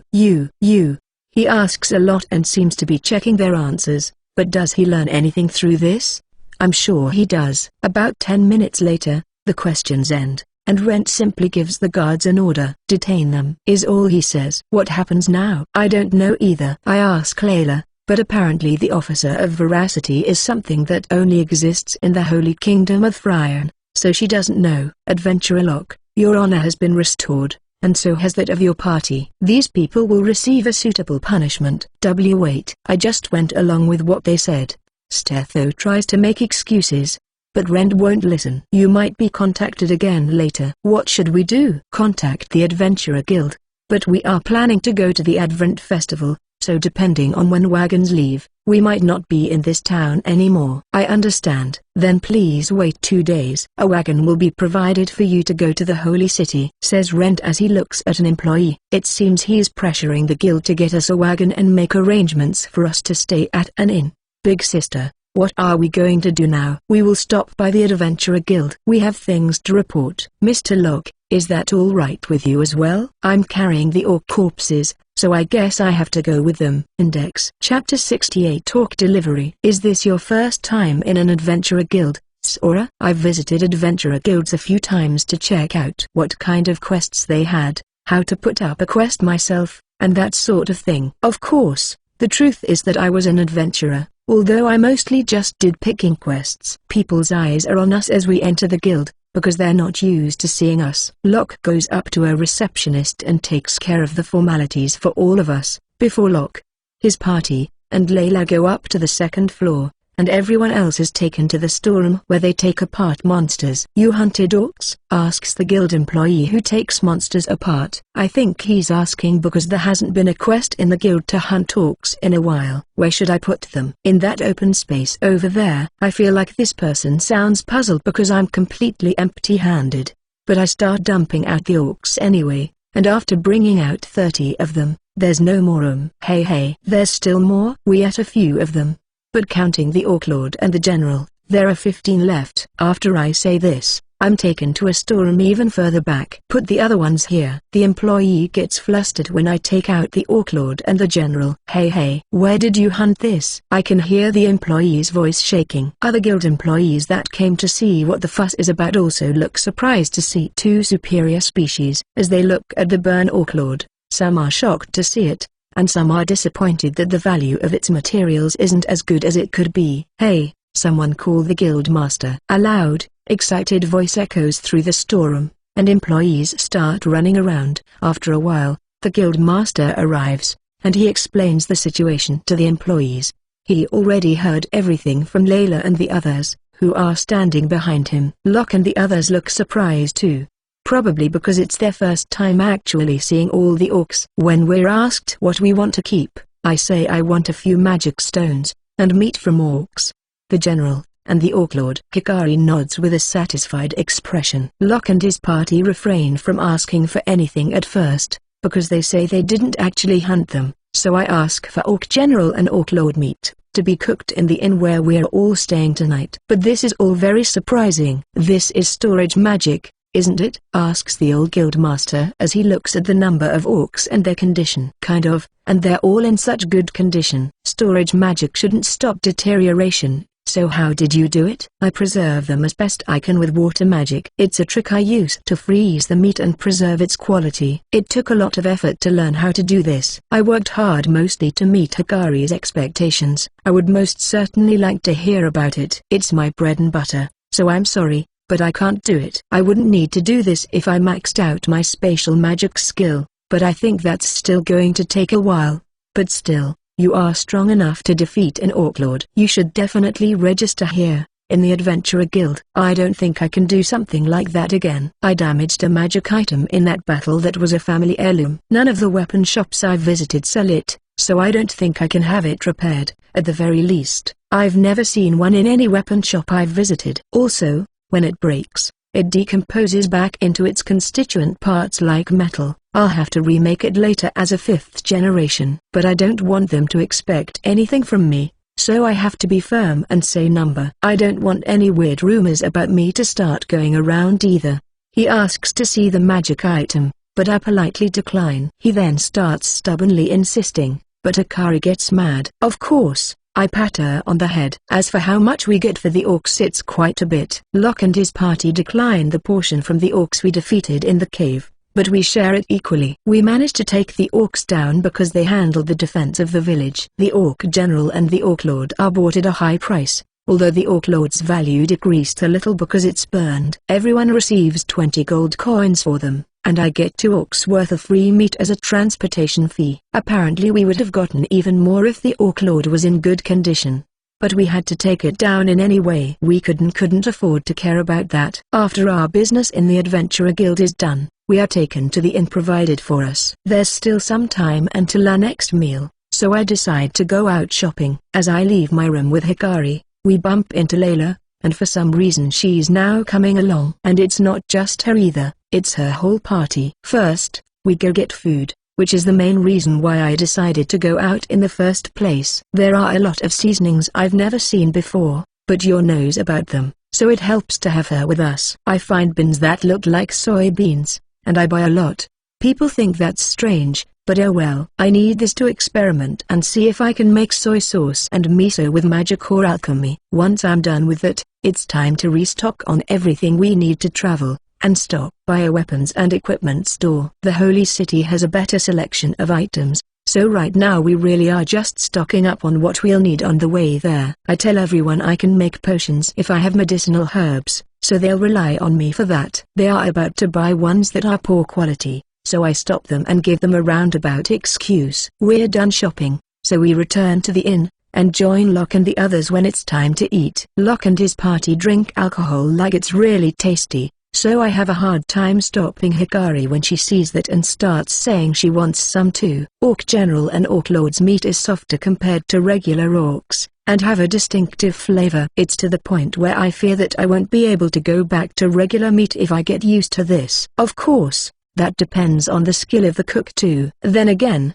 a simple steak with just salt and pepper is really good too, so I guess the quality of the meat really makes a big difference. We have a lot of fun, and we're able to relax for the first time in a while. By the way, Yor's pendant is decorated with her family crest, proving her identity, so that's how the Officer of Veracity was able to confirm who she is. Chapter 69 Aurora Company. We are traveling to the Holy City of Mesa on wagons with fast horses, provided by the Merchant Guild. Since it's all about getting to the destination as fast as possible while paying a relatively higher price, most people don't use this service unless they're in a hurry or rich. It's my first time too. There are 3 wagons in total, and they're running in a line. Apparently these wagons are special in how they were made, because there's almost no shaking, at least compared to other wagons. What did they do differently? Maybe I'll ask later, but it might be a trade secret. Locke and his party are in the first wagon, with guards and cooks assigned by the Merchant Guild. I'm in the second wagon with Hikari,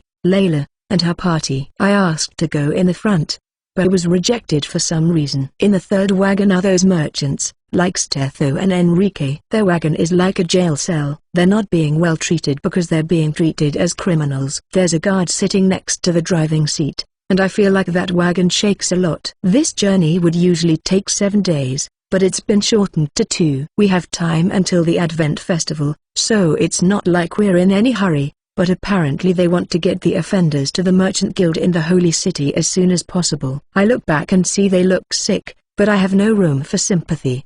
The journey itself is comfortable, and the food prepared by the cooks is superb. I knew they had magic items used for cooking, but it's my first time actually seeing them being used. The only issues are that they use magic stones as fuel, and haven't been mass-produced yet, so they're expensive. I made a magic stone that can be infused with magic energy to be used for practicing using magic energy, but if I make one that doesn't lose magic energy on its own, can it be used as fuel? I'm picturing something like a rechargeable battery. I mostly hear about school while we're on the road, and at night I hear Locke, Layla, and the others tell stories about their adventures. This short journey ends before I know it. The first thing we do when we reach the Holy City is head for the Merchant Guild. The streets in the Holy City are so neatly arranged, and they look like a go-board. The buildings are almost all white, and the big churches in the east, west, south, north, and center really stand out. I ask why there are 5 of them, and I'm told that there are so many believers, that one church wouldn't be enough for everyone on Mass Day. When we enter the Merchant Guild, we are taken to a conference room, where the Guildmaster of the Merchant Guild of the Holy City, Arthur, and the manager of the Aurora Company that has stores in the Holy City, Ktra, are waiting. We heard some of our people have caused you problems, and we offer our apologies, says Arthur, and both himself and Ktra lower their heads. Their qualifications with this guild have been revoked, and they will receive the proper punishment. We will take every precaution to make sure this does not happen again. Why did it happen in the first place? Asks Locke, sounding a little irritated. Probably because this is reminding him of how he was treated. I believe people from my company were the cause. They were most likely trying to use their position to have their way. The Aurora Company has stores all over the country, and since they pay a lot of registration fees to the guild, they have a lot of influence. They were probably abusing that power. I paid the lowest amount I had to in order to register with the guild, but the ones who really pay end up paying a lot more. I honestly can't picture myself doing that. Does that mean that there are other cases of people abusing those privileges? Asks Layla, and she gets an apologetic nod in return. He says that at the very least, this sort of thing is happening with people on the lower end of the corporate ladder, but it's possible that it's becoming normalized. We are going to be holding hearings to check if people related to our company are responsible for any wrongdoings. This will extend to those working outside of this country as well. It all just sounds like lip service. How are they going to judge those wrongdoings in the first place? In this country, they can use an officer of veracity if it comes to that. But is there a similar occupation in other countries? Are you unsatisfied? Asks Ktra. I guess I'm scowling. Yes, I am. Or rather, I don't really believe it. What will you do if those people lie? Some of them might be colluding with guild employees. What will the guild master feel then? Yes, this will have to be re-examined. In fact, that just happened with someone in the position of guild master. From Layla and Locke's point of view, this is a problem with the Merchant Guild that the Merchant Guild itself needs to take care of. But there's the possibility that they could close the curtain on this matter without learning anything. I mean, they say they're going to conduct an investigation, but we have no way to confirm that. Then can I propose something? What is it? Firstly, the Aurora Company pays a fine to the Merchant Guild, and make it so they don't receive the benefits that come from paying so much in registration fees for 10 years.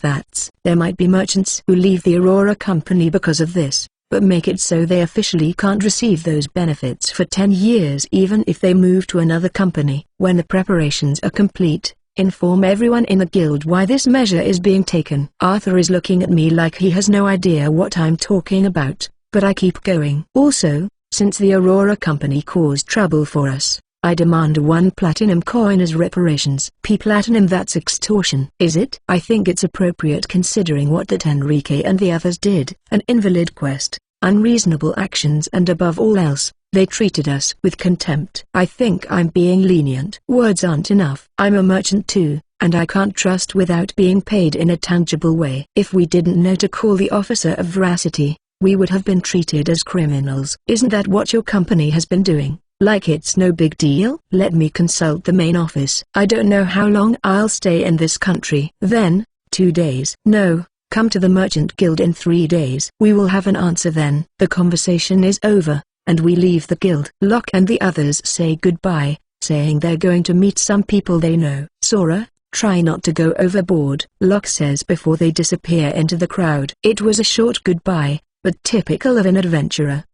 Will you come to my house? I'm about to say goodbye to Layla and the others, when Yor suddenly proposes something. I'm told it's difficult to get an in around this time, and we might not get one at all. I think about it for a bit, but decide to accept her offer. Chapter 70 Intermission Part 3. Why did you call me so suddenly? There's an unpleasant situation going on. What happened? The guild master from Rent and the merchants from your place were arrested. On what charges? I don't know the details, but it seems they issued a false report and tried to push some sort of crime on other people. The guild master and people from here? Yes. And what's worse, is that it seems an officer of veracity made an appearance. Officer of veracity?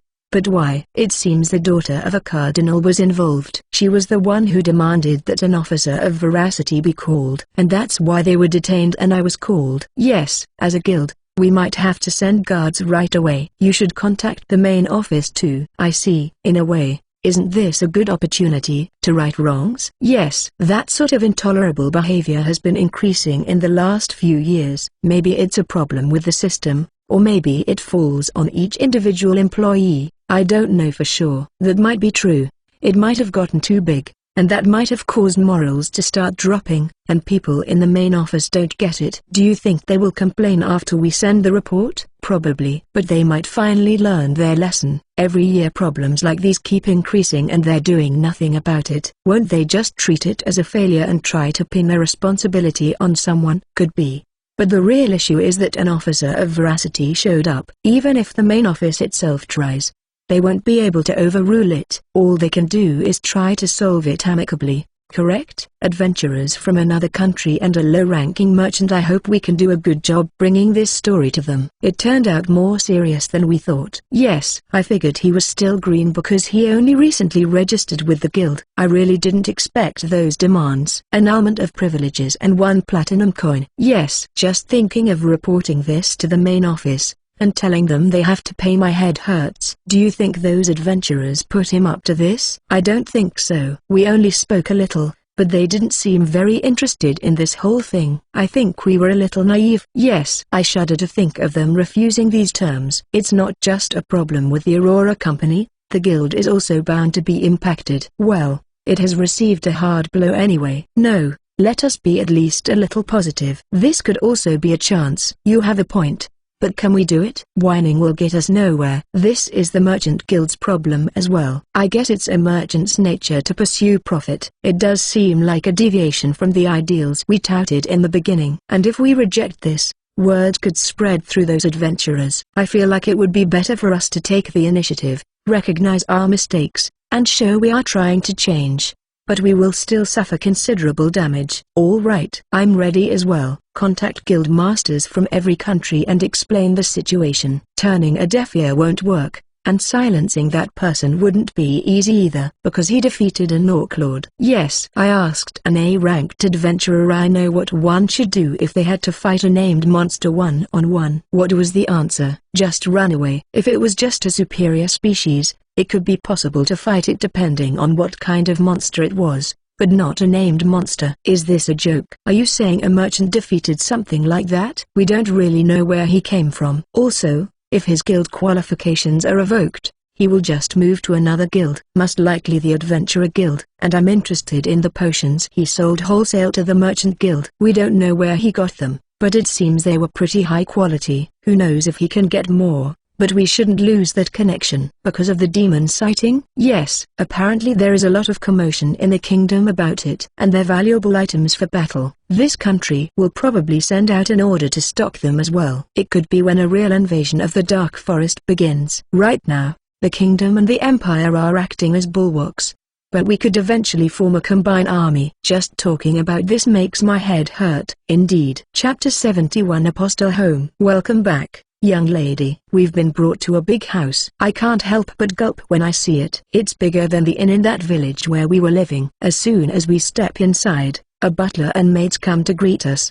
The place isn't showy or gaudy, but it exudes freshness and cleanliness, and there's a soft air about it that makes me think I could live here without any stress. I imagined something more nouveau riche when I think of someone in such an important position like a cardinal. But that's not the case here. There aren't any expensive vases being displayed or anything. The only thing that seems kind of out of place for me is seeing maids and a butler in the house of a priest of sorts. Layla and the others are visiting this place for the first time too, but they go in and don't seem too nervous about it. Hikari walks right behind them too. And me? Even that is a tall order for a lower middle class person like me. And it's a girl's house too. I'm not alone, but I still can't help but be nervous. We go to the guest room, and a girl runs our way and hugs Yuri. It's been a while. You've gotten bigger. You never come home, The girl protests while puffing her cheeks. Apparently this is Yor's first time coming home since she joined that magic academy. It seems she's been writing letters frequently, but didn't come home even when they had a lot of time off. Part of it is because she's been so focused on her studies, but it's also because she's been busy being an adventurer. Then again, testing her magic that way is part of her studies too. Let me introduce you. This is my little sister Yuri.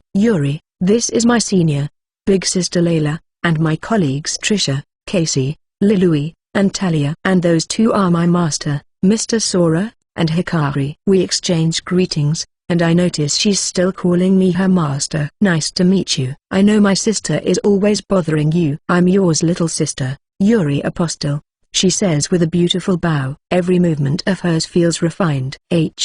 What is your relation to my sister? Didn't she hear her sister introduce me as her master? I'm guessing Yor has told her about everyone else in her letters. We met while we were traveling, and he helped us with all sorts of things. He was on his way to the holy city and didn't know about the Advent festival, so he probably wouldn't be able to find an inn. And it doesn't feel right for him to stay with Hikari, so I invited them. Yes, I was invited. I will be in your care. I see. My sister never wrote about you, so I was surprised to see you. Master here is great. He knows more about how to control magic energy than the teachers in the academy. I would actually prefer it if he taught me from now on. Will you stay here all the time if Mr. Sora becomes a private tutor?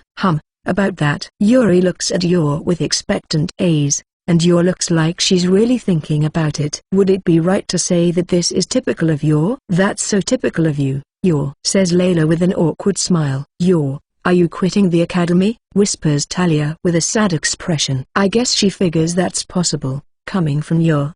Don't worry. There are still things I want to learn about in the academy, and if Hikari joins the academy too, Master will come along, so that solves that problem. Don't just enroll other people on your own. And don't look at Hikari with those expectant eyes either. Oh dear, I thought I heard noise, and it turns out Yor is home. As we talk, someone new appears. She looks like Yor and Yuri. I figured one of their servants would tell her, so if she didn't know, does that mean she just got home? It's a pleasure to meet you. I know my daughter is always causing you trouble. My name is Rue Apostle. Will you be staying here during the Advent Festival?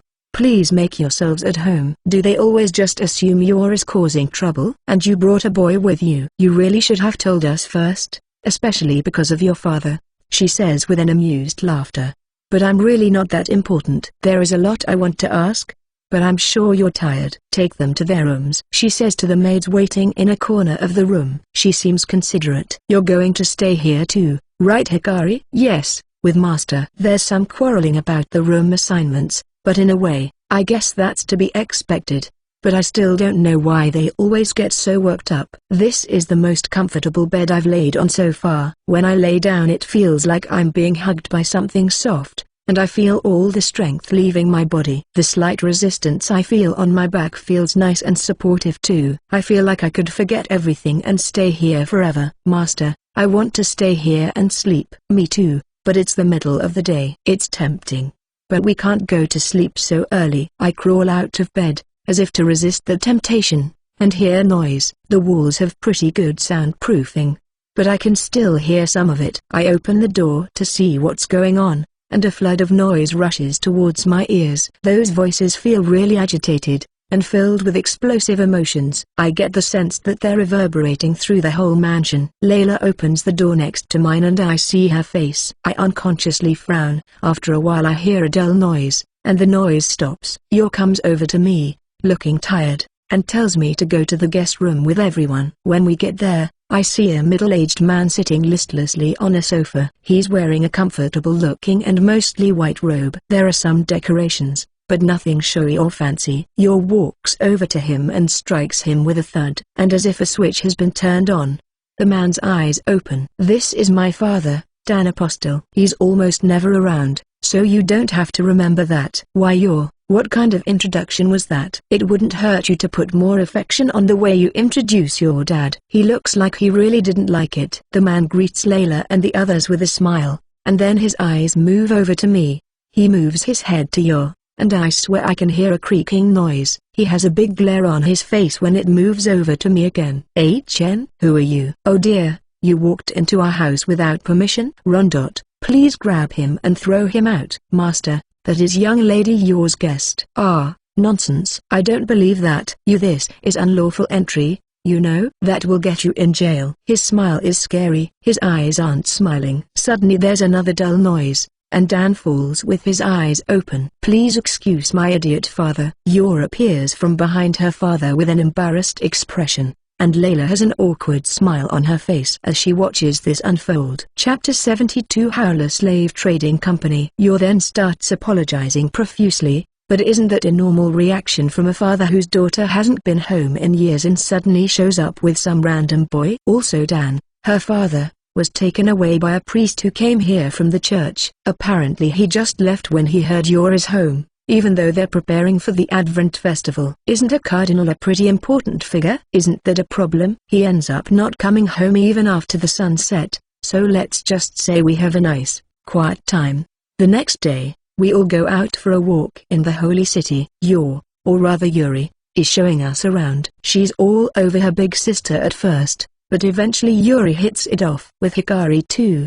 Probably because they're about the same age. I was worried about Hikari, because she's inexpressive and blunt, but it looks like Yuri is having fun talking to her, so it's fine. We're going to have to say goodbye eventually, but I think it would be nice if they got along in the meantime. Yuri is interested in being an adventurer too, so she takes us to weapons and equipment stores, and Layla and her party buy some new equipment. Apparently Yuri started feeling this way because of Yor's letters. Of course, I buy new equipment for Hikari and me too. I had to part ways with a few gold coins, but it's cheap if we think of it as paying for our safety. It's what I call a necessary expense. We also stop by normal clothing stores, since we mostly just have clothes to use while on the road, and almost none to walk around town like this. It would be one thing if it was just me, but I think a girl like Hikari should dress up once in a while. Since Yuri is taking the initiative to help us pick clothes, I figure I'll buy something for her too, but I end up buying something for everyone else too. I don't know what happened. I've heard people say that shopping with girls gets you in all sorts of problems, so is this what they meant? Looking at it from an outsider's perspective, I just look like a normie surrounded by girls, so should I consider this a price to pay for that? The stares from other guys kind of hurt, but I just have to take it. I'm sure I'd be looking at them the same way if the roles were reversed, but I will say that I don't feel any sense of superiority. Not at all. But there's no point in trying to escape from reality, so let's go back. Hikari looks way more charming dressed up like that, and she looks happy too. I turn my eyes back to the table in front of us and see it's packed with sweets, cake, sweets, cake, sweets. In front of me is a drink that's like coffee.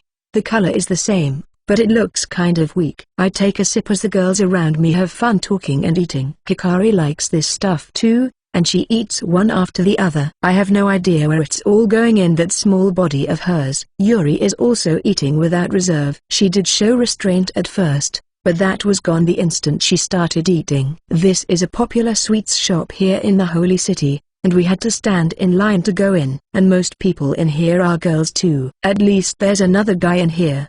I'm sure he was brought here for his wallet. Is his face twitching? Do I look like that too? Comrade, we've never spoken to each other, but let's stay strong. We buy more cake to take home on the way out. I was wondering if they were going to eat even more cake, but apparently it's to share with Lou and the maids. But Layla paid for that. I mean, the amount they ate there was enough to buy a pretty good set of clothes. The next day, I go to the Howler Slave Trading Company with Hikari. I know where it is because I asked the day we went to the Merchant Guild. Apparently it's far from the center, like in that other town. Master, I hope you find them. Hikari, you're setting up a flag. But after giving so many offerings yesterday, in clothing stores and the sweets shop, something good is bound to happen today. At least I hope so. Hello there, sir. What are you looking for today? A man with a hunchback speaks to me with a low posture and suspicious-looking smile. His name is Dret, and he says he's the brother of Drek, the one I met before. They don't really look alike. Did Drek send you here? I might be able to work out a small discount. I'd be happy if you did. We travel to various places working kind of like peddlers, and since there's been a lot of commotion lately, we are looking for a slave to be our guard. Do you have any? I see. Give me some time to prepare. He brings us 8 people, mostly men. Some look like adventurers, but some look like guards or soldiers. I was wondering why people with stable income end up here, but some are here because of gambling, some because they couldn't afford medical treatment, and all sorts of other reasons. I can tell via people appraisal that none of them are very high-leveled. Not even half of Hikari's level. By the way, she's level 41 now. Isn't there anyone else? I hear beast people and delves are good fighters. I see I do have what you are looking for. But there is a small problem. He hesitates for a bit, but then takes us to a room. She came here 20 days ago through a certain route. I think it would be more appropriate to say that an acquaintance pushed her on me. rather than me buying her because I wanted to. She is difficult to handle, and apparently caused a lot of problems where she came from too. This person is in a tightly controlled environment, or to describe it in one word, a cell. There's the minimum amount of furniture a person needs in there, but I can't say it looks comfortable. At least they're not neglecting hygiene. When we approach that room, the person sitting in the bed gives us an intense glare, and I hear chains rattling with every move. The pressure I'm feeling is completely different than the other slaves, and Hikari unconsciously grabs my hand. Chapter 73 Combat Slave. After taking a look, we go back to the previous room. Hikari is a bit frightened, but I actually noticed something interesting. Cat ears. I think I like dogs more, but cats are fine too. No, forget that. It's my first time seeing a beast person. So they really do exist. It really makes me feel like I'm in a fantasy world, like the first time I saw an elf or a dwarf. As you can see, she really hates us humans. What happened to cause so much hate? I can only tell you what was told to me, and I don't know the details, but apparently she was made to fight in the Dark Forest as a combat slave. Dark Forest? Yes. I hear she was made to fight there for years. She survived that ordeal, but no one else who was in her group was as lucky. She returned alone a few times, and eventually people started to get creeped out. But surviving the Dark Forest means she is on par with an A-ranked adventurer, if not better. Being that strong should mean she would be treated well. But I'm assuming that's not the case because she's a slave, right? Yes. Normally, being that strong would mean transcending that status. But all of her allies were always wiped out, and she lived in the Empire, so her treatment never improved. Yes, that country believes in human supremacy.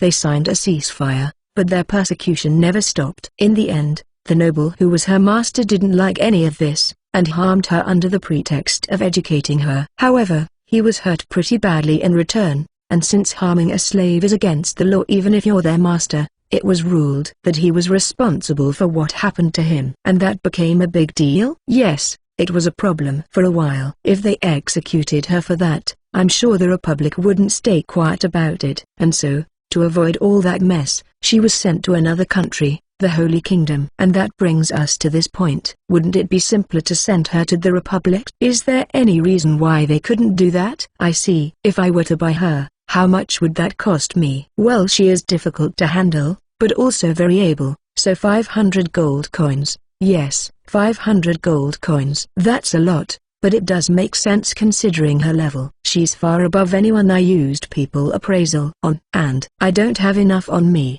So can you put her aside for now? Put aside? Yes, like a reservation. I want to buy her if I have enough money on a certain day, so how about we make a deal, and you don't sell her until then? I see. I don't mind, if you pay for her expenses until said day. That is, I wouldn't normally accept such a deal, but I will because Drex sent you. I don't know how true that is, but it looks like he'll keep her for me.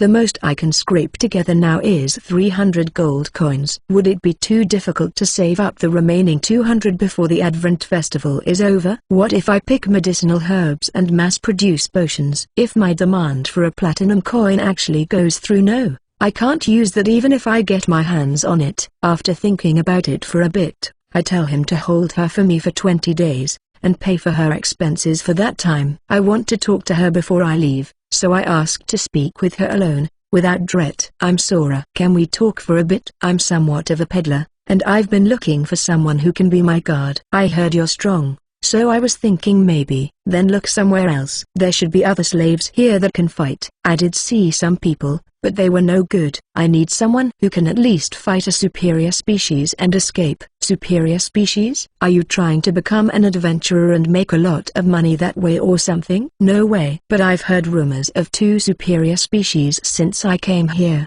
and actually encountered one. Lately even just traveling is becoming dangerous, so doesn't it make sense to hire someone strong? She doesn't respond. It looks like she's thinking, but she doesn't say anything. And I'm planning to sell things in different countries, so if I have the chance, I might stop by the Republic of Eldo. She raises her head in reaction to those words, and for the first time, I feel like I see an emotion other than anger on her face. Although I don't know what it is exactly. That's it. Just remember that if I buy you, that could be on the horizon.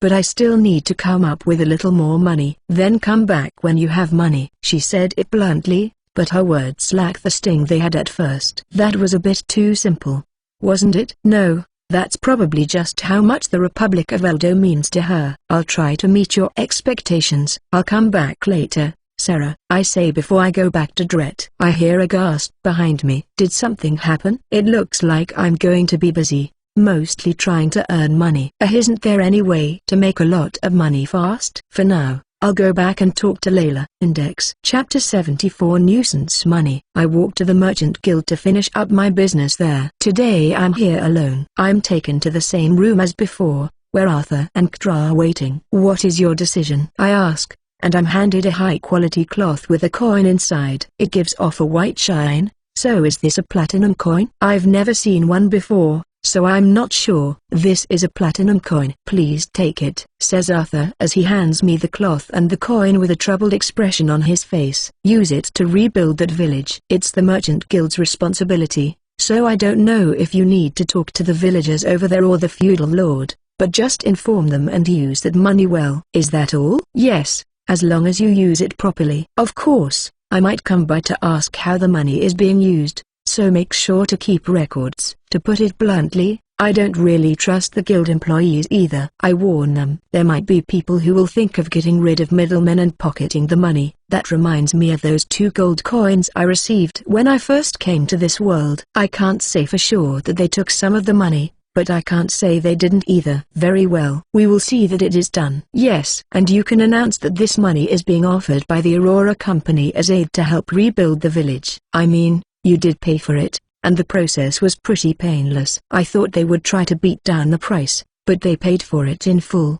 Trying to push them in this situation might actually turn out to be dangerous. Understood. I will report that to the main office. Good. That ends my business here. I get up and leave the Merchant Guild, even as the 2 men look like they want to say something. Next, I head to the Adventurer Guild, where Layla is waiting. Did you wait long? Don't worry. How did it go in the Merchant Guild? Exactly as we talked about yesterday. I see. I was surprised when I first heard you mention reparations, but I'm relieved to see it was not out of greed. If it was just for me, there's no way I'd ask for a platinum coin.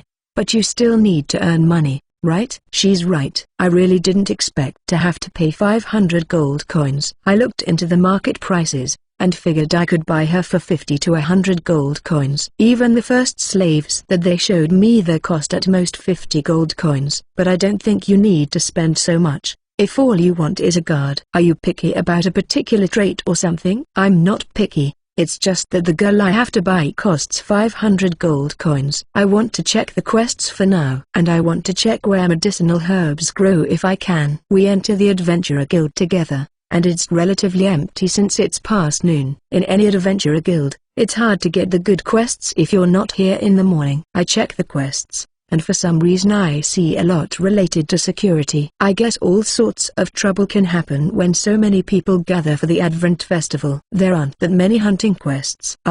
But there are a few picking quests, says Layla. They pay the normal price. I can earn more money picking medicinal herbs and using them to make potions. Even if I work hard completing these picking quests, I'll only get a few gold coins. Sorry, but can you just ask them where I can pick herbs? You got it. Layla walks to the reception desk, and I stay here looking at the available quests. Most of the hunting quests are about hunting goblins and wolves. There's one aimed at higher-ranked adventurers about hunting a tiger wolf. It says it was sighted on the main road to the Republic. Then there's one about hunting killer bees and collecting honey. Honey is used for various things here. As for get-rich-quick quests, dragon hunt. Now that's fantasy. There wasn't a dragon attack or anything. It's just someone after materials. It pays a platinum coin per dragon, and it was put up by the Alchemist Guild. What are you looking at? Asks Layla as she peeks over my shoulder. Too close. Your face is too close. This quest about hunting dragons.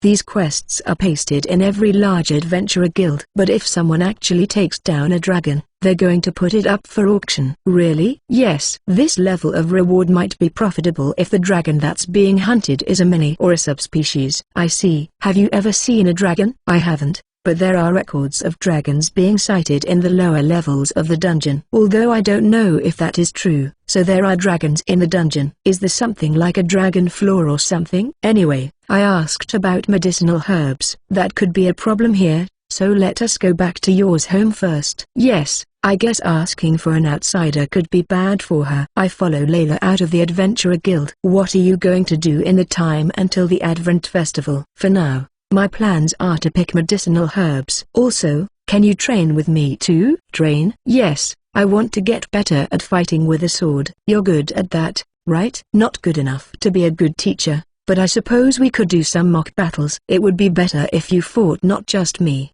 but the others too. Fighting someone else is bound to be a good experience for us as well. Then let's do it when you have the time. You have homework to do, right? I sure do. And I can't help but lament how better off I would be if I didn't. Apparently the academy assigns homework on long breaks. Being a student sure is tough. Yes, it sure was. Chapter 75 Turmoil in the Holy City Part 1. After spending the afternoon doing some light mock battles, there's a study session at night. Hikari and Yuri are taking part in it too. Both girls are interested in magic, and are learning the basics. Yuri looks very happy about teaching them. I joined the conversation here and there, and Yuri looks at me with a puzzled expression. Why is that?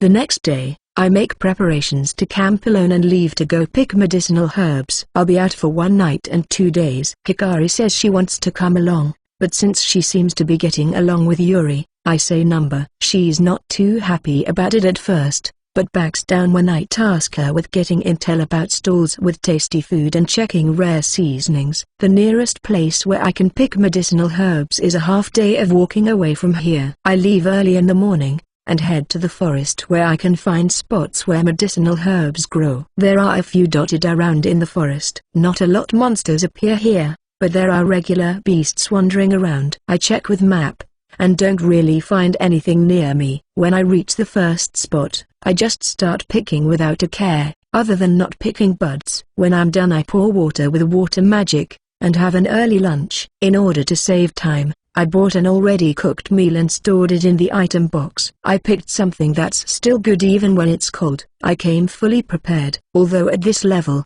spatial magic would probably keep it warm for a few days, so I probably didn't need to be picky about that. I keep picking even after the sun sets, with night vision helping a lot. I'm raising its proficiency too, so 2 birds with 1 stone. Sometimes I hear howls that seem to be coming from deeper in the forest. If I couldn't check their positions with map, I'd probably get scared every time it happens. Even the sound of the wind blowing through the trees can be scary when you're alone. In the middle of a forest, being surrounded by tall trees gives me this indescribable feeling of anxiety. I've walked alone on a silent animal trail before, and back then I got scared when I stepped on a leaf. Now that's just a nice memory. I'm used to that sound now, and it just feels nice to me. I eat another ready-made meal, and use earth magic to make something that resembles a snow hut. Can I make something about the size of a shed if I get better at it? I've been practicing every day. Before I go to sleep, I check map one more time, and retire for the day. The next morning, I eat and get ready to pick more herbs right away. I don't want to get back after the gate closes, so I worked out when I need to leave the forest, and I'm going to keep picking until then. I see some animals, and I'm also attacked in the meantime, so I capture those. I can't put living beings in the item box, so I strangle them, and since draining their blood would be a waste of time, I leave that for later. I decide to skip lunch and eat on the way back. Would Layla and the others complain about my lack of manners if they saw me? No, I'm sure adventurers like them have done the same thing. In the end, I don't come across a single monster, or even see one on map. Maybe it's because this place is close to town and it's easy to come here and hunt them. But then again, there aren't really any adventurers around here. I guess picking quests are unpopular everywhere. I have to stand in a long line when I go back, but manage to enter the holy city without any problems. When I reach the Apostle house, they've already finished eating, but when I say I'm going to prepare something, they make a meal just for me instead. I feel bad for taking up their time. Tomorrow I'm going to give them what I captured in the forest as a way of saying thank you.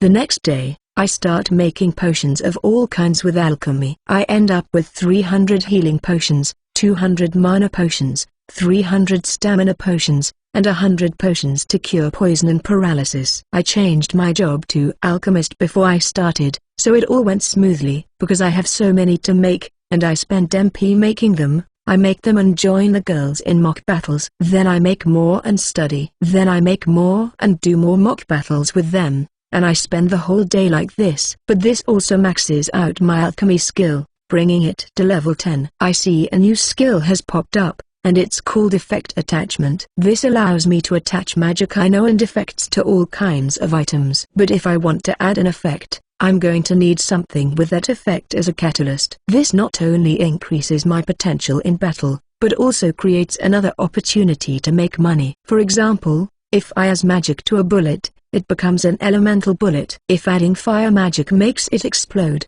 it might turn into something like a shotgun, increasing its lethality. But that would destroy the materials I would get from that monster, so it would be hard to use effectively. As for making money, if I add spatial magic to a regular bag and create an item bag, I can probably sell that for a neat profit. I'll have to try that later. I would come to learn later that not only do I need the materials for what I want to create, but also relatively high-quality magic stones. I guess I shouldn't have expected it to be that easy. Should I sell the potions 50 at a time in the Merchant Guild? I'm going to ask Layla if they need them too. How much can I get for them? Should I also sell them directly to item shops? I should at least check out the prices. The next day, I go out with Hikari for the first time in a while. She insisted on it being just the two of us today. She takes me to stalls she thinks are good, and we walk around town. We hold hands while we walk, because there are so many people here, but I get the feeling that Hikari is walking lightly. Do you know where item shops are? Leave to me, master. She takes the lead and we get there without issue. Pretty reliable. We go in, and I use appraisal on things to check their condition, and check their prices. It's about 50% more than what I got when I sold them in the Merchant Guild. I can't really reach any conclusions because I don't know the original prices, and this is only one store anyway, so we visit more. It's all expensive. It's probably because there are so many people in the holy city and demand is so high. We visit several places to check prices, but I end it when I see Hikari is getting bored. I let her take the lead again as we walk around the holy city. Chapter 76 Turmoil in the Holy City Part 2. We walk without a particular destination in mind, and end up somewhere pretty far from the center. Did we take a wrong turn somewhere? Is it because we left the main street? We've come to a weird place. Let's go back. I try to do just that, but Hikari stops. We hear footsteps echoing through this back alley, until one person jumps out in front of us, followed by 10 more shortly after. This person's face is hidden by a hood attached to a loose robe, and when she notices us, she first stops but then runs towards us while screaming, "Help! I'm being chased." She sounds like a woman, and also desperate. She goes around and hides behind me.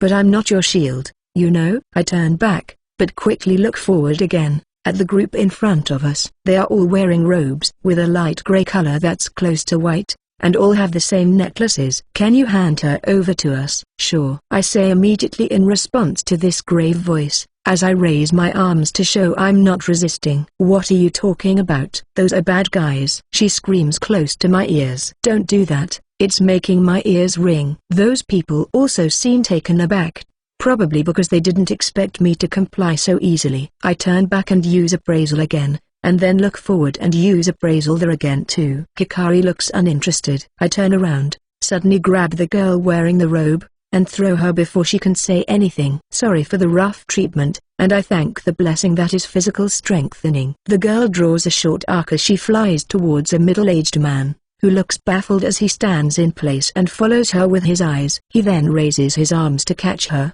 but is instead caught by a straight right punch that explodes on his left cheek. The man is sent flying, and the girl lands. This series of events feel like they freeze the air around us. Hikari is still looking like she doesn't care, but is watching what's going on. What do you think you're doing? Throwing a helpless lady around like that? Are you some kind of fiend? An idiot? Brute? Insults start flying, but it's my loss if I respond. I don't want to get dragged into this weird mess. In fact, I'm the one that's taken aback by how she hit him with no hesitation. Master, can we go? Yes, just pretend you didn't see anything. We didn't see anything. Hikari asks to leave, probably sensing something's not right, and I roll with it. Hold it right there. The girl is about to step forward, but she's stopped when her hand is grabbed from behind. Master. Hikari sounds flustered. I step forward and reach out, pushing her back, and a soft feeling spreads through the palm of my hand. It's not like I did it on purpose. The girl jumps back towards the person behind her,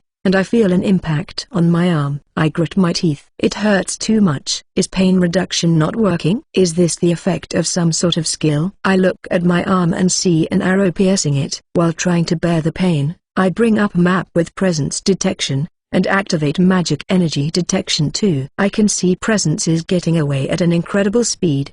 Probably because their sneak attack failed. Are they just sticking to their plan of retreating without firing again? Both the girl in front of me and the group that was chasing her are dumbfounded by what just happened. Master, are you alright? Only Hikari reacts, as she comes near me. But this prompts the other girl to move too. Let me see that. She reaches out to touch me, but I stop her with my other hand. Wait, the arrow is probably coated with poison. Don't touch it. It's dangerous. I yell as I try to bear the pain. It's reverberating. Hikari looks worried, so I try to calm down a little. I twist my right arm to make it so I can more easily pull the arrow out with my left hand. It's not just the arrowhead. The shaft is coated with poison too. I brace myself and pull the arrow out. Blood is gushing. I keep looking at it like I'm not the one bleeding, but at this rate I'm going to lose a lot of blood. But just as I'm thinking I have to cast healing magic, I hear someone say heal from the side. The girl is chanting healing magic. After the wound in my arm closes, she casts recovery, and collapses like the strength has been drained from her body. I can see through an opening in her robe that she looks pale. I catch her without even thinking, and her slender body feels strangely heavy. I don't think she would even be able to stand if I let go. I know these symptoms. She ran out of MP. If I remember correctly, holy magic spends more MP than other kinds of magic. Her level seems low too, so she can't have a lot of MP in the first place, right? She should wake up if I give her a mana potion, but if I use it on someone who is unconscious? Now that I think about it, when I passed out due to running out of MP, I recovered a lot of MP by the time I woke up, and only MP. I'm pretty sure I changed jobs to sorcerer back then. So is that why? What are you planning to do with her? Asks the middle-aged man as I think. I honestly don't know what to do. It's obvious that the arrow was aimed at her, but these people are members of the same church as her. I want to think they're colleagues or something, but she was running. I was just going to hand her over to them. But this complicates things. Are you people on her side? I really don't know, so I just ask directly. Of course, we cannot allow anyone to harm her. I get an immediate answer. I think he's telling the truth, but I don't have enough to reach a decision. Even I have to ask myself why I thought asking that question would give me a definitive answer. I need to be a bit more cool-headed. Master, what are you going to do? When in doubt, ask people who know what to do, I guess. Hey, where do you think you're going? Just shut up and follow me. I honestly don't know if I can trust you. What are you saying? Their anger towards what I said seems to me like an overreaction, but I guess it can't be helped. The situation changed. I collect the arrow and start walking. The younger men seem to be saying something, but the middle-aged man decides to follow me. I think he reached the conclusion that I don't want to harm this girl. Of course, my destination isn't the church. I go straight to the apostle home. They're related to the church, so they should know what to do. I leave that group standing in a line in front of the house, as I ask the guards to go call Rondot for me. Welcome back. Who are these people? He asks as he looks at the girl in my arms and the people from the church lined up behind us. I think I got roped into a bit of a problem. Can you please call the old Mr. Dan? Chapter 77 Turmoil in the Holy City Part 3. You better have a good reason to call me at this hour. I'm actually quite busy despite what you may think. Is that the first thing you say? I'm the one who wants to complain. And are you sure about that attitude? Your daughter is glaring at you like she's looking at trash. Plus, you say you're busy, but didn't you sneak out the other day, and completely abandoned your work? So, he's now noticing there are others here. He didn't even notice his daughter? He looks at the group standing back from where I am, and frowns. It has been a while, Your Eminence. I'm Regulus, and I have been given the role of chief attendant of the Saint HMPH. And what is your business in my home, Mr. Chief Attendant. Regulus peeks my way. I don't think he wants to talk about it so openly. If we're in the way, maybe we should leave. Master, when do we continue our date? This problem got in the way, so we'll just have to continue some other time. Yes, but what about going to the guild? Ah, you're right. What do we do about that? Excuse me, Mr. Sora, but by guild, do you mean the merchant guild? Yes, I wanted to go there and check how much they're paying for potions. Then should we send a messenger? Can you do that? Yes, I will assign that task to someone, so just tell that person what you need. Let's leave the rest to the adults. Hikari and I get up, followed by Yor, and we leave the room. Yor looks surprised as we leave the room. Did she really not notice? What are you going to do now, Master? In the end, Yor is still calling me the same thing. Master, if we have to stay here, I want to study. There you have it. Wanting to study, that thought would have never crossed my mind. Back then it was just an annoying thing I had to do, and I just crammed in order to advance in grade. Now, those pure memories seem so bright. Ah, but I guess studying magic can actually be fun. Then let's call everyone. Ah, what are we going to study today? Yor really likes studying too, as long as it's magic, that is. And then, we gather in the same room where we always study, and continue focusing mostly on how to charge things with magic energy. Hikari can't use magic, but now she can make magic energy flow into magic stones, although it's going to take a while until she's able to use that in actual combat. Young lady, is Mr. Sora here? Says a maid after knocking gently on the door. Is she the one Rondot was talking about? I give her one of each potion and antidotes against poison and paralysis, and ask her to find out how much the guild is willing to pay for them. Also, Mr. Dan wishes to speak to you. Can you please make your way to the room you were in before? I'm sure saying no would just inconvenience the maid, so I nod. See you in a bit. I go back to that room, and I'm immediately confronted by the sullen faces of the men there. I was told you needed to speak to me. Yes, Mr. Regulus told me what happened. It seems you saved the saint's life, so I thank you on behalf of the church. You didn't call me here just to say that, did you? No, I didn't. Dan peeks over at Regulus, as if to check with him before speaking. It's about the saint. We are going to look after her in this house for a few days. That's something for the church to decide, right? Is there any reason to go out of your way to tell me? You're right, but Mr. Regulus wishes to ask you to keep an eye on her while she is in our home if you can. As shameful as it is to admit it, when the saint, Miss Mia, was attacked, none of us could move a muscle. You on the other hand jumped in immediately and protected her. I want to ask you this based on what I have seen of your skills. You say that, but that's a very big responsibility you're putting on me, isn't it? And I just happened to be there to save her. It was a coincidence. I can't just say yes when they are basically telling me to take responsibility if something happens. It's best to say no to things that will cause trouble like this. Of course,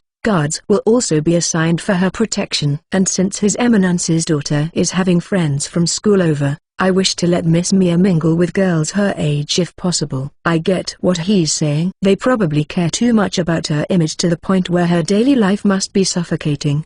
Her position probably makes it difficult for her to lead a normal life. Then again, that's just my assumption. Thinking back to that alley, she really didn't seem at all like your typical sheltered young lady. Well, for the time being, we should speak to Layla and the others too, and get their approval. Being with her might put them in some danger too. And you should decide if she's allowed to leave this house. We're not going to be inside all the time either. Layla and the others, especially Trisha, want to enjoy the Advent Festival. I'm sure they're going to go outside and walk around a lot. And since they're almost never here, I'm sure they have specific places in mind that they want to visit. You're right. Rondot, can you please go call everyone?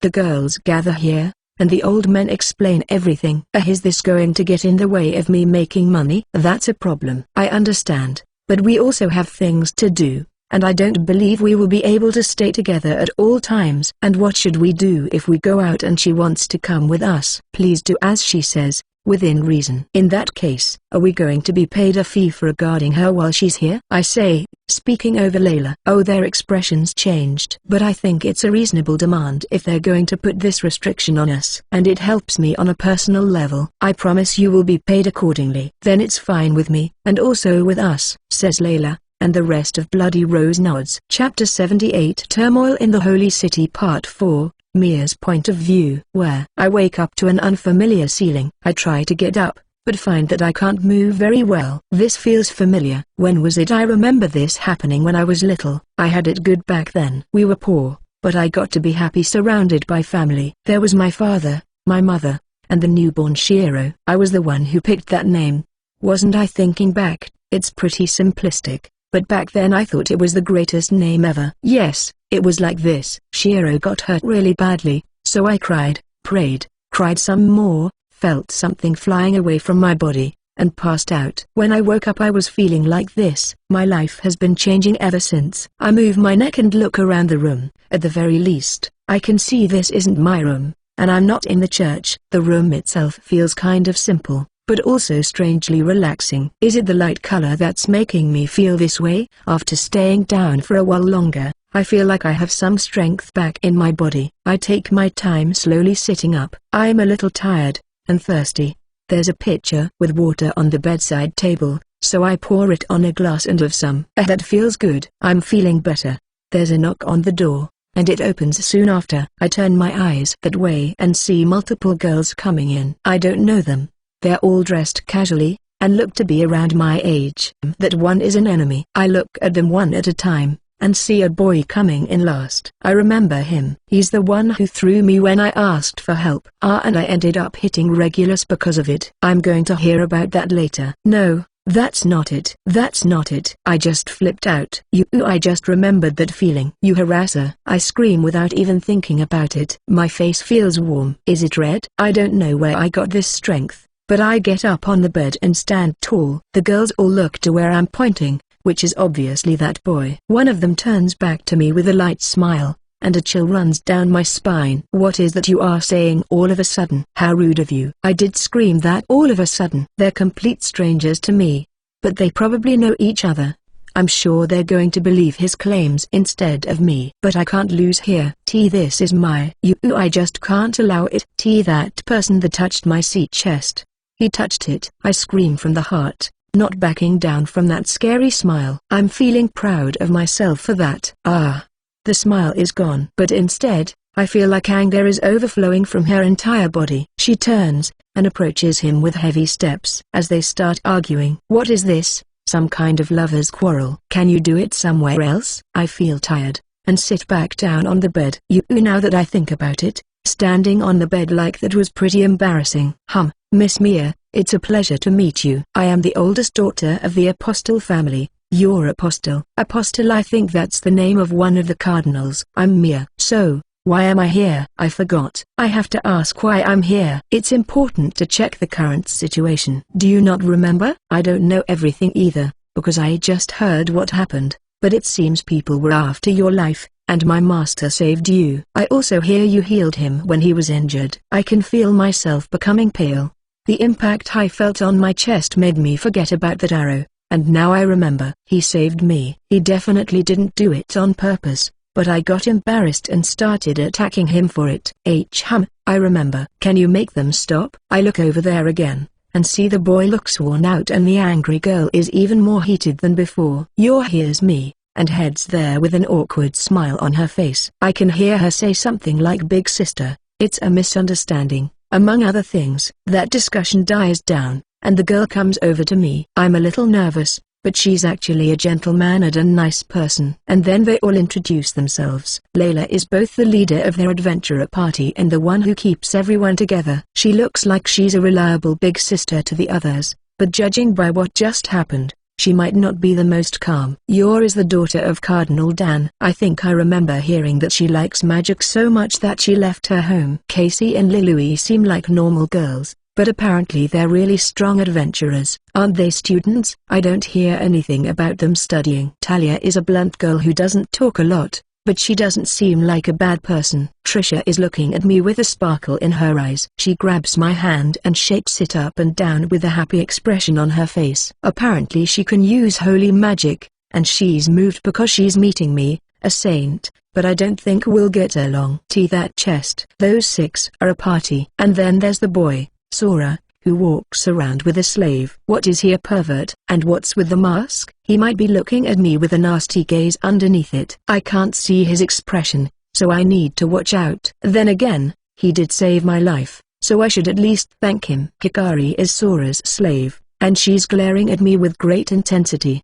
I get the urge to run up to her and hug her. She reminds me of Shiro, but as soon as I move to go near her she hides behind Sora. Yuri is Yours little sister, who greets me very politely. She looks to be the most composed person here, but am I just imagining that? Introductions are over, and we start talking about the near future. It sounds like I can't go back to the church, and I'm going to be living here until the Advent Festival. I'm not a big fan of the idea of living in a place I'm not used to, but I guess I have to. I'm not free, but at least the other girls will let me go with them when they go outside. But are they all right with this? Of course, I'm happy because it's better than staying locked in a room, but I want to go to that sweets shop the apprentices were talking about if I can. Should I try asking them to take me there later? Chapter 79 Turmoil in the Holy City Part 5 Mr. Sora, do you have a moment? As my reunion with Mia is ending and I'm feeling exhausted, that one maid returns.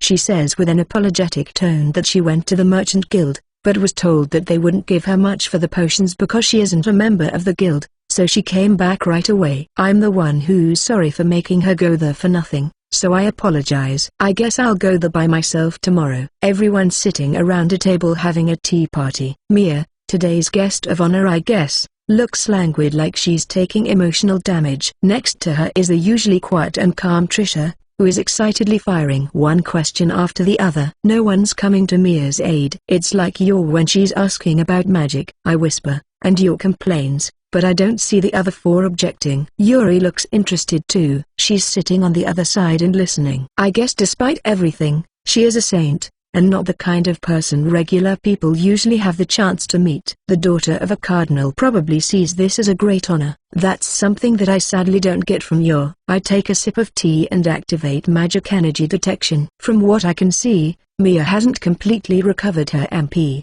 but still has quite a bit. I figured she would have low MP due to her low level, but apparently I was wrong. And yet, using heal and recovery was enough to exhaust her MP. Was she actually using it before they bumped into me? Saint. My name is Mia. What is it? Her voice is still a little stiff. Why is she hiding her chest like that? That hurts, you know. Can I ask you a few questions? She corrects her posture, probably sensing something in my voice. I saw that you used holy magic to heal me, but did you use it anywhere else today? No, it was just that one time. Do you usually use holy magic? Sometimes, when people show up injured. At most, I looked after 10 people at the same time. I guess that's part of being a saint. Do you ever collapse like you did today? Number. So? I see. I really don't get it. Why are you asking that? She asks with a worried tone as I think. I raise my head and see her looking at me with a concerned expression. It looks like what happened was magic energy intoxication.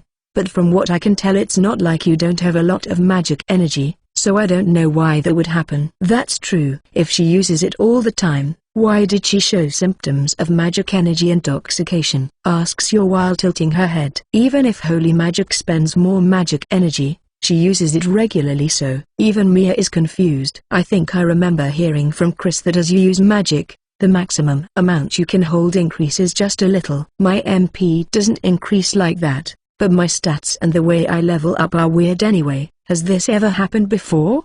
Before, when I was little and Shiro a puppy that we had got hurt, I used it without even knowing what I was doing and collapsed. And this time, I was flustered. Something like that happened right in front of me, so she was shocked because she saw an arrow pierce through someone right in front of her. But why is that making her face turn red? Is she embarrassed because she fell victim to magic energy intoxication? I look for anything that connects these two occurrences. She was flustered. Does she lose the ability to control her magic energy when she's emotionally unstable? Did you simply lose the ability to control your magic energy? If that was it, there's nothing to worry about when it comes to the way you use it normally. Everyone nods in agreement. No, one person doesn't. Does that mean this could happen again? Probably. Isn't there anything that can be done about that? Maybe there is. I guess you could raise your level and increase the maximum magic energy you can hold. Level? Oh? Does the concept of levels not exist for them? Yes. Like how you get stronger when you defeat monsters. Apparently the amount of magic energy you can hold increases too. Do you know what I mean? Bloody Rose? Yes, there have been times when I defeated monsters and felt stronger. Yes, and I felt lighter too. I felt like my magic got stronger and I could use more of it. I get the feeling that I can keep my magic active for longer periods. But I thought it was just because I was getting better at using it. I figured everyone knew about levels because those people in the castle did, but apparently it's not common knowledge. Have you ever fought monsters, Mia? Have you had the opportunity to fight? I have accompanied the chivalric order, but I just healed from the back. Is that the only way to increase how much magic energy I can hold? It will probably increase to some degree as you get older and grow. But how about training? But I don't know how much it will go up, because it varies from person to person. I'm not actually sure of what I'm saying. I'm just assuming. Then can you teach me that? Layla and the others train when they have the time. So how about you learn from them? There's something I want to test. It's time to start working on the 5th generation, and I obviously can't do it in front of people. Can I ask you to do that? Of course. Let's do our best together, Miss Mia. Trisha is raring to go, and Yor is smiling behind her. Are they happy about meeting someone who is interested in the same things as them? Watching them get all excited is like they're in the same club. Chapter 80 Magic Energy Course Part 3. How did I get here? Mia is sitting in front of me. No one else is here. We gathered in the same room as always to study. I said I was leaving the rest of them, and came back to my room to make some things with alchemy. That was just 2 hours ago. But then I heard a light knock on the door, and opened it to find Mia by herself, meekly dropping her shoulders. So you tried all sorts of things and nothing worked? She weakly nods. Layla, Yor, and the others have been teaching Hikari and Yuri based on their experiences, and their study sessions have been productive. And yet, it's not working, especially when they tried to explain to Mia how to correct her holy magic from scratch. She had no idea what they were talking about. What's she thinking going to someone she rejected so strongly? Is she just that desperate? What part of it don't you understand? Basically everything, she says bluntly. Well, you know holy magic, so did someone teach you how to use it? It just sort of popped into my head and I started using it. Now that I think about it, she didn't chant anything when she cast Heal and Recovery. She just said the names of the spells and they activated instantly, didn't they? Can you try using Heal again? Alright, Heal. Yes, even with magic energy detection, I didn't sense so much as a fluctuation in her magic energy before she cast it. Was there anything weird about it? She looks worried. I probably have a grave look on my face again. The way she uses magic feels close to mine. Like she doesn't have to chant a long incantation to use magic either. Did they show the magic stone we used to practice? Yes. And you tried to infuse it with magic energy? I tried it after they explained how, but it didn't work at all. Magic energy? I couldn't sense that either. That's a problem. Her starting line is feeling magic energy. If she can't do that, it's hopeless. I can feel magic energy because of the magic energy control skill. But, do I have that look on my face again? She looks worried. Looking at her kind of reminds me of an abandoned puppy. What's so funny? Was I smiling? The worried look on her face disappears and is replaced by pouting with puffed cheeks. So she can make faces that are appropriate for her age too. That sort of stiff air around her, like she's trying too hard, is nowhere to be seen at this moment. Someone in a grand position like Asane probably doesn't get too many chances to relax. Give me your hands. She complies, and I grab her hands. She looks surprised, and faces down as her face turns red. That reaction is going to make me feel self-conscious too. I don't know if it will work, but I'm going to try making magic energy flow to you. Tell me if you feel anything. She nods, and I make some magic energy flow to my right hand. So, did you feel anything? I don't know. Then I'm going to make it a little stronger this time. Tell me if you feel it. I increase the amount of magic energy, and adjust as I look at her expression. I see a slightly unnatural movement in her eyes. Did she feel something? It feels weird, but I have a feeling like there's something warm flowing in the palm of my left hand. I see. Then I'm going to make it a little stronger. I gradually increase the strength of the magic energy, and see Mia is starting to breathe heavily. Are you alright? Why yes, I am. Can you make it a little stronger? I feel like I'm almost onto something, she says with a serious expression and a wrinkle between her eyebrows. I can tell she's really trying to grasp something. I do as she says and increase the strength of the flow of magic energy even more. I've been adjusting it, But won't it backfire or something if the magic energy flows in a weird way? I'm a little worried,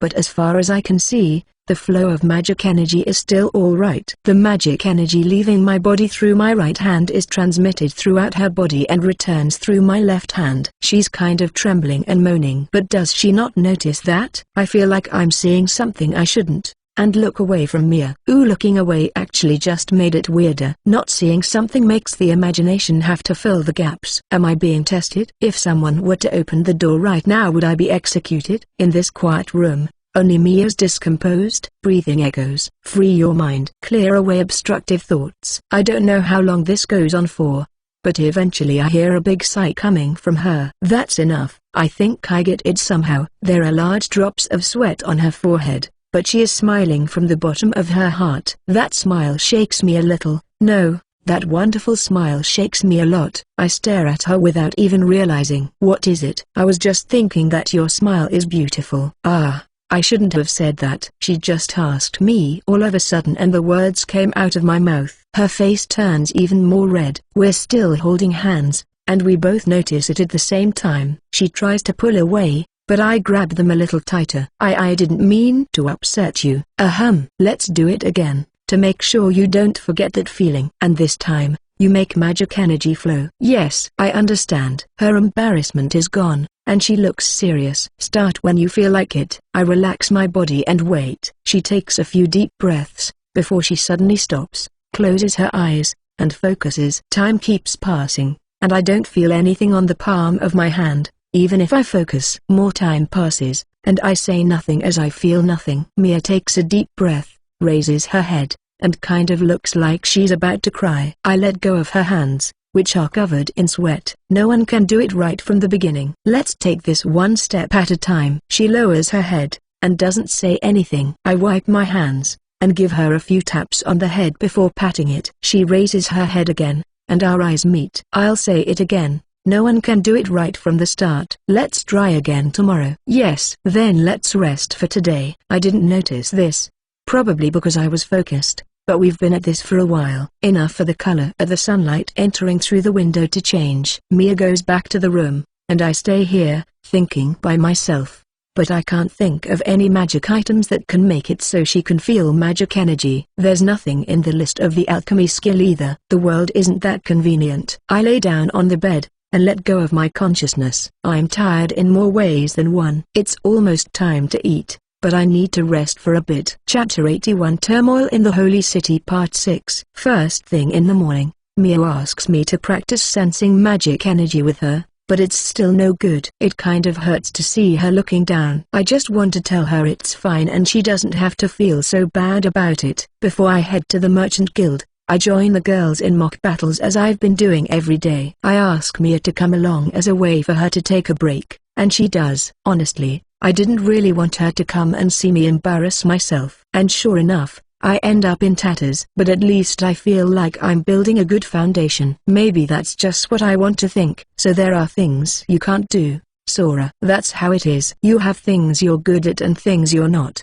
And no one's good at everything from the start. I've been trying different things ever since I came here, and somehow managed to survive. So you shouldn't feel like you need to rush and show results right away either. I could probably win in an anything goes fight, but that wouldn't be training. What I want to learn is how to fight with a sword. I cast purification magic on myself, Layla, and the others. This house has a bath, but using it during the day would probably be a hassle. It comes with all kinds of preparations. They have to heat water, which is easier here than in most houses because they use magic stones. But magic stones are disposable items. It's not like that other world, where everything works with the press of a button. Could I prepare a bath by using water magic and fire magic together? We're about to leave, so I'm not going to test it now, but it might be a good idea to do that later. I ask the girls what their plans are. Layla, Casey, Yor, and Trisha are going to the Adventurer Guild. Despite our mock battles, they say they don't want to grow dull, so they're going to look for relatively simple quests. Talia and Lulu are staying here. They're talking about having to do something. Their eyes look dead. So is it studying? I'm going to the Merchant Guild with Hikari and Mia. Her white and saint-like robe stands out, so Mia is going out with town girl-style clothes she's borrowing from Yor. It looks like you're not used to wearing that. Of course not. I'm always wearing the robes the church gives me. I see. Oh well, you can get used to them now. Did I say something weird? She looks surprised. Master, let's go already. Hikari presses me to get going as I talk to Mia. I know what you're up to. You want me to finish my business in the Merchant Guild quickly to go to that sweets shop again. She looked so happy when we were there last time. Maybe it's not such a bad idea to go again. Before we leave, I sneakily activate a barrier spell. The target is Mia, and it should repel one attack. I'm going to be watching map and using presence detection, but a sudden surprise attack might put us on the back foot. I should also check how long I can maintain it. I've leveled up since the last time I used it, so its effects might have changed. What I really don't want is to feel safe because it's there and suddenly find that it's gone. We go to the Merchant Guild, I show my guild card, and have my potions assessed. In the end, they're willing to pay me the same as in Idoru. Are the prices uniform? But if that's the case, I don't see why the prices are so high in item shops. What will you do? I'm asked, but I don't sell them. It might be better to negotiate directly with item shops. Sorry, but can we stop by item shops? I ask, and the two girls say yes. We're going to one that was pretty expensive even among the ones we visited last time. I'm picking this one because the potions they had were of good quality, so they seem to be good judges. The old person behind the counter seemed to me like a craftsman with a lot of presence too. Of course, that's just what's in my head, but appearances matter. I want to sell these potions. Can you assess their value and tell me how much you're willing to give for them? I show 5 different potions. The owner brings out what looks like a magnifying glass, and starts looking at the potions. I wonder what he's investigating. I don't want to disturb him, so I quietly watch and wait as he looks into one at a time. I can hear him groaning from time to time. I guess carefully assessing their worth takes time.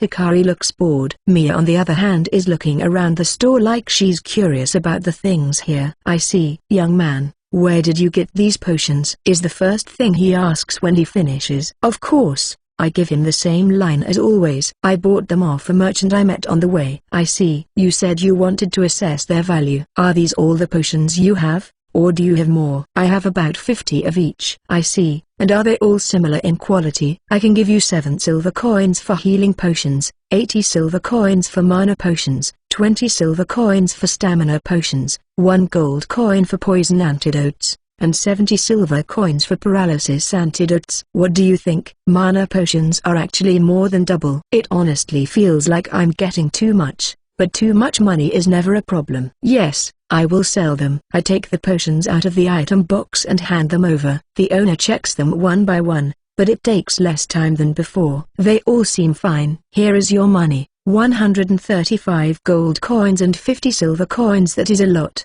Do you have a card? Yes. Will a Merchant Guild card do? Oh, you're a member of the Merchant Guild, young man. Why not sell them there instead of here? They were too cheap there, so I prefer to come here. Is that so? Well, I found myself a good deal because of it, so I have no complaints. After checking that I received the money, I ask a question that's on my mind. Why are poison and paralysis detoxing potions so expensive? The owner looks exasperated. You don't know? You do know that potions in general vary in effect depending on their quality. Yes. Then poison and paralysis can be weak and strong. For example, a weak monster's poison can be healed with a low-quality antidote, but such a thing will not work on strong monsters' poison. That means that in a way quality is more important in antidotes than in potions. I see. So that's why I take out 10 silver coins from my item box and hold them out. What is this? A lesson fee. That information is invaluable for me. You are a cheeky young man. I cannot accept that. The old man is just as stubborn as he looks. If you have a problem with that, use this money to treat the 2 young ladies over there to something nice. They seem bored. All right, I will do that. Nice job, Grandpa. I smile awkwardly, and Hikari gives sincere praise. 10 silver coins. I can only see a future where they're gone instantly. I say thank you and leave, and Hikari pulls my hand towards the sweets shop. Her steps are light again, and, oh, the barrier is gone. What was that? 2 hours. Next time I'm going to infuse it with some magic energy. Chapter 82 Turmoil in the Holy City Part 7. There's always room for sweets. I guess that doesn't change no matter what world you're in. But going back to reality, Hikari is once again eating a lot, but Mia doesn't fall behind. With each bite it feels like her face is melting as she happily chews. I guess she wants to try different things, because Mia and Hikari have been sharing cakes. Seeing them so happy is fine and all, but all this sweetness is kind of making me sick. Including what we're bringing back with us, this ended up costing quite a bit. Not enough for me to part with a gold coin, but enough for me to feel like the employee is holding back from saying something about it. You're the one who caused this, not me, right? Sweets are a luxury in this world, but definitely not so much that buying them for two people is going to break the bank. It's mostly because we're bringing back so much for everyone else. I feel like I should add that part to preserve the dignity of these two. Wait, who am I even talking to? I get the feeling that the distance between Hikari and Mia has shrunk a lot all of a sudden. Probably because they were eating cake together. They're walking hand in hand, and Mia has a big smile on her face. It's a nice change of pace for her. HN?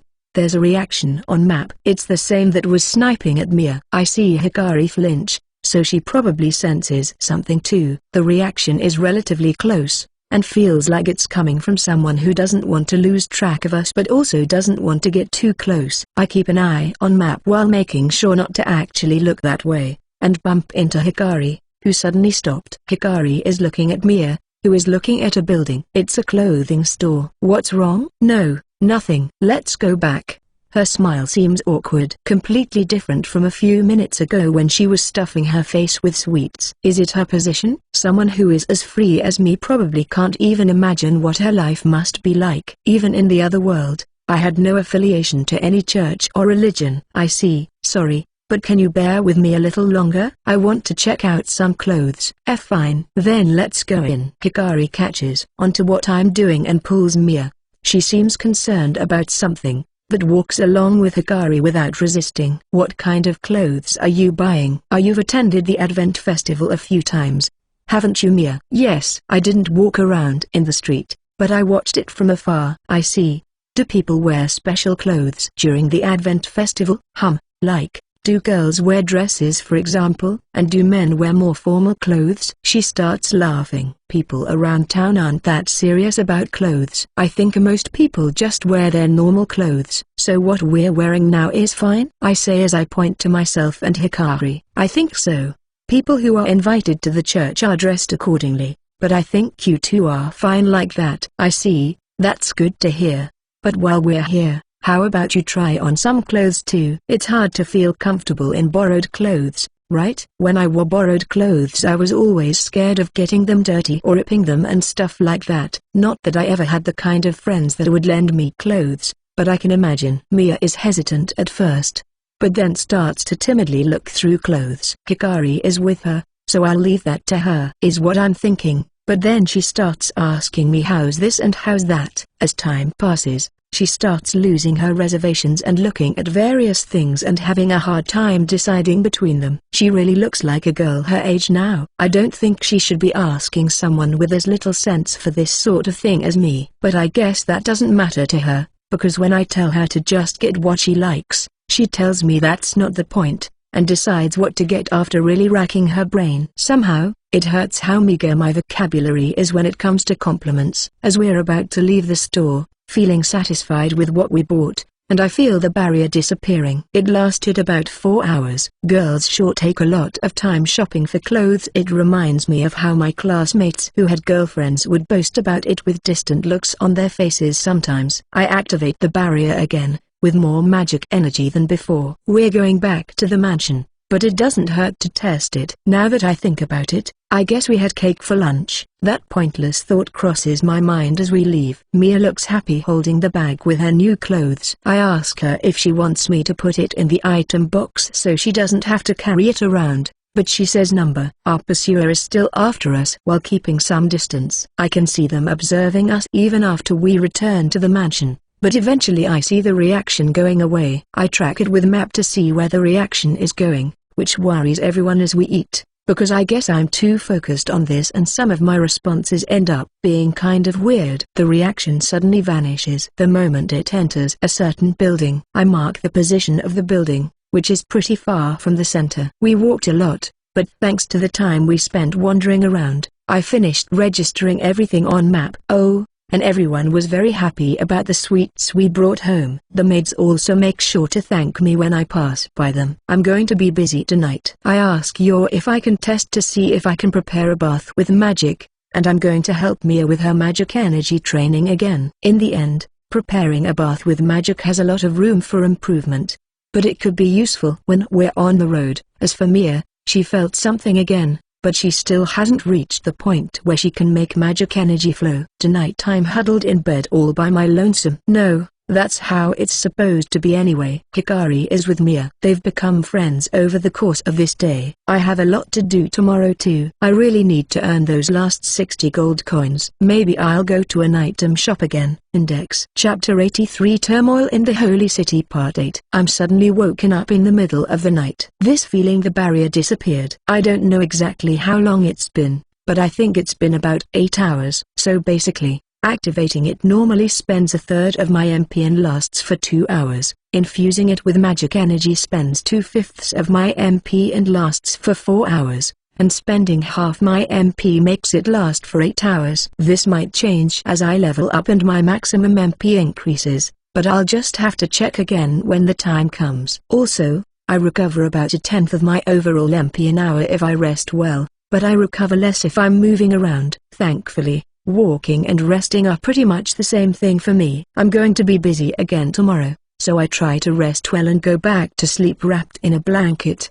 The next morning I have breakfast, help Mia train with her magic energy again, and after joining the girls in their mock battles again, I have the rest of the day for myself. Mia is staying with Layla and the others today. They say they're going outside the city tomorrow, and they're going to accept a relatively simple quest to do before the Advent Festival. I also remember to warn Layla that we were being followed yesterday, but before they leave, I call Mia and use half my MP on a barrier, just as a precaution. I was going to use a little more, but I better not. Hopefully nothing bad happens, but I might run into trouble. Hikari and I leave the mansion and start walking around, but map doesn't show me the reaction that was tailing us yesterday. We wander around, while making our way towards the building where I saw that reaction disappear. I don't know if we're being watched, so we stop by stores and stalls instead of going straight for the building. There are less and less stores the closer we get to the building, so eventually I start looking around and acting like we're lost. Of course, I can't make it too obvious and I want to believe I'm doing a good job at that. Master, where are we going? She asks because I told her I just wanted to go have a look around town. I still don't know if I should tell her about my skills. I was thinking about just walking around, since we have the free time anyway, but I guess walking aimlessly is boring. Number. It's fine if you're with me. What a nice girl. It just makes me feel worse for lying to her. We are now standing in front of the building, which blends into its surroundings and doesn't seem to have anything that sets it apart from all the others. I don't see anything suspicious at first, but when I activate magic energy detection, I pick up an abnormal reaction from just this building. I pass in front of the building and into a position I found with map where I can observe it. What's wrong, Master? That building, the one that's kind of grey. When we passed in front of it I felt a strange flow of magic energy. Hikari also stares at it and starts groaning while tilting her head. I don't feel anything. Really? Maybe I'm wrong. We keep talking while watching it in hiding, and I see a face I think I remember seeing. But where did I see it? Master, it's one of the people that were chasing her, says Hikari, and I finally remember. It's one of the attendants that was after Mia. I wouldn't have remembered that perfectly normal face otherwise, but now that she mentions it, he really was there. That attendant disappears into the building. Someone related to the church went in there. What are you going to do, Master? We can't stay here. Let's walk towards the outer wall. Yes. We keep walking towards the outer wall, and then follow it along as we get far away from that building and walk towards the center. Being near the outer walls of a city might bring up thoughts of an unsafe area, but apparently that's not the case in the Holy City. From what I can see on map, that reaction still hasn't come out. Now what? Hikari looks concerned. This is no good. I can't overthink this. If I don't know, I should ask someone who does. And we're closer to a certain place than the mansion. Now that I think about it, we haven't visited a church since we got here. Let's check out what they're like. I tap Hikari's head to reassure her. She puts out her hand, and I grab it. That eases up the uneasy feeling around her. We walk towards the church, while not forgetting to look at stores and stalls along the way. We fill up on food recommended by Hikari, and reach the church in the center just as the sun is at its highest point.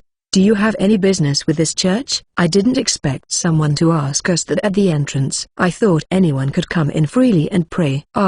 Maybe it's because of how suspicious I look with the mask on. We are here to see Cardinal Dan. Is that possible? I would have to ask someone to call him anyway, so it actually worked out well for me. His Eminence? Excuse me, but for what purpose? I'm an acquaintance of his daughter. Can you please tell him I have something important to talk to him about? I would be grateful if you emphasize that it's urgent. Very well. I will go ask. If he doesn't look convinced, tell him his daughter could be in danger. I feel like I'm threatening him. "Oh, and what is your name?" He hurries to go talk to Dan, but then suddenly remembers that he didn't ask my name and turns back. "Sora." I was thinking about using a fake name, but decide to give him my real one. Dan might have thought someone was pulling a prank on him or something, and then I would have no choice but to go back to the mansion and call him from there. 5 minutes pass, and the same person returns and takes me to a room. His Eminence will be here shortly. I sit on a sofa with Hikari and wait. Chapter 84 Turmoil in the Holy City Part 9. A middle-aged man with a priest's robe walks in. "Thank you. I will deal with the rest, so you can go back to your duties." "But it's all right. This boy is an acquaintance of my daughter. There is no need to worry about me," he says calmly to a member of the church. His expression seems kind. "Who's this guy?" Hikari is also looking at him with a puzzled look on her face. The devotee leaves with a bow, and when the middle-aged man turns around, his smile is gone. He has a wrinkle between his eyebrows, and he's back to the same moody expression as always. "So, what do you want?" Is that a split personality? The contrast is so striking that I almost blurt that out. "Fine. But before that, is this room soundproof?" "What do you mean?" "I'm asking if I don't have to worry about someone listening in." "I don't think so." "But you don't know." "All right." Silence. "It's a way to use spatial magic, kind of an original of mine. Or maybe it already existed and I just didn't know about it." "This should be fine." "So, this is actually serious." "All right, I'll give you some of my time, but this better be important." I ask him if that building has anything to do with the church. "I don't know." "What about that building?" "The person that attacked Mia was coming in and out of it. Also, I felt something magical about it." "Really? The ruffian that attacked Miss Mia?" "Yes." "But why do you think that building has anything to do with the church?" "Oh, so it's not for nothing that he's a cardinal." His head moves fast. "I saw one of the attendants that was with Mia when I first met her going into that building." He realizes what this could mean, and crosses his arms and starts thinking. Maybe the church isn't one united monolith. There could be some sort of power struggle going on. "And you are keeping Mia in your mansion too? Is there something going on?" I don't like mystery novels, especially ones with those detectives that already know the answer but put on airs and drag things out as they corner the criminal. If you know the answer, just say it. So I don't ask things in a roundabout way. I'd rather ask things directly. Then again, it's pretty hypocritical for someone keeping so many things a secret to feel that way. "I see. How much do you know about the oracle?" "Oracle?" "Yes. About 3 years ago, the goddess granted us an oracle, and warned us of the birth of the Demon King. It was Miss Mia who first received this message. At first, she was seen as a miracle child who could perform holy magic without having been taught, but then she received this message, and became a saint. Or rather, I should say that further investigations after she received this divine message showed she is a saint." He takes a deep breath and continues, giving me the impression that he feels nostalgic for that time. "No one believed her at first, and thought it was all nonsense. The Demon King revived? That's just a legend to us, like a fairy tale, so no one believed her. But a month later, many people saw this divine message, and from that point forward, no one doubted it. There was also the incident where many monsters flooded out of the Dark Forest, which gave it even more credibility. The Borshal Empire was the first place to be attacked, and from then on, Mia's position changed. Yes, everyone revered her as a saint and asked for her salvation. I don't mean that they were telling her to go defeat the Demon King. They looked to her as a spiritual support of sorts. In the end, for people like us who live far from the Dark Forest, The revival of the Demon King feels like a faraway country's business. No one is too troubled about it as long as we maintain our peaceful lives. Is that why people fight among themselves? Yes, the Demon King's revival didn't affect our lives much. All that changed was Mia's position and the ceasefire agreement. But some resent her for this. These people are the reason why she wasn't officially accepted as a saint by the church. But now she is being acknowledged as a saint in a very public manner. This is going to grow her position, and threaten the positions of others. It's a foolish thing, but it's not easy to stop the people who have these concerns. Aren't you going to set that straight? I don't know exactly who it is. Is it one person, two, more? It's like catching a criminal. Everyone will just start to feel like a suspect. But since we know that this one attendant was acting suspiciously, are you going to investigate? I will do what I can, but I don't know what will come of it.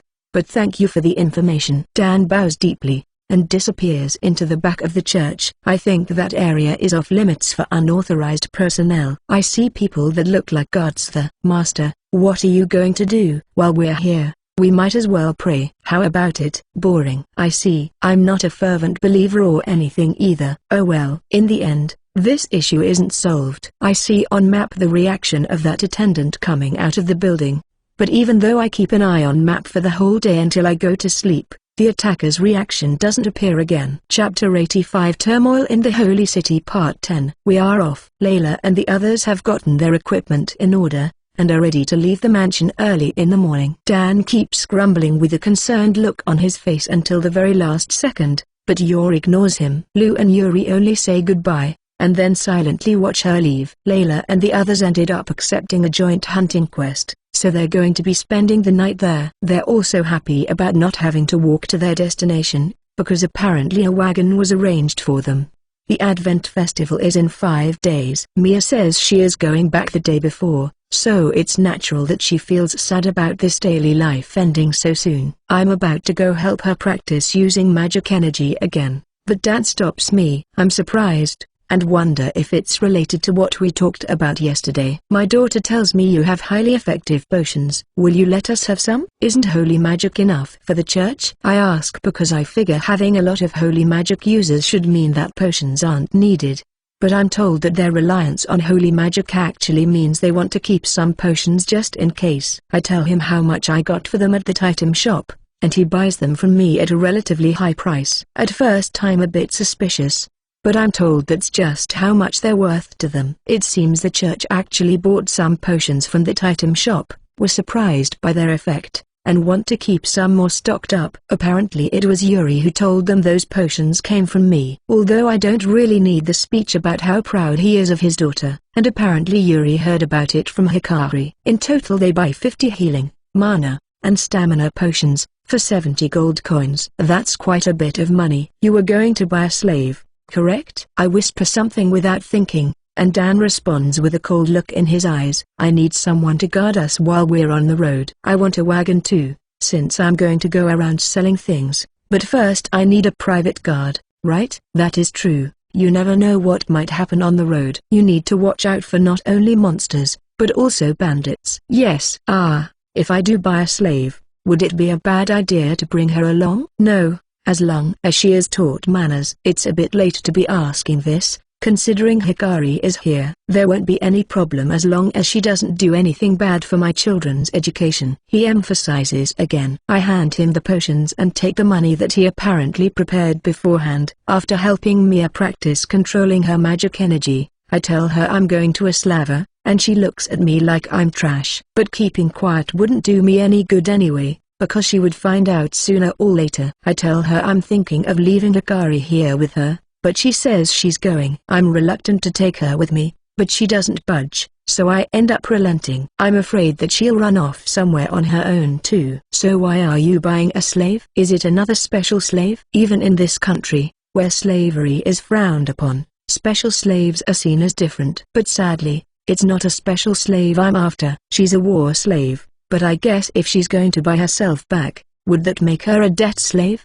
Probably a debt slave. My goal is to find a guard. I don't have any dirty ulterior motives in mind, You know, I say this for the sake of my honor. I can't say I'm not at all interested in anything else, but I can't say that out loud. I've never been to a slaver before. I guess that's not the sort of place a normal person would visit. Master, are you buying that one slave? Yes. That's the plan. That person is dangerous. You shouldn't. She probably feels that way because of the hostility she felt when we saw her. I guess that's worrying for Hikari. It's all right. Leave it to me. I don't know exactly what she's supposed to leave to me, but I say that and pat her head to reassure her. Is that slave dangerous? Mia adds fuel to the fire. It's fine, it's fine. The contract will make it so she can't turn against her master, although apparently there are loopholes. Oh, and I've been thinking about this for a while.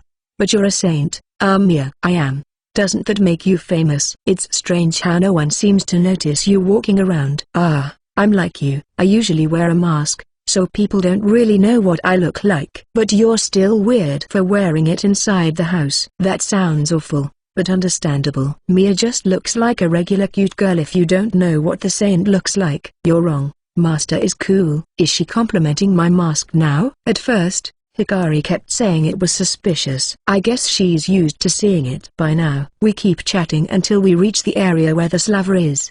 There's a pleasure quarter nearby, and we see women with provocative outfits heading home here and there. Mia's face turns bright red when she sees them, and looks at me with contempt for some reason. What's that got to do with me? I suffer some emotional damage, but pretend not to notice her eyes as I open the door to the slaver. Dret looks surprised to see me, but quickly puts on his salesman smile and starts talking to me. What a pro. I want to buy that slave. I tell him what I want, and he takes us to the room we were before. Chapter 86 Slave Contract. Once again, I'm greeted with enmity. When I enter this room, Mia lets out a small shriek. She manages to contain it, but she's probably still scared, because she's holding on to my arm with a worried look on her face. Oh well, she's still a growing girl, even if the future looks bright for her. What do you want? I got the money, so I'm here to buy you. You came all the way here with yet another girl?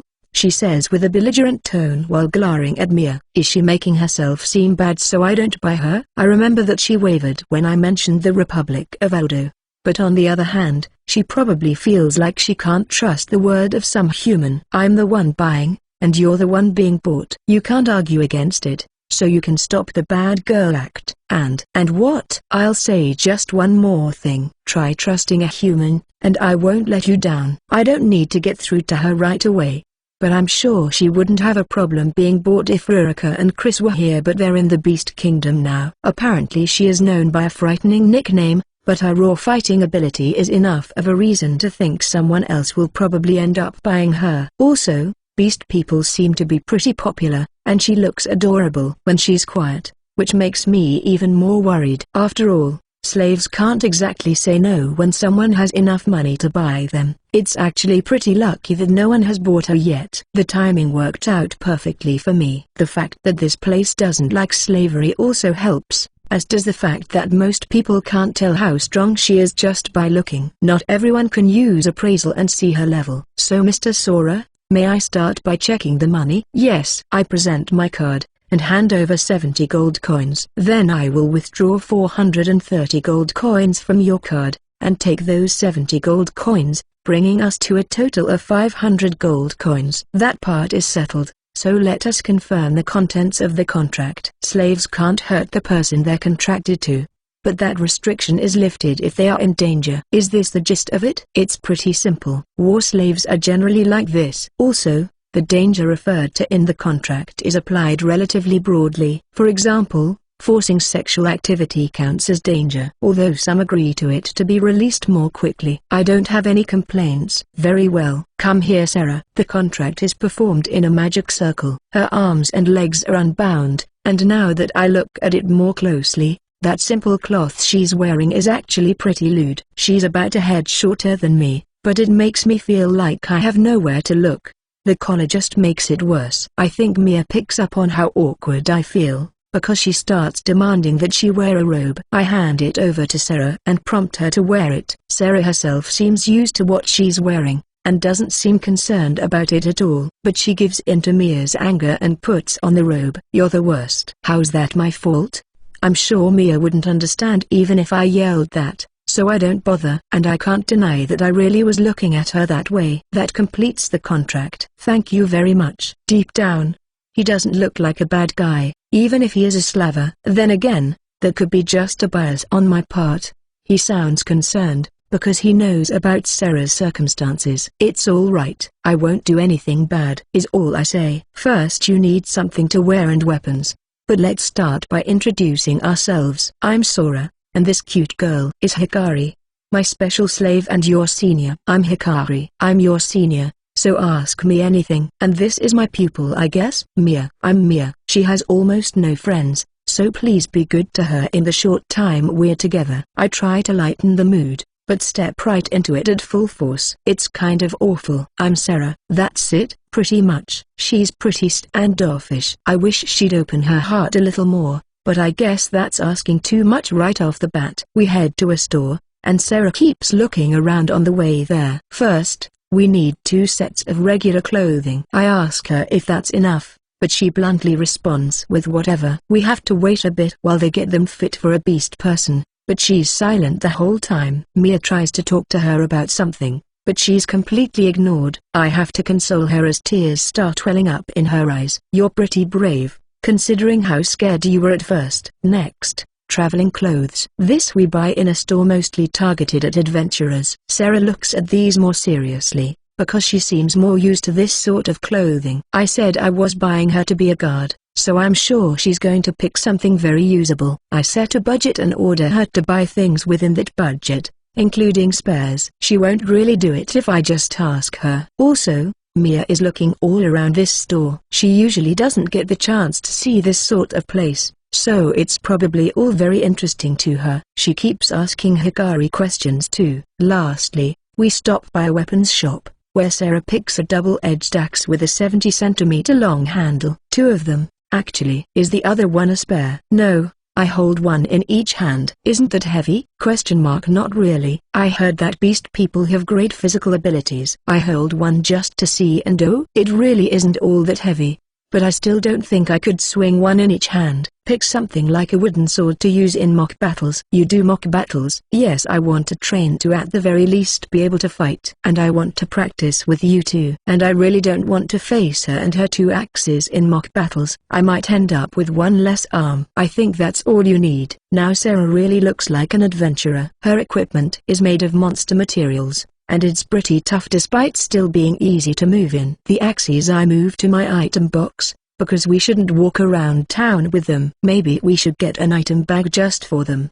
But then it might be a good idea for her to carry one of those knives used to take apart monsters on her waist. And I get a pouch for potions too. Money is just flying away. I was rich for only a brief moment. And let's end it with a trip to the Adventurer Guild. I'm thinking of registering Sarah as an adventurer. I can't register myself, but there are functions of the guild that I might want to use. Chapter 87 Adventurer Guild. Here we are, in the Adventurer Guild. The mood seems different than the last time I visited it. I'm guessing it's Mia's first time here, because she keeps looking around like she's curious. You're drawing attention to yourself, Miss Mia. It's bad enough that a guy like me walked in with 3 girls, 2 of them being slaves. In a way, it's impressive that she's drawing more attention than a beast person. Have you ever registered with the Adventurer Guild, Sarah? No. Then walk up to the reception desk and register. Aren't you going to register, Master? No, I don't need to. I'm registered with the Merchant Guild. I guess she's calling me Master for some reason. Maybe it's because that's what Hikari calls me, or maybe she just doesn't want to call me by my name. I listen in on people talking while Sarah registers,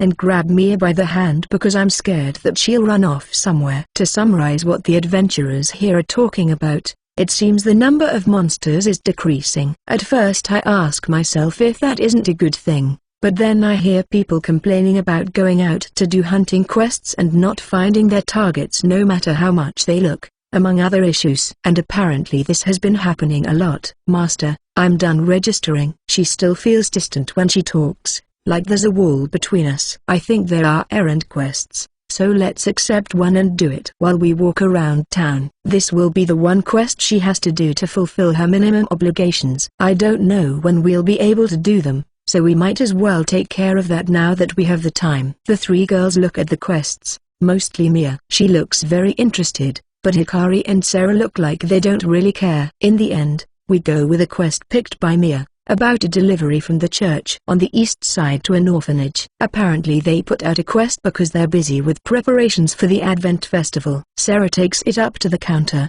and then we leave. We walk around while talking about this city, but I get the feeling that it's mostly about eating. I expected this from Hikari, but you too, Mia. The quest is completed with no issues. Sarah stands in front, but I still figured people in the church might recognize Mia, but no one does. We have lunch before we go back to the guild to report the completion of the quest. Sarah eats as much as you would expect from someone her age. I tell her she doesn't need to hold back, but she doesn't ask for seconds or anything. But it doesn't look like she really wants more, so it's fine. Then we stop by the sweets shop, because Hikari and Mia keep asking for it. They're getting too used to this luxury. Hikari says it's for Sarah's sake. But is it just her strategy to have something tasty? A certain someone's eyes start shining when she hears about that shop, before she quickly puts on a calm front. But I can see that tail wagging. She's an adult, so I won't point that out. She might actually refrain from eating anything out of stubbornness if I do, and then Hikari and Mia won't have anything either. Did she have the opportunity to eat sweets even though she was a slave for such a long time? Or does she just remember eating them before she was a slave? I have a lot of questions about her, but I don't feel like I can ask. With one more person here, the bill is even higher than the last time we were here. Of course, I don't forget to bring something back with us for the others. I feel like I spent all the money I had saved up in one day. I'll have to start working hard again tomorrow.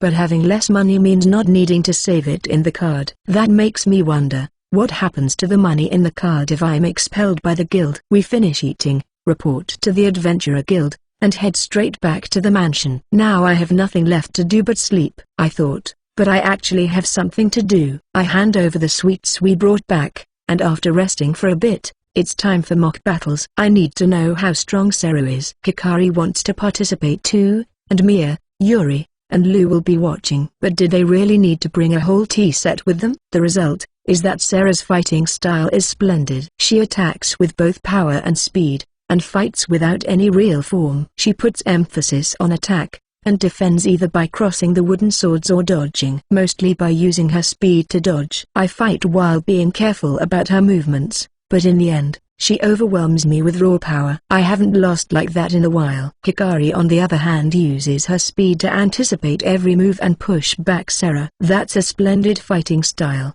but how did you come to fight like that? Monsters don't have fighting styles or anything. If they attack they get the advantage, so I got used to beating them first, I guess. Ooh, she actually just answered me directly. That makes sense. The way she fights doesn't feel like it's suited to fight people. It's good that she attacks with no wasted movements, but it's bad that her attacks are too direct, and she doesn't use feints or anything. There are many different kinds of monsters, but I feel like very few put thought into strategy when they attack, the way people do. At least that's the case for the monsters I've fought. Well, humanoid monsters like hawks tend to put a bit of thought into their attacks. After the mock battles are over, I cast purification magic. This is just a stopgap measure, because we might as well use the bath too, since we're in the mansion. That's kind of a luxury too. Sarah resists that idea at first, but Hikari, Yuri, and Mia drag her to the bath. I heard she was a slave, but she seems like a nice,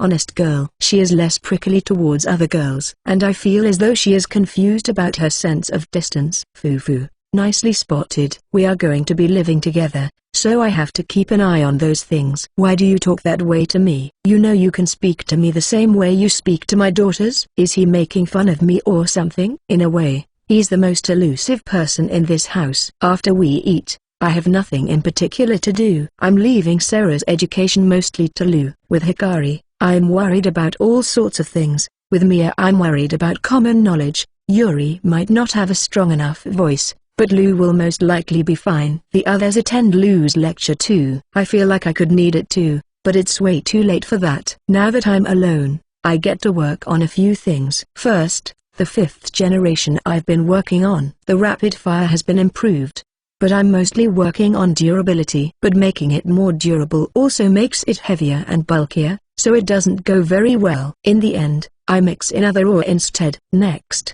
Bullets. I use effect attachment to make not just regular bullets, but bullets with attributes, magic, and all sorts of things. The problem is that I won't know what they're like until I fire them, so I'm going to have to go outside the city and give it a shot. I'm also working on a silencer. Layla was pretty surprised by the sound of the gunshots, especially since we were in a cave and it echoed. And finally, the number one item I'm trying to make today. I take out 20 orc magic stones and synthesize them with alchemy. I got a lot of them as a transportation fee. I start infusing it with magic energy, and 1, then 2 mana potions become empty. I would recover if I rested, but I want to keep going. After checking to see if my MP is full, I attach a barrier effect to the magic stone. I can't control it. It feels like magic energy is being sucked out of me, and I can't even cut off the flow for some reason. I don't take my eyes off the magic stone, and just wait and trust that it will work. Just as I'm thinking that I'm about to run out of MP, my vision is covered by the bright shine of the magic stone. After shining for a bit longer, it finally settles, and I hold in my hand the magic stone that changed from red to blue. What was that? That voice surprises me, and when I turn around I see Mia. Chapter 88 Magic Energy Course Part 4. Are you alright? Mia sounds surprised, but I can't even respond. I use too much MP, and I'm assaulted by the languid feeling that comes with it. It's hard to even sit up, so I lie down. Or at least that's what I'm about to do, before Mia suddenly grabs me and puts my head on her lap. What is she doing? Aunt Lou told me this is the best for tired boys, so I really am exhausted. But what has she been teaching them? I look at Mia's face, and see it's a little red. You don't have to force yourself when you're so clearly embarrassed, you know? More importantly, what was going on when I came in? She's shouting, probably to hide her embarrassment. Her voice is cracking a little, and I wish she didn't shout so close to my ears. That was alchemy. Trying to hide it might just invite more questions, so I decide to just come out and say it. So that was alchemy? I remember hearing that you could make potions with alchemy too. Did I say that? I don't remember it, so she probably heard it from someone else. It was my first time seeing alchemy. It's weird. I learnt it on my own, so it's probably different from the normal method. Is it? Yes. Kind of like your holy magic. I just discovered that I was able to do it, so I can't explain why, or how I do it. I see. That does sound hard to explain. Using her as an example helps her accept it. But why were you here in the first place? I was thinking about practicing with my magic energy. But if you can't, we won't do it today. It's alright, I'm feeling better. And I won't be the one using magic energy, so it's fine. I get up from her lap. I'm embarrassed. And when I look at Mia, I see she's embarrassed too, before she turns away from me. Again, if you're embarrassed, you don't have to force yourself to do it. Not that I can actually say that to her. And in the middle of this awkward mood, I take her hand so she can start practicing making magic energy flow. Mia is focusing with her eyes closed. We're not going to have a lot more time to practice like this, so I hope we see some results while I'm still here. If we don't, I don't know what we're going to do. She can feel magic energy if I make it flow to her. Basically, she's capable of input, but not output. But she releases magic energy unconsciously when she casts heal, so it's not like she can't do it at all. Mia, what are you thinking about when you try to make magic energy flow? Or do you just think about nothing? I think about looking for magic energy in my body and making it flow, I guess. Can you feel magic energy? Kind of. She doesn't sound too sure. This was probably a mistake on my part. She felt magic energy, so I figured she completely understood it, but I guess I was wrong. Let's stop. Stop? Yes. Let's take a short break and gather our thoughts. I let go of her hands, and we sit side by side. The problem is that she doesn't really feel the magic energy. I think. I'm pretty sure. What's wrong? Is there something wrong with the way I do it? I might have been going about this the wrong way. Can you feel magic energy on your own? Mia closes her eyes and focuses, and I use magic energy detection to see her magic energy. I can see it on her belly, near her belly button. What some people call a focus point. Do you know where you can feel magic energy the most? Mia hesitates for a moment, but points at her heart, and then traces down to her belly. I can see she isn't very sure. Can I touch where I felt magic energy right now? I ask first. If I touch her all of a sudden she might scream, and that would be a disaster. Yes, Go ahead. Alright then. I touch her just below the belly button and she flinches, but doesn't say anything. I get it. This is a pretty risque spot. I think it's where I'm touching now. Can you tell? Yes, if I focus, I think I feel something. Then try focusing here. Ah, stay there. I'm about to pull away, but she stops me. If someone saw this, they report me for sure. I really wish no one comes here. In more ways than one. It's silent. All I hear is Mia's breathing. I need to look calm, because I don't want her to get flustered. Although when I get nervous and press her a little hard, she lets out a kind of lewd sigh. It feels soft. Ah.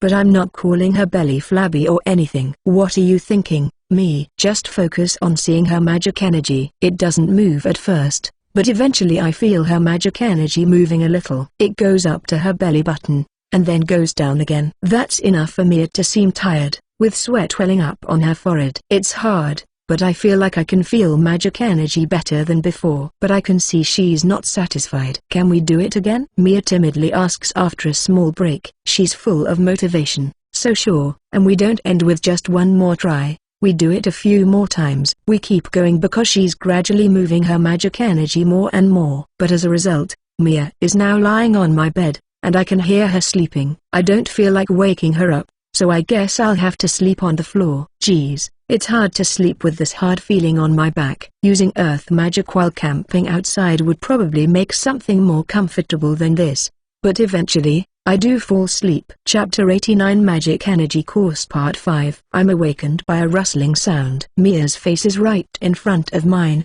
looking directly at me. Our eyes meet, and she gets surprised and flustered too. As I see her panic, I try to calm myself. I remember, I was helping her control her magic energy until she fell asleep last night. I'm sorry, I ended up taking your bed. Don't worry about it. I should have ended it sooner yesterday, but I ended up pushing you too much. No, that's not true. Thanks to you, I feel like I can do it today if I really try. She has a bright smile on her face. I'm guessing yesterday's training felt more productive than usual. I hope that confidence brings results too. I can't take my eyes off that smile, probably because of the gap between this and what she's usually like. We eat breakfast, I train by doing some mock battles, and then it's time to help her practice controlling her magic energy again. Hikari, Sarah, and Yuri are joining us this time, in the guest room where Hikari and the others always train and study. How much have you all improved? We've never really just sat down and talked calmly,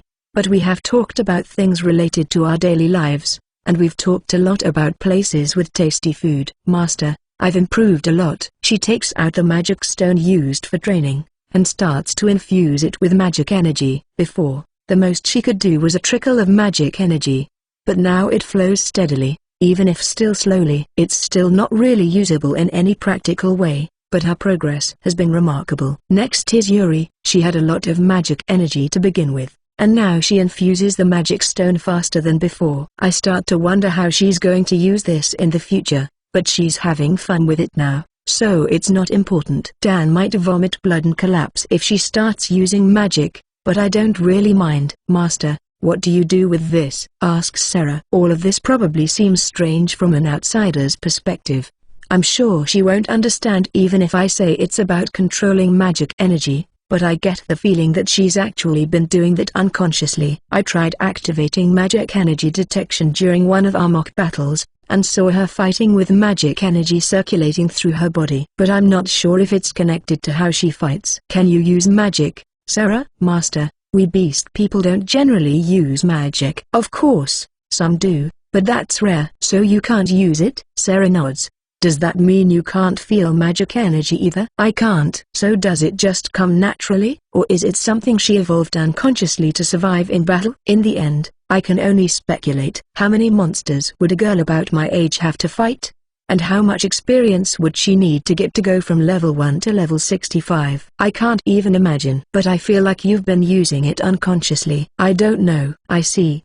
But for example, do you feel like when you fight, your body becomes lighter, or easier to move, or anything like that? I've never thought about it. Then try focusing on that next time we have a mock battle. But in an actual battle, focusing on it too much might actually worsen your movements and put you in danger. If she can get a feel for the magic energy in her, it might be a good to learn how to use it. Master, How do you help me practice? Give me your hands. Hikari puts out her hands, and I grab them. I hold her hands like this, and make magic energy flow. And it feels weird and chilly. I'm making magic energy flow from my right hand, through your body, and back to me through my left hand. Can you feel that flow? Yes, I can. I started by having her feel magic energy like this, but I didn't explain it in a good way, so it didn't really go well. Yes, it was no good.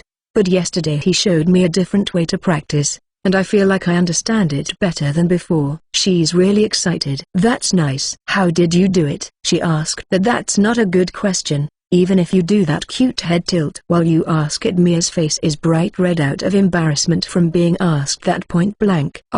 Sarah is squinting at me. Is it because she's a cat? Her gaze feels harsh, but trying to gloss over this is just going to seem more suspicious. I'll just have to emphasize that we're talking about training. Hikari, when you infuse the magic stone with magic energy, can you feel where most of the magic energy is in your body? Yes, here, around the heart. From what I can see with magic energy detection, she isn't wrong. Do I have to touch there? That's her chest, so to speak. Maybe I'm safe because she's a growing girl, but Mia's eyes are really hurting me. I guess she was embarrassed when I did it to her, but she bears with it, but doing it to others is bad. I'll just explain it to her verbally. Hikari, keep touching there, and increase the output of magic energy like when you infuse the magic stone with it. Yes, got it. I guess that works. I think Mia accepts that. But Hikari is so serious about this, and I can't let anything get in her way at this point. So, can you feel the strength changing through the palm of your hand? If you can, focus on that magic energy and try moving it. From what I can tell with magic energy detection, her magic energy has expanded. It's alright. Hikari can do it. It feels weird, but it's hard to tell if it's moving. It looks like you can do it. You'll be able to feel it if you keep practicing, and you'll get a passing grade when you do. I pat Hikari's head and look at Mia,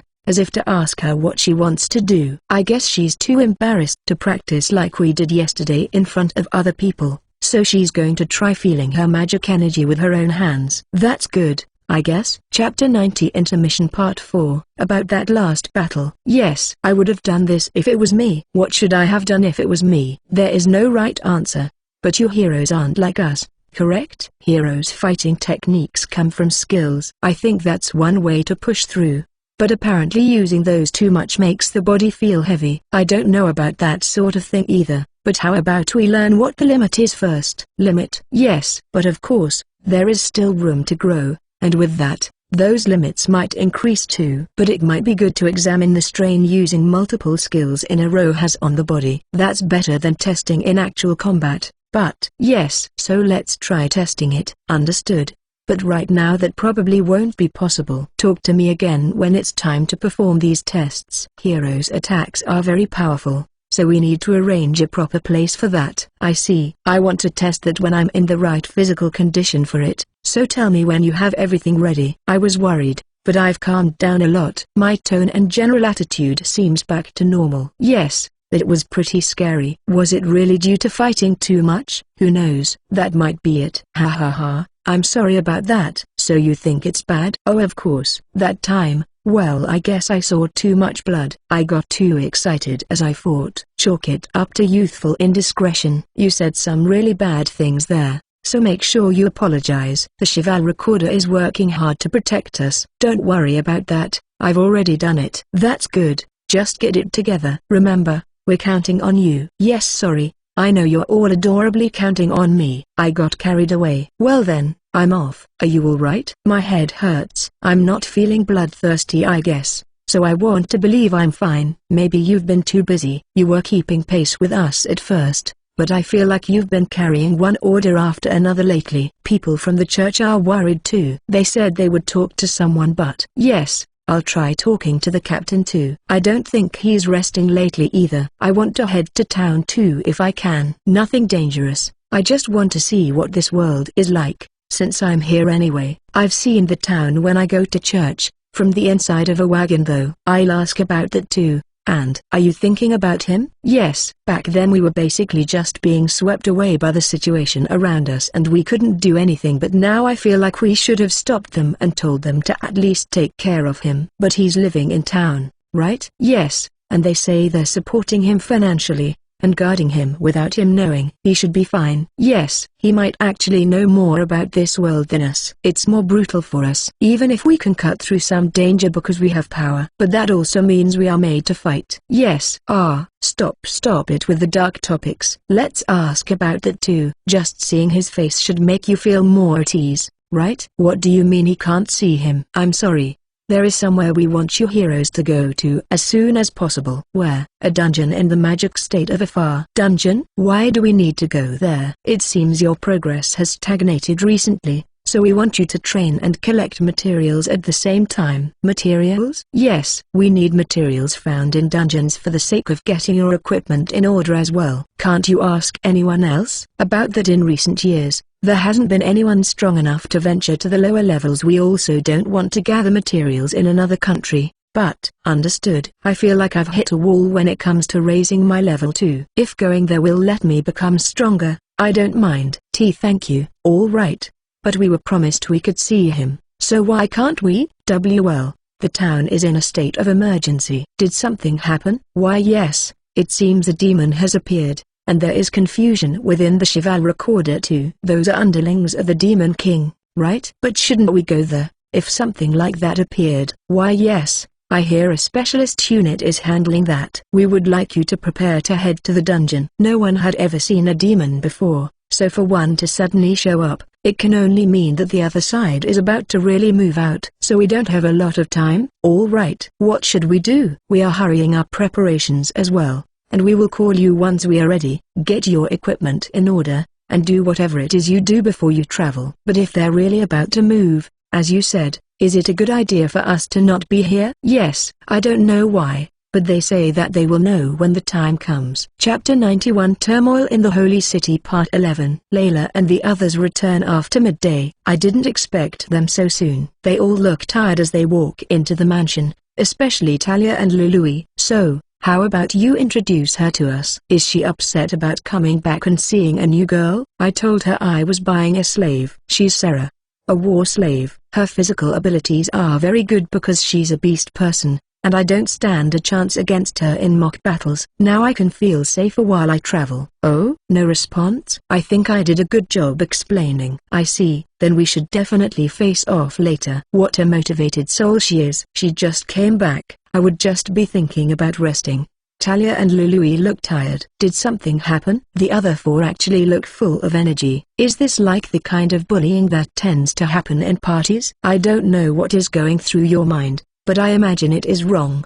Talia and Lului were busy scouting. That's right, Master. This quest was strange. It was a hunting quest that called for multiple parties, but when we got there wasn't a single monster. That's why Talia and Lului went out to scout over a large area, but they still didn't find anything. Did someone hunt the monsters before you got there? That can't be. We took the quest because it said the monsters formed a group, and there were A-ranked adventurers taking part as well. So I assume the quest was put out based on very accurate information, says Layla. And it's strange that despite all that, there was nothing there. I heard something similar when we went to the Adventurer Guild, about people taking quests and finding no monsters. When they got to their destination, Stampede. Sarah mumbles something, and everyone's eyes focus on her. It reminds me of something I experienced one time. I see, then we need to prepare for it. Do you actually believe me? I don't want to stir up any needless concern, but I do think we should be ready if it happens. Sarah looks surprised to see that Layla believes her. Layla probably reached that conclusion based on the situation and her experience as an adventurer,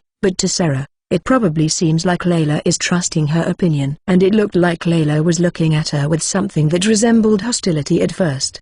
But we should introduce ourselves. I am Layla, it's a pleasure to meet you. Everyone follows Layla as they introduce themselves, and Sarah quietly listens. After the introductions are over, they start having mock battles as a sort of social event. How did we even get here? I figured Sarah would say no, but she goes along with it. It seems she wants to test what we were talking about before, about magic energy. Yes, it doesn't feel like she's just obeying what they say. Although I'm pretty sure she's only harsh towards me, or probably males in general.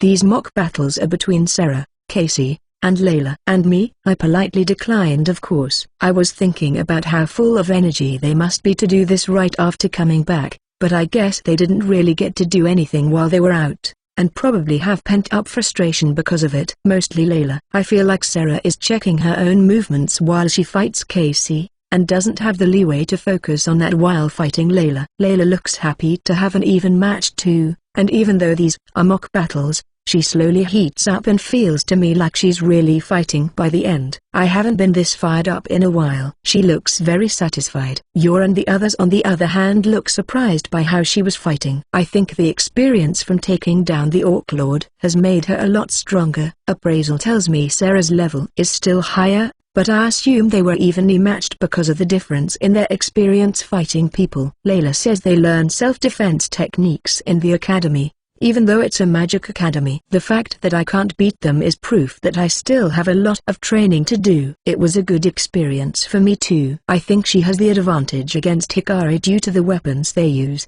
so facing a sword user probably feels different. I am honored to hear that, although Sora is stronger than me in a real fight. She says the last part too quietly for me to hear. But I'm curious because Sarah is looking at me with surprise on her face. I hope she's not putting any weird ideas about me in Sarah's head. She has a bad enough impression of me already. After dinner, the girls all go out to take a bath, all excited like they're part of a club. Sarah doesn't really like baths, but the now rested Talia and Lului drag her with them.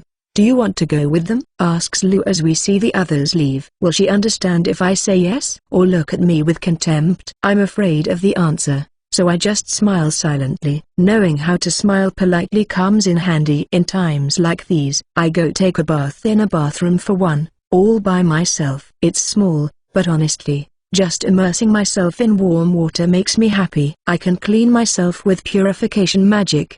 But you can't take a nice bath away from a Japanese person. That feels good. When it comes to inns, only the expensive ones have baths. After the bath, I lay back and relax. I promised to have another magic energy practice session, but I have no idea when the girls will be back. I just have to stay put and wait. In the meantime, I think about traveling. I bring up map, infuse the transmitter with magic energy, and see a reaction. Of course, map doesn't show me anything else, because it's in a place I've never been to.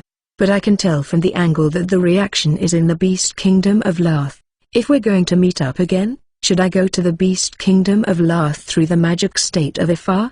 Or actually in the magic state of Ifar? It would be faster to meet up through the Kingdom of Elysia, but I don't want to go near it unless I have to. I also have to think about how to travel. I want to walk of course, but I don't want to force Hikari to walk too much. She's very persevering, so she won't tell me even if she's having a hard time, leading me to think she's doing well and pushing her too much. Wagons are also an option, but wagons in this world aren't very comfortable. Can I do something about that with alchemy? Then again, I don't have the money or magic stones, but thinking back to when I was thrown out of the castle, I can see I'm doing pretty well right now, and I'm having fun. Yes, fun. I've been at risk of dying, but I can't deny that it's been pretty fulfilling. Chapter 92 Turmoil in the Holy City Part 12. Sorry to keep you waiting, Master. Hikari enters the room and jumps into my chest. I feel like she's acting more and more like a girl her age. I think that's nice, and let's not think too much about the smell of soap. If my face starts loosening, those two are going to be scary,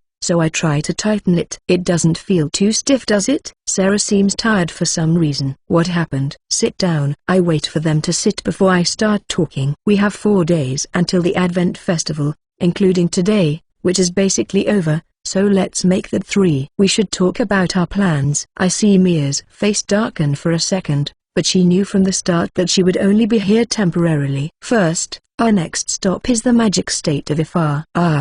But I'm not talking about attending the academy. Too bad. So, I've been thinking about buying a wagon, with the future in mind, but that means we might not be able to leave so soon, because I don't have money. Sarah's eyes hurt as they stare at me. She probably expected to go to the Republic of Eldo, because I mentioned it before. She should become more docile if I mentioned that, but I want to try getting along better without that force behind it. No, I'm not being mean. I have something else to ask you, Sarah. Apparently Layla and her party are going to the Adventurer Guild tomorrow, so I want you to pay the guild, and transmit a message. You just need to give them this piece of paper. Don't look at it, that's an order. I give Sarah the paper, and Hikari the money while I'm at it. Go with her, Hikari, and buy what I've written here on the way back. Is this an errand, Master? Yes, and it's important, so I'm counting on you. You too, Sarah. It's an important duty, so let's do our best. Big Sister Sarah. Yes, I know. It's an order, so I have to follow it. When did Hikari start calling her that? Can I take that as proof that they're getting along? And I wanted to give this to you, Mia, but it's not done yet, so let me give it the finishing touches. I take out the blue magic stone I made yesterday. I use ore to make the base and chain, and make it into a pendant. Done. What is this? I'd be glad if you treated it like a charm and kept it with you, at least until the Advent festival is over. Then you can get someone else to buy you a better one. Thank you. I'm about to hand it to her, when I notice she's looking at me like she's expecting something. I feel an indescribable pressure coming from her, telling me to put it around her neck. I do just that, while feeling embarrassed, and Hikari looks on with greed in her eyes, which is rare for her. Sorry, I don't have more materials, like magic stones. Then let's hunt monsters. Yes, as long as we don't overdo it. We'll fight monsters once we're on the road again, so I'm counting on you. Yes, leave it to me. She's a reliable girl. Eventually Hikari and Sarah go to sleep, and I stay up with Mia to help her practice controlling her magic energy. Let's stop here. Pushing yourself too much isn't going to give you good results, so don't be in a hurry. All right. Yesterday she pushed herself too much and exhausted all her strength. I don't want that to happen again.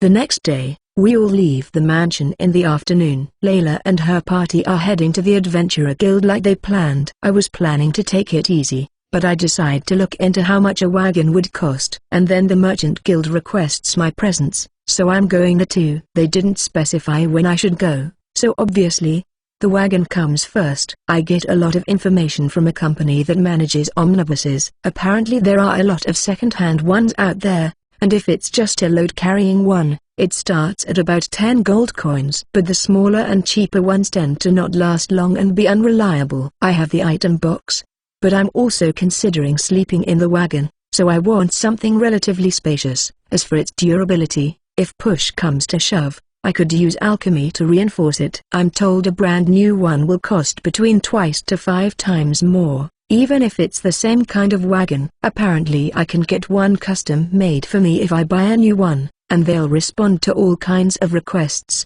but making a wagon from scratch will take at the very least 20 days and requires the necessary manpower and resources. Wouldn't processing wood and assembling it be relatively easy? No, we're talking about pure manual labor. There is magic in this world, but surely if someone is good enough to put together a wagon via magic, they'll find a better occupation. Maybe someone out there can do it, but I'm told that at the very least there is no such person here in the Holy City. What kind of wagon would you pick, Mia? One that's comfortable to sit in, and doesn't make me tired. I get a response after asking on a whim. I figured she didn't leave the city, but she tells me she visits a few nearby towns and villages every year, partially because Mia asked for it. She has also traveled via wagon with the Chivalk Order. It's true, I went to the church earlier, and I think I'd probably suffocate if I had to stay there all the time. It's all so stiff and formal. I can definitely see why a change of pace would be necessary. But we're getting off topic. To summarize, 1. I need some sort of function to lessen the impact and allow us to travel comfortably. 2. We're going to camp more, so I want enough space for us to sleep in the wagon. 3. I can't really think of a third. I was thinking too that since we're going to be camping more, I could just set up a place for us to sleep with magic, but that's kind of scary in a way. How quickly I got used to that. Thank you. I acquired a lot of valuable information. Next, the Merchant Guild. Have there been any further developments about the reconstruction of the village of Tenso? Chapter 93 Turmoil in the Holy City Part 13. I spent more time than I expected on my little investigation about wagons, because I ended up visiting the place where they make them too. So now it's lunchtime, and I'm having lunch with all the others, except Layla. No, we're not leaving her out or anything. So, why isn't Layla here? She had something to talk about in the guild. Just between you and me, there's a bit of a problem. Says you're quietly. "Is it about that quest where they didn't find any monsters? I hope it's nothing."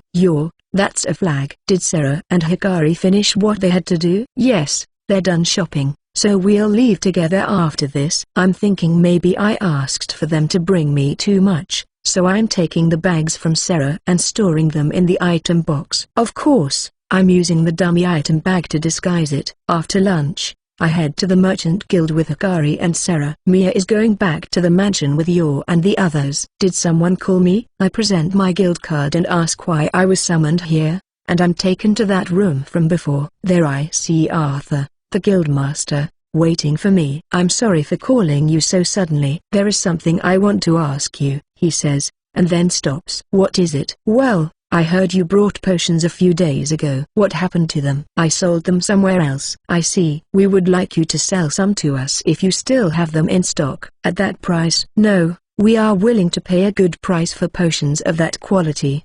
He's talking like he knows about my potions. Did he get his hands on potions I sold on Idoru or the Holy City? No, with items like these you never know who sold them, so he probably got that information from the guy I sold them to in Idoru. "I don't see why you would pay well for them." "Well, wouldn't that mean that last time I was here, you tried to buy them for less than they're worth?" His face is twisting. "It looks like I hit a sore spot." "Ah, I think I know what it is. Do they decide what to pay depending on guild rank, or are they stocking up in advance because they're thinking that problem in the guild is going to increase demand?" "It could also be because of the problem here in the Merchant Guild." "Was the Merchant Guild trying to scam me, or did they assign someone that can't appraise potions?" "If that's true, then it couldn't be helped back in Idoru." Hikari said so too, and I admit that I was ignorant back then. But now I know that if they're offering too little, I can just go somewhere else and get more. No, I'm not getting sullied by money. If that's all, I'll be going. I don't think I'm getting anything out of this. The reputation of the Merchant Guild has been tanking lately anyway. "Wait, hold it," he insists, and I stop and turn around. He glares at me like he's made up his mind about something, and starts speaking. "If that's your attitude, we have an idea too." "Alright." "Is that a threat?" Is he getting mad at me because he doesn't want to admit fault? I see. Then I'm going to take these potions to the Chemist Guild and the Alchemist Guild. I'll ask them how much they're willing to pay for them. Then I'll respond in kind. And then I'll tell everyone how much the Merchant Guild told me they'd pay me for them. I assume that's not a problem. If I let them look down on me, the same thing is bound to keep happening with people like this. It's important to stand my ground. Then again, if this leads to me having to quit the guild, that would bring its own problems because I'd have to find something else. No, wouldn't it actually be better to just pay the entry fee every time? But that would mean I would have to go through that procedure every time, and that's a pain too. "Master, you sure have a lot of enemies," says Sarah. "I don't know about that. It's not like I'm picking fights with people that just approach me normally. But are you sure about this?" "They might have paid well." "Maybe, and I'm actually pressed for money right now, but I still don't want to sell when I feel like I'm being pressured." After returning to the mansion and talking about what happened, Mia looks exasperated, but I earn the sympathy of Yor and the others. I'm sure they've had similar bad experiences during their quests. This leads to everyone starting grumbling about all sorts of things, and I see a scarier side of Trisha. Yes, people who are generally calm are the scariest when they're angry. But the others don't seem too surprised to see her like this, and casually listen. It makes sense. They've been a party for 3 years. This girl's party starts heating up, so I tell them I'm going to my room, and when I get there I take items out of the item box and start messing with alchemy. First, I break ore into several piles. A single ore has a lot of stuff mixed in, so removing impurities is important. I do this to every ore I bought. There's also ore with impurities already removed for sale, but it's more expensive. And the impurities themselves can be used for things like bullets, so I keep them. I keep using alchemy until I'm called for dinner, and the day ends without Layla returning to the mansion. Chapter 94 Turmoil in the Holy City Part 14 Miss Mia, we must prepare for the Advent Festival. Would it be alright if we returned? Says Dan early in the morning while bowing. A saint doesn't really have a lot of work to do during the Advent Festival, besides attend the ceremony. The festival is led by the head of the church. That's why Mia was supposed to stay here until the day before the festival, but apparently there was a change of plans. Mia looks at me like she wants to say something, but then bows, and gets in a wagon with Dan. That they go, Master, says Hikari. Yes, but you'll see her again. We'll say goodbye when it's really time for us to leave. I get the feeling that Mia thought she was being selfish, and went back to doing as she is told. I'm worried about our big sister. She didn't come back last night. Your whispers during this busy morning. There shouldn't have been any reason why she couldn't come back, but she didn't even contact them. It might be best to go to the guild. Talia is also looking out the window with an anxious look on her face. We can't see it from here, but preparations for the Advent Festival are almost complete. It seems less noisy than the average festival, but there's definitely an enthusiastic feeling in the air. It's very clearly different from when I arrived. There are more believers around, and people who came from other places will be staying in churches or inns related to the church. Of course, that still won't be enough, and many people are going to be staying in regular inns. I'm really grateful to you for inviting us to stay here, because it really looks like it would have been hard to find an inn. Master, what are we going to do? Asks Hikari. Let's go with them. I want to know what happened to. The word that Sarah said before crosses through the back of my mind. Stampede. We eat quickly, get ready in a hurry, and head to the Adventurer Guild. On the way there, I notice again that the mood is completely different than before. People seem excited, and I get the feeling that more of them are smiling as they walk around. That mood is completely reversed when we step inside the Adventurer Guild. There's a heavy mood in the air. Normally there are always people hanging out in the tavern, but no one's there today. The air around is so tense it's almost prickly, and even the usually noisy adventurers are all gathered in one place, completely silent. It reminds me of when they were calling for adventurers to hunt orcs. After a while, some people come out from a room in the back. Chen, there's Layla, and some people have bags under their eyes. Thank you for answering my call so early in the morning. Is that the guild master? And we weren't called, were we? I look over at Yor, and she shakes her head. Does that mean everyone here is A rank or higher? It doesn't feel that way, judging by their equipment. And their levels contradict that too. Maybe they've gathered adventurers that mainly work for this guild. There have been many reports lately of adventurers accepting quests only to find there are no monsters when they reach their destinations. And so, we have been putting out quests for adventurers to investigate nearby forest and wasteland, and as a result, confirmed that there are groups of monsters there. He brings out a board with a map and the markings. There is a forest northeast of the Holy City, and an area further than its center is emphasized in red. Guildmaster, are the monsters gathering all the same species? Or it's as we suspected. Various types of monsters are coming together. The Guildmaster answers immediately, and the murmurs around the room stop. All I hear is someone gulping. Why did it take this long to notice that? I'm sure there were hunting quests around that area. And even if there weren't, it should have been somewhat explored. Someone yells. I don't know a lot about it, but there are traces of concealment magic being used. How do you know that? If you say you don't know a lot, people are upset because the Guildmaster's explanation seems vague. I'll explain that. A gaudy-looking man stands up next to the Guildmaster. Is he famous? The room gets quiet again when he speaks. Our scouts found this gathering of monsters, and got visual confirmation. What's important to note is that until the scouts got close, they didn't see any monsters, even though there were so many they were impossible to miss. Yes, it's possible that large-scale magic was used to hide all the monsters, or concealment magic that hid the whole area. That doesn't matter. What matters is that we know the monsters are there. So what should we do? Oh, everyone's eyes are focused on a stern-looking old man. It's like he asked what everyone is thinking. We are putting out an urgent quest. All adventurers D-ranked and up are to join. Did you contact the church? We have sent a messenger earlier, but it will be difficult to coordinate with them. I'm sure there won't be a problem with the guards. This kingdom doesn't actually have a king. The leader of the church leads the country, and cardinals stand below him. Aside from the cardinals, there are also departments that run the government, and an army organization that's kind of like crusaders. This army has a very strong sense of individuality, so they almost never fight alongside others. They cooperate with soldiers guarding the city, but the Guildmaster is thinking it would be difficult to coordinate with them.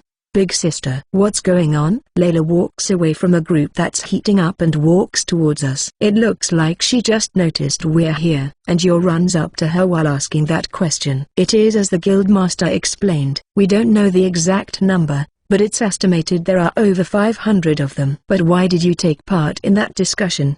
Big sister, apparently they heard about our adventure with the orcs. Mr. Locke was called too. So what should we do? Asks Talia, sounding worried. Yours family is here, so I want to do everything in my power. What do you all think? Yes, I want to help your. Yes, when a friend is in need, you have to help her. And Yor is always helping us too. If Yor's family is here, we have to defend this city. You girls, I know there's a moving scene going on, but what should I do? And concealment magic? Is it in any way related to that building? I just don't have enough information. So Guildmaster, are you going to tell the civilians about this? That's up to the church. If we make it public, we will just invite unnecessary confusion. We will do what we can. Something related to monsters seems exactly like the sort of thing the Adventurer Guild should announce, but I guess something is binding them. I don't know if they feel attached to this place, or if the Guildmaster is just that popular, but people rush to the counters to accept the quest. Layla and her party also get in line to accept the quest,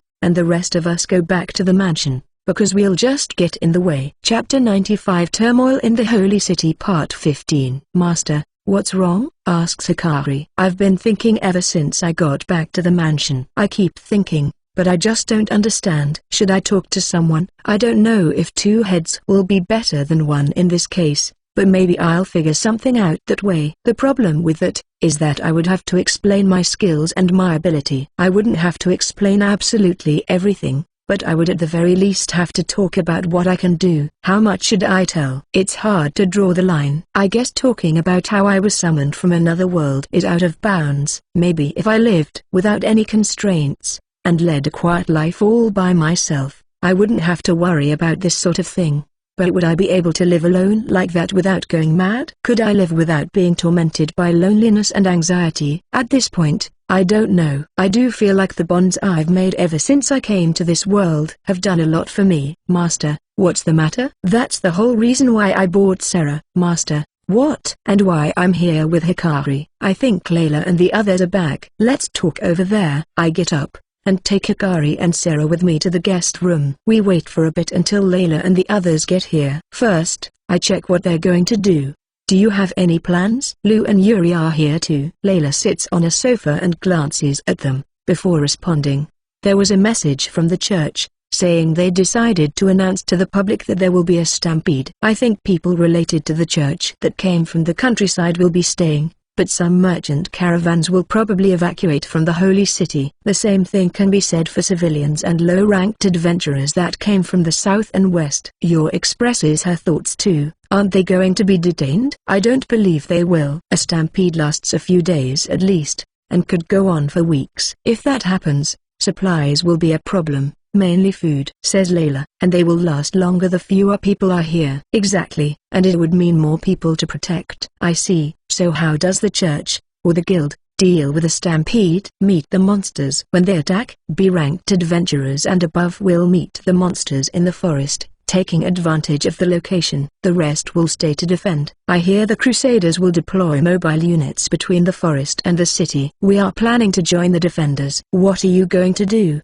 Sora? It depends on the situation. There is also something I need to talk to you about. I'm sorry Lou and Yuri, but can I ask you to leave the room? Both stand up, and I wait until they're gone. Then I activate silence just in case. Master, did you just use magic? I figured no one would notice, because I chanted it in my mind, but it looks like you did. Did she feel magic energy moving? Yes, so sound doesn't leak out of this room. It's an application of spatial magic. They already know I can use spatial magic, because they know about the item box. Is this something you don't want Lou and Yuri to hear? Asks Yor. That's right. But first, I have a question. Is concealment magic common? I've never heard of it, but the way the guildmaster was talking and the way people reacted leads me to believe it is. It's not very common, Master. I think it's just that a lot of people there were high-ranked adventurers. I figured it must be a popular form of magic, because people accepted it without issue. But apparently I was wrong. Then it's rare for people to be able to use it? That I don't know. It's hard to say because there are rumors that it's partially controlled by the country. There are people that can use it but don't tell anyone about it, so it wouldn't really be strange if monsters used it. That's what I'm most curious about. It's not completely impossible,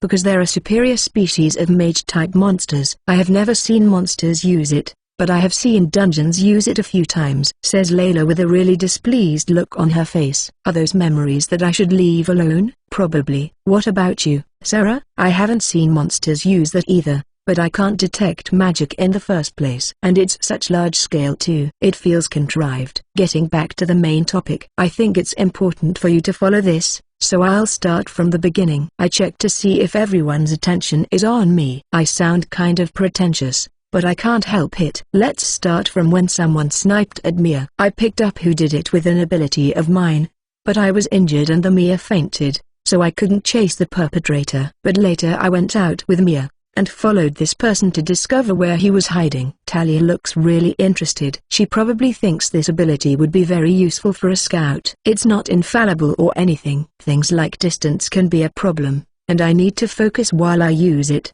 so it's tiring, and using it for a long time is difficult." I explain it in a way that makes it sound like the technique Lilui uses, although it's a completely different thing.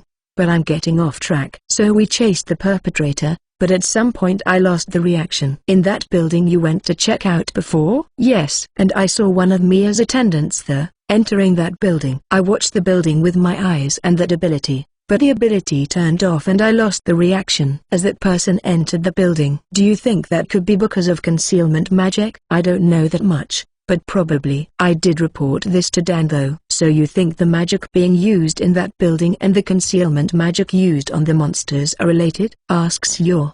"But I'm not sure." "Are you worried about Mia, Master?" asks Hikari, and those words hit me like a brick. "I see, so that's why I'm feeling anxious. We spent some time together and got to know each other, so I can't let things end like this." "Yes, you're right. I'm worried about Mia. That's why I want to find out if this whole series of events is connected to something that will harm her." "You're probably overthinking it. Mia is a saint, but that's mostly a ceremonial role, with pretty much no real political power. She might be more popular than the leader of the church, but she doesn't really have the power to do anything, even if she has the support of the people." "I agree with you. But we do know for a fact that someone is after Mia, and if someone related to the church was there, that may mean there are people who don't think fondly of her." Just as I was starting to feel a bit relieved by Yor's words, Layla's takes that away. "I feel like I'm back at the start." "But that would mean that people related to the church used concealment magic and brought monsters together. I cannot see the merit in that." "It could be that they're two completely separate issues,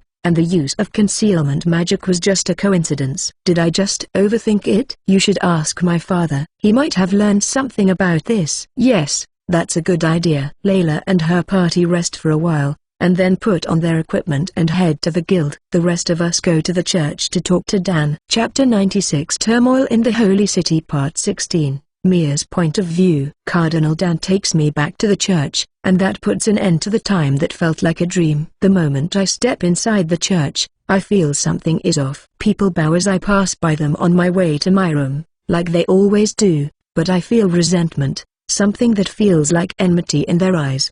They might be upset at me for abandoning my duties. I change into my proper clothes, and Regulus comes by to see me. I apologize for being selfish, but he says he forgives me with a kind smile on his face. After the morning prayer, we confirm the procedure of the Advent festival. First, all the cardinals greet the head of the church, then I kneel before him, accept his words, bow, and go back to my original position. The first year, I was so nervous that I fell and embarrassed myself in front of everyone, so I've been working hard to make sure I don't make another mistake like that. I'm sure I'll be fine this year. Just as I'm thinking that it's probably almost time to have lunch, Cardinal Dan shows up with a grave look on his face. It looks like he wants to say something, but in the end, someone comes and takes him away as we talk about what happened the last few days. Then I have lunch, say my noon prayer, and I'm called to the reception hall by the head of the church. When I get there I see not only the head of the church,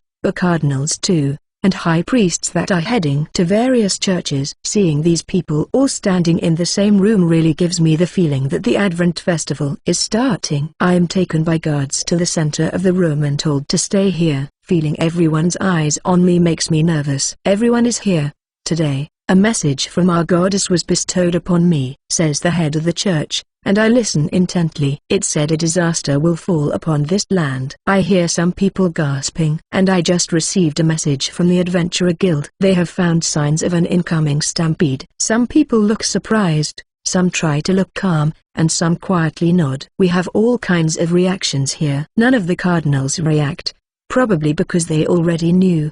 But there is more. A divine message revealed that this stampede is not without cause. All eyes focus on the head of the church. I'm also waiting for him to continue. "The saint standing before us, Mia, is a false saint. The disaster falling upon this land is punishment for attempting to deceive our goddess." What? The shock takes my breath away. I can't even process what I hear. And the eyes of the cardinals around me slowly turn to me. "It is unfortunate. I was also fooled by how devoted you seemed." I feel a sudden pain. I stumble and take a step back, and feel an impact on my left flank that feels like it burns. I look down, and see red staining my mainly white clothes. My first reflex is to cast heal, but I can't move very well. I fall to my knees, look up, and then face back. My eyes meet the eyes of a guard, who is holding a dagger. His eyes are painted with hatred. I'm scared. My mind is saying I have to get away, but my body won't listen. "Someone help." I want to call for help,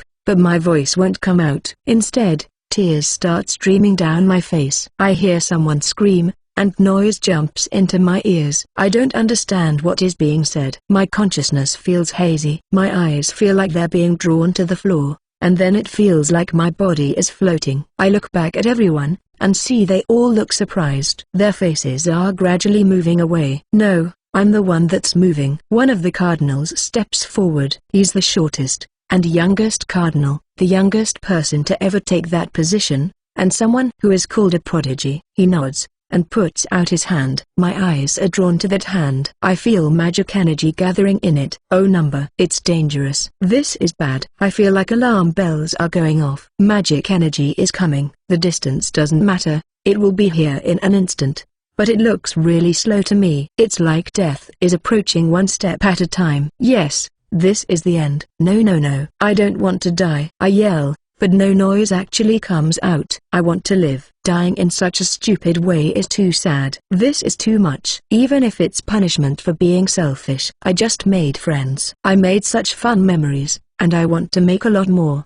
There was finally color on that gray scenery, and I even found someone I'm interested in. I don't really understand these feelings, but I can tell they're really important. Magic energy explodes with a loud noise. It feels like the whole building is shaking. I'm being assaulted by an extreme languid feeling, and my consciousness feels hazy, but I'm alive. I don't know why, but I'm alive. I'm held by a guard, and the way I'm shaking is strangely relaxing, which prompts me to let go of my consciousness completely.